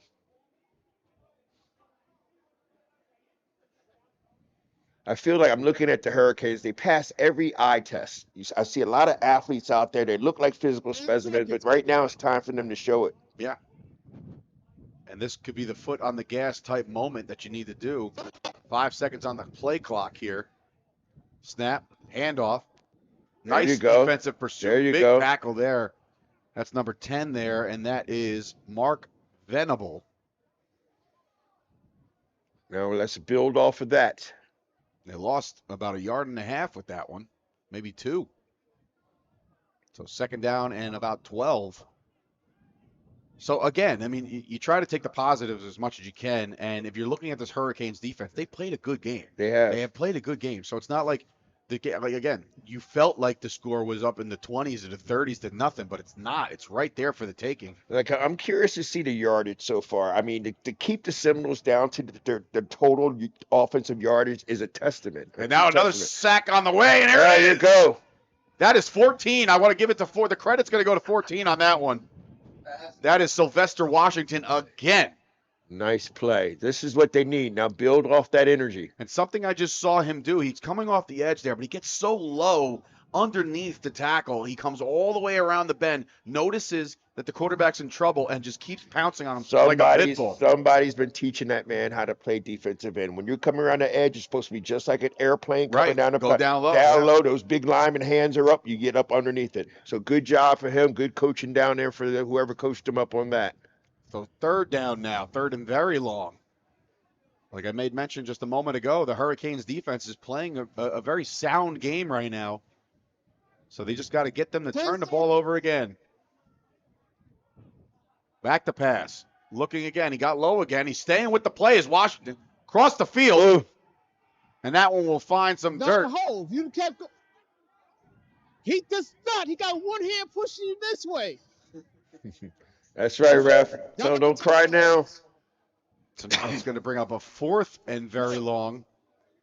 At this point, to the outside. Once you spin in, if he holds you, you're coming this way. He's like this. Once you spun, you don't have to argue. You want the call to tell you how to get it, but you want to do it your way. referee, Mr. Ref, laying down the law. Referee and Sylvester Washington having themselves a nice little conversation here on the broadcast. And so, listen, Washington's looking for the hold. He's not going to get it. The referee's explaining to him how he will get it if he takes a certain route, but he's just not doing it that way. But listen, it's a 4th down. They have they have forced a punt situation here. So 56 will be punting this ball. Let's get a nice return. Maybe get a wall set up. All legal blocks. 10 seconds. I believe this is Omar DeBerry. He's an offensive tackle lined up as a punter. The size of this guy. They're going to run out of time here. Let's just hope it's a good snap right there. Your 5 count. The big boot. Oh, this one's off the side. Plays Gotta in get their out of favor. it. Got it. Poison. Let's You got to get go. out of there. All right. So now. Another just like opportunity. That, yeah. What is this? Let's go an hour.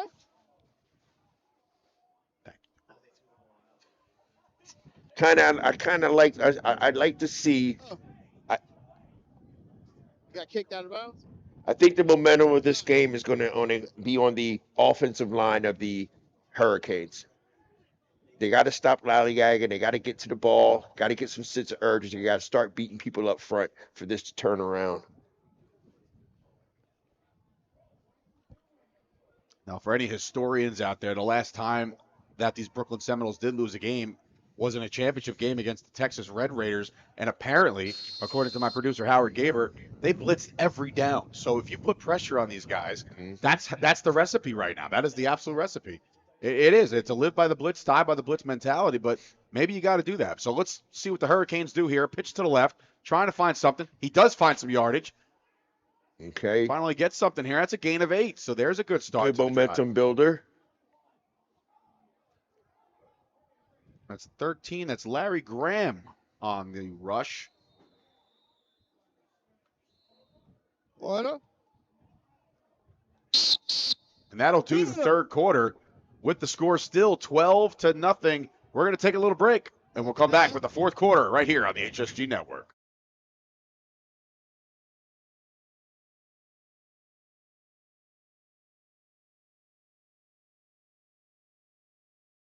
Okay, you know those single-use plastic water bottles? See, because of our filtration systems, billions fewer are being used every year.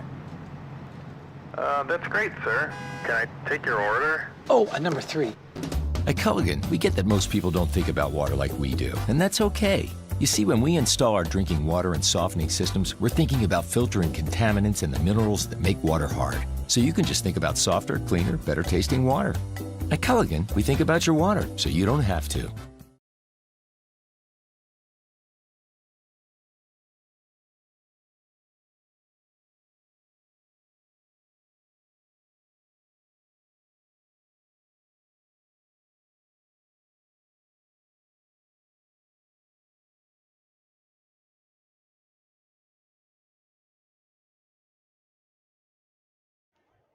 Welcome back for the fourth quarter.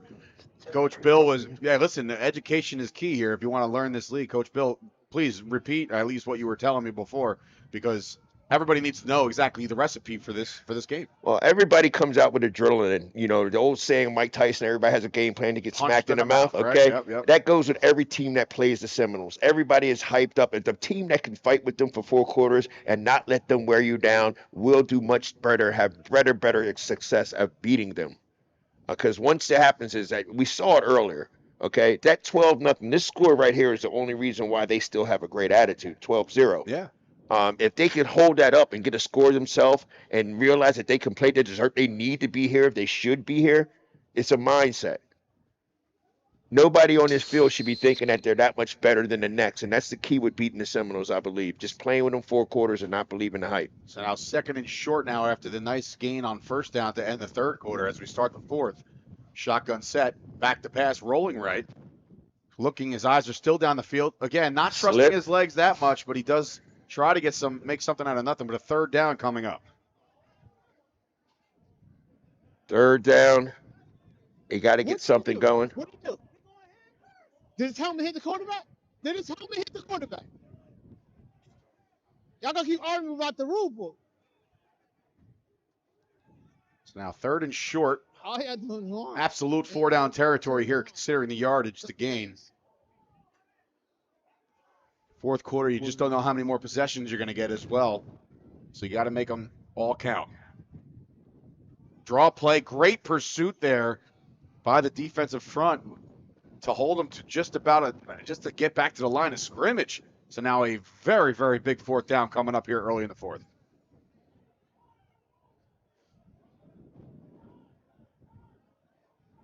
Seminoles are pretty solid defensively as well. Physically dominant. That's what they do. So now let's see what they draw up here on a very pivotal, 4th down. Got to have it. You got to have this one to keep the momentum swinging in your side. This is the deepest they've actually driven the entire game.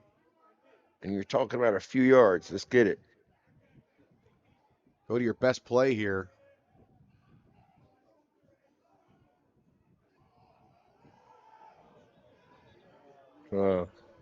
Unbelievable. It was going for him. Not with that pass.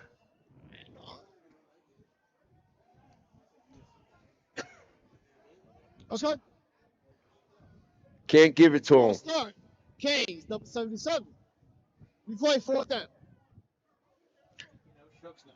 That was a big penalty. That is a killer, because you're sitting there and you're looking at a 4th and 4, and now that false start just makes it just that much more difficult. Yeah, it's the sticks, right? It just doesn't feel good. And now punt. Look at this. Look, they're going to take their offense off the field, and that's a killer.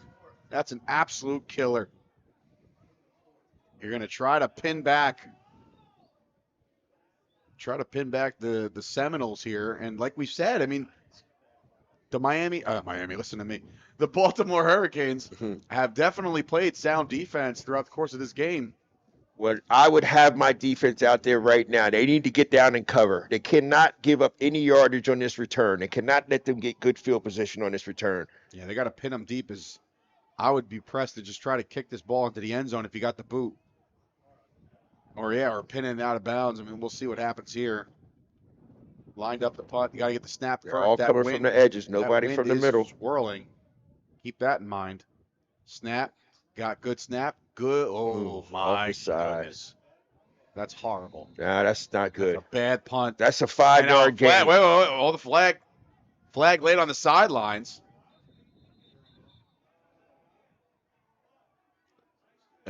Or if it's an unsportsmanlike conduct, that could change a lot of things. Yes, it could. So we'll see what the call is here as they have a scuffle on the sidelines. Referee's just kind of waiting back to see somebody to come bring him an explanation as to why there was a penalty called.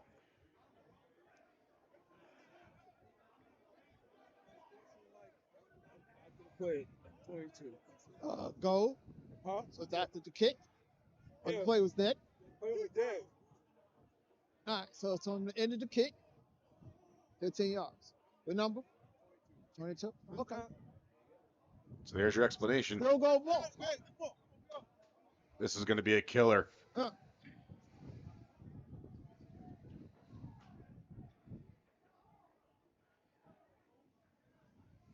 Oh, on Sportsman on the Hurricanes. Yeah, that's big for the Seminoles right now. big for the Seminoles.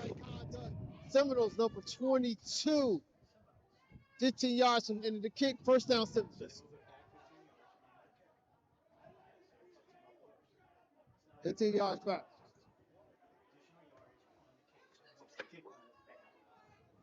Yeah, so you give you 15 more yards on the net because of the penalty. So now it looks like a good kick. Yes, now it's a decent kick because of the penalty.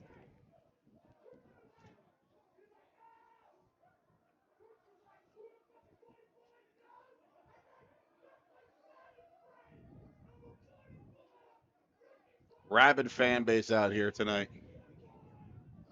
1 second, Lincoln. My guy set. So this drive is going to start from the 25-yard line. That way. Okay. Set. All right, here we go, sir. Nah. So Seminoles will start this drive.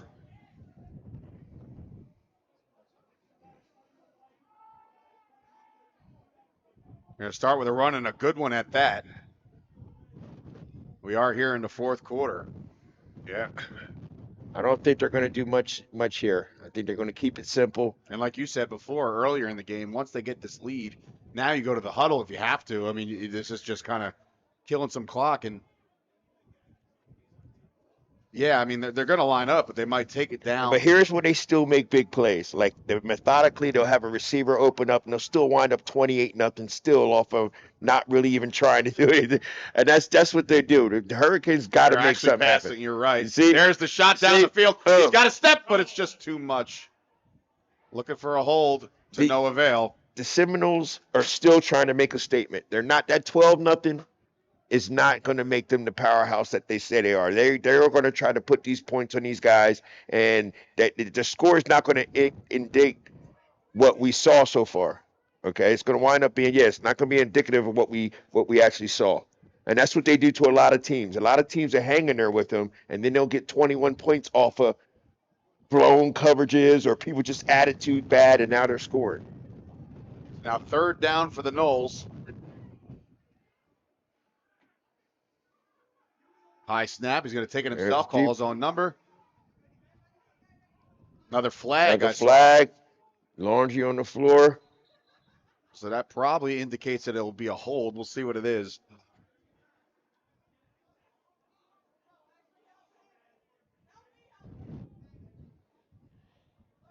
See, what the Hurricanes got to realize, they're one big pick six in this.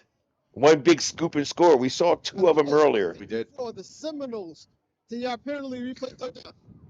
Third down and now extra long.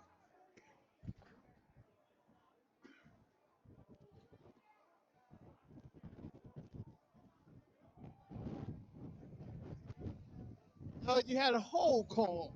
Third down. Unless y'all want fourth and turn down the hole. But that in the first down. All right, here we go. He really explaining it to him.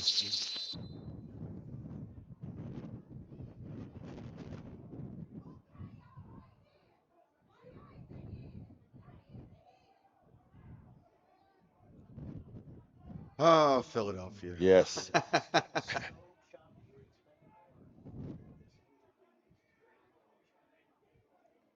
10 seconds. 10 seconds on the play clock, according to the referee's mic.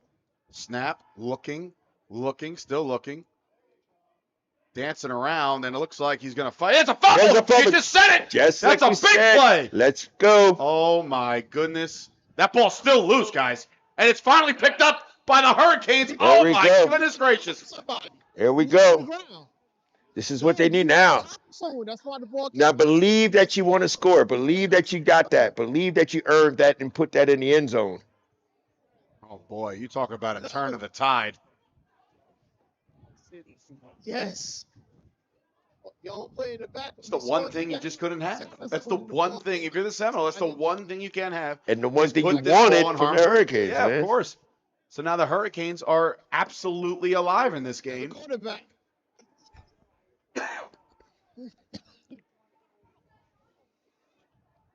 This is a mood killer. Let's go.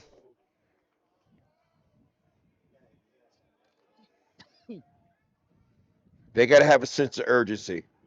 That walking to the ball at the end zone, that's not doing it.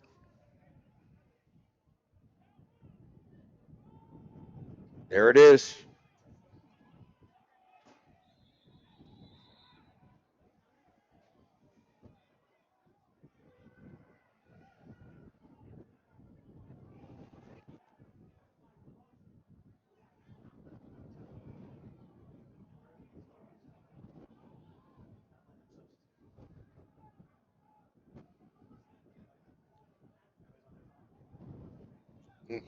Second time, second.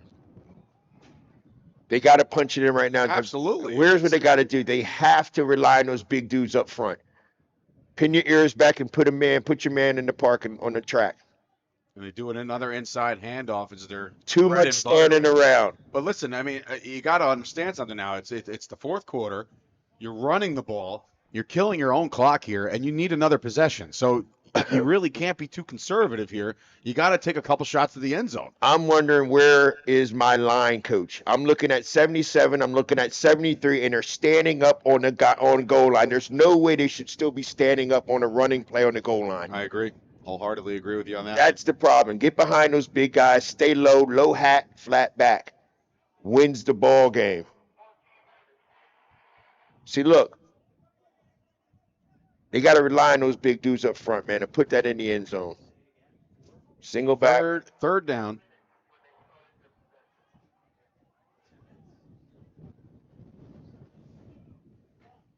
Ten seconds. Single back. That's a bad snap. Oh, my goodness. What is happening here? Team is crumbling within. Guys, they do not have no faith in the guys up front. They should not get down here and get fancy. Any player that's ever played with me, they really know at this point I'm not being fancy. There's no need to be fancy. There's no need you don't need to do anything but have your guys fire out and put your man on that track back there. If that offensive lineman put his defensive lineman on that track, we score. And they got to know that. And is there I mean, I know not this late in the game. You've already been matched up one-on-one, hat on a hat throughout the entire game. Is there an intimidation factor here? It's when you line up, do you intimidation just not factor. have the wherewithal? I'm looking at the guy in front of me right now and saying, listen, my running back's in this end zone. And if he's got to go behind me, he's going behind me. And he's saying, no, he's not. So that's the fight up front. This is the fourth down here. This is probably your ball game. If they, my goodness, forget it. And that, my friends, is how they capitalized on the fumble. So not a good one. That was when that drive started, there was about 10 minutes left on the clock. So now there's probably just about 8, 7 left. The drive did last a pretty long time to do nothing. So that's, it's rough. It's a tough sledding out there for the Hurricanes right now. It is self-inflicted wounds. It's 12-0, man. You know what I mean? It's 12-0. So it's not like, again, the feel and the body language after every possession feels like you're down 35. Exactly. But they're not. So this is a coaching thing, and I don't want to point fingers, but this is a discipline thing. This is a get your head out of your ass thing. You know what I mean? Like, this is that kind of ball game right now. As a line coach, I'm saying to myself, what caused that fumble snap? Was it a heart thing? There's no way my line fell apart getting to the red zone down there. Right. Seminoles ball once again.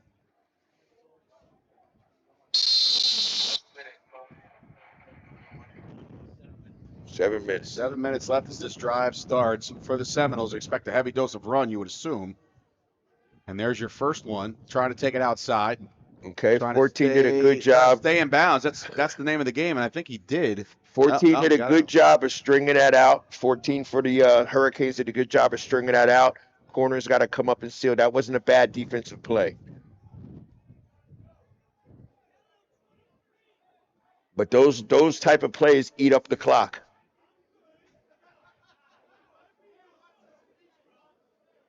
That's right.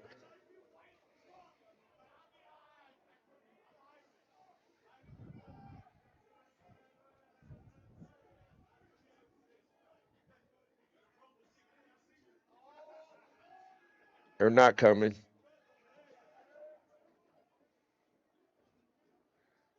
See, that's another thing. See him checking it off? Yeah. Check it off.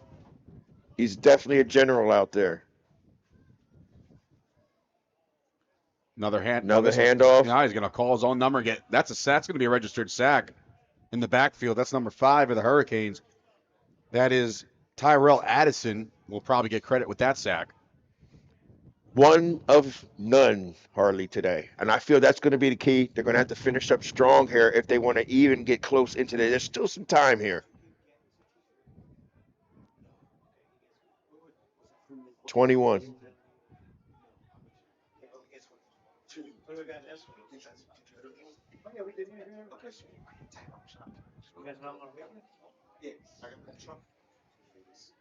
Single backfield.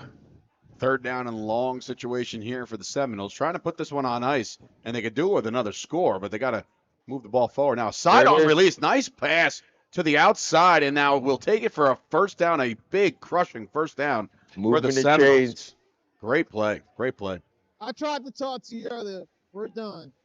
Uh-oh. Ain't no calling nothing. I tried to This mic'd up referee is the greatest thing I've ever heard. Sylvester Washington still looking for a flag here on the hold. He's trying to get that hold out of the ref. He's holding control down there. The ref was not having it. He's definitely holding control down there in that field. Good to see. But this, again, when you watch Washington try to bend, when you try to watch him bend and he gets low, every time he does get low, every time he wants to throw his arm up, if that arm gets knocked, that's not a hold. That's him just swatting him away. Swatting him away. That's all it is. Swatting him away.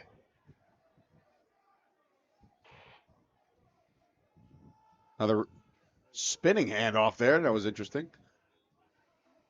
Another flag now, and now I think he might get his hold. It's going to cost you 15.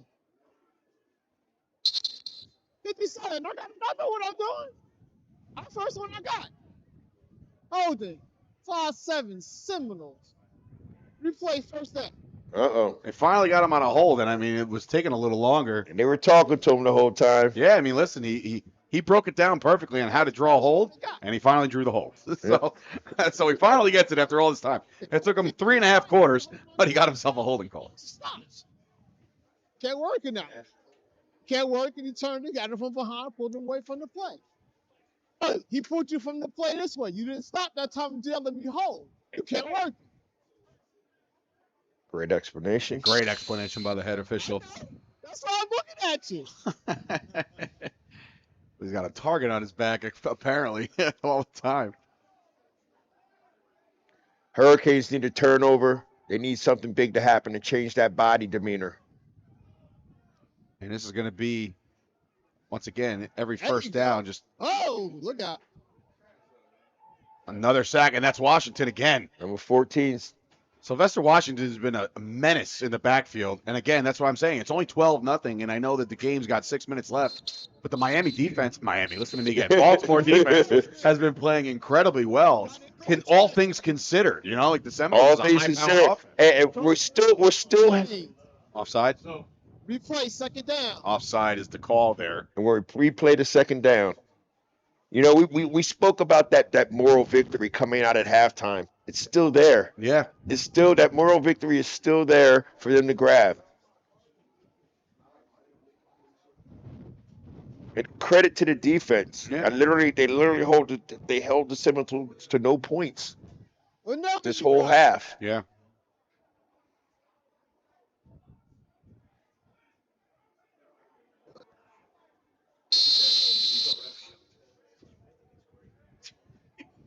I want to thank everybody also for tuning in on the HSG Network's YouTube channel throughout the whole course of the day. 3 games today as we conclude our day 1 of the Den. Day 2 comes at you tomorrow. Whoa, high snap. That's a big play. Another high snap, and this one's going to be a loss of a lot. Good pursuit. Where's the pursuit? Good open field tackling there. It took a couple of them, but they brought him down. We got timeout. Canes. Timeout by the Canes. Hey, listen, they know Guys, they're in this, and we're in this. To the end. The HSG Network takes a break. We'll be back right after this.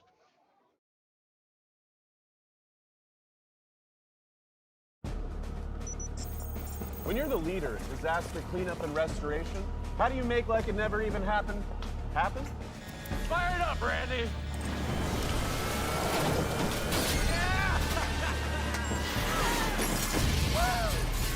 By being prepared for anything.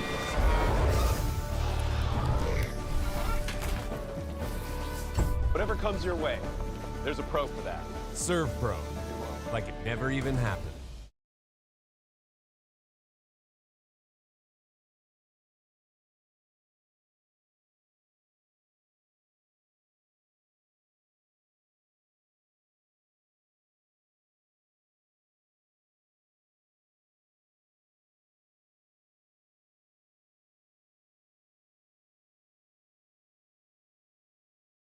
Watching them.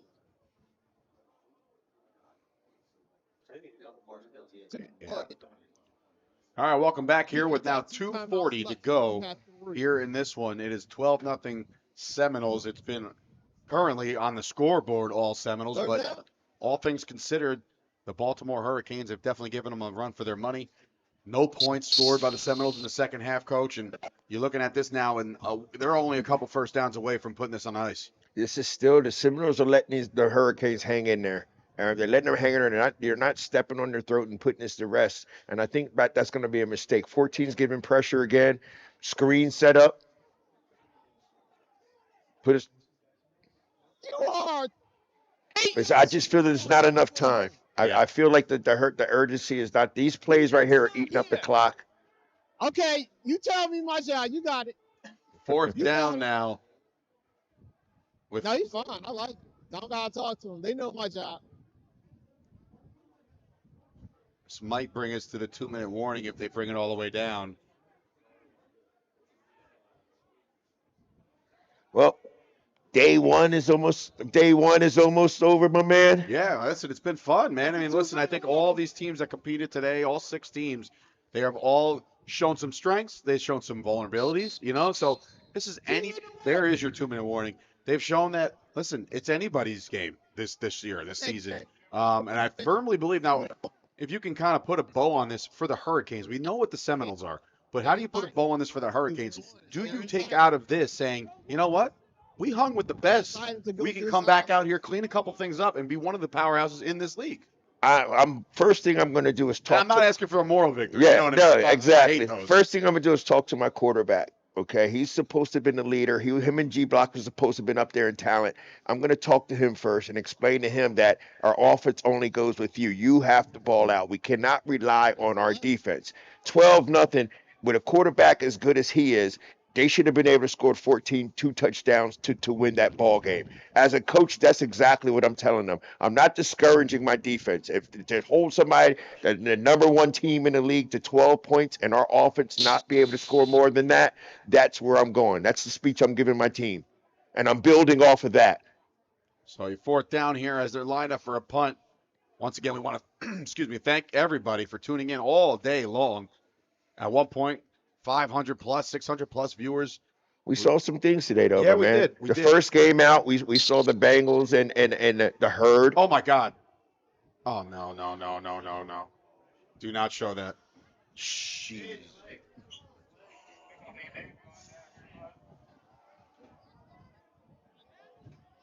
That wasn't after the play.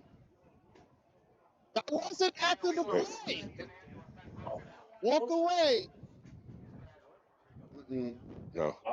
Timeout. Let's finish talking about what we were talking about. Breakdown of the year. Yeah, and let's put a wrap on this one, as this one's probably going to be called. There's a nasty injury on the field. We're not going to show that to you on the HSD network. This one will probably be called after this. But listen, something to be said about both teams. We're going to learn a lot as the season goes long. We have more action coming for you tomorrow. It's going to be an exciting day of events again, and it's going to be an exciting season. So we'll see what the Seminoles can do going forward. And of course, Coach, thank you for joining me all day long today. I definitely enjoyed it. Be here tomorrow for everybody watching the HSG network. Okay, we're gonna wrap things up audio wise. We'll keep the video on for the final moments of this one. But for Dave Sturcho, Coach Bill, and of course, you have nothing else because Howard Gaber is our man in charge. He is the man here. So, ladies and gentlemen, thank you guys for tuning in, and we'll see you guys tomorrow.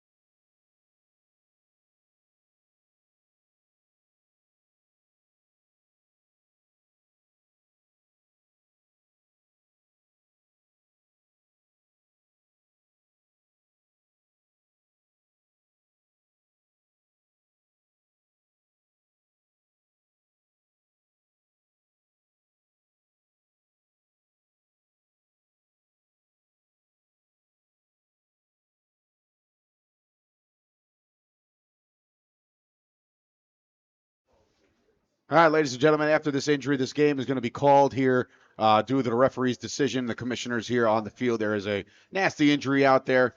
So we're going to get this. We're going to get the help that he needs. So thank you guys for tuning in here on the HSG Network. We'll be back tomorrow with the day 2 of the Den right here on the HSG Network. For Dave Sturcho and Howard Gaber and Coach Bill,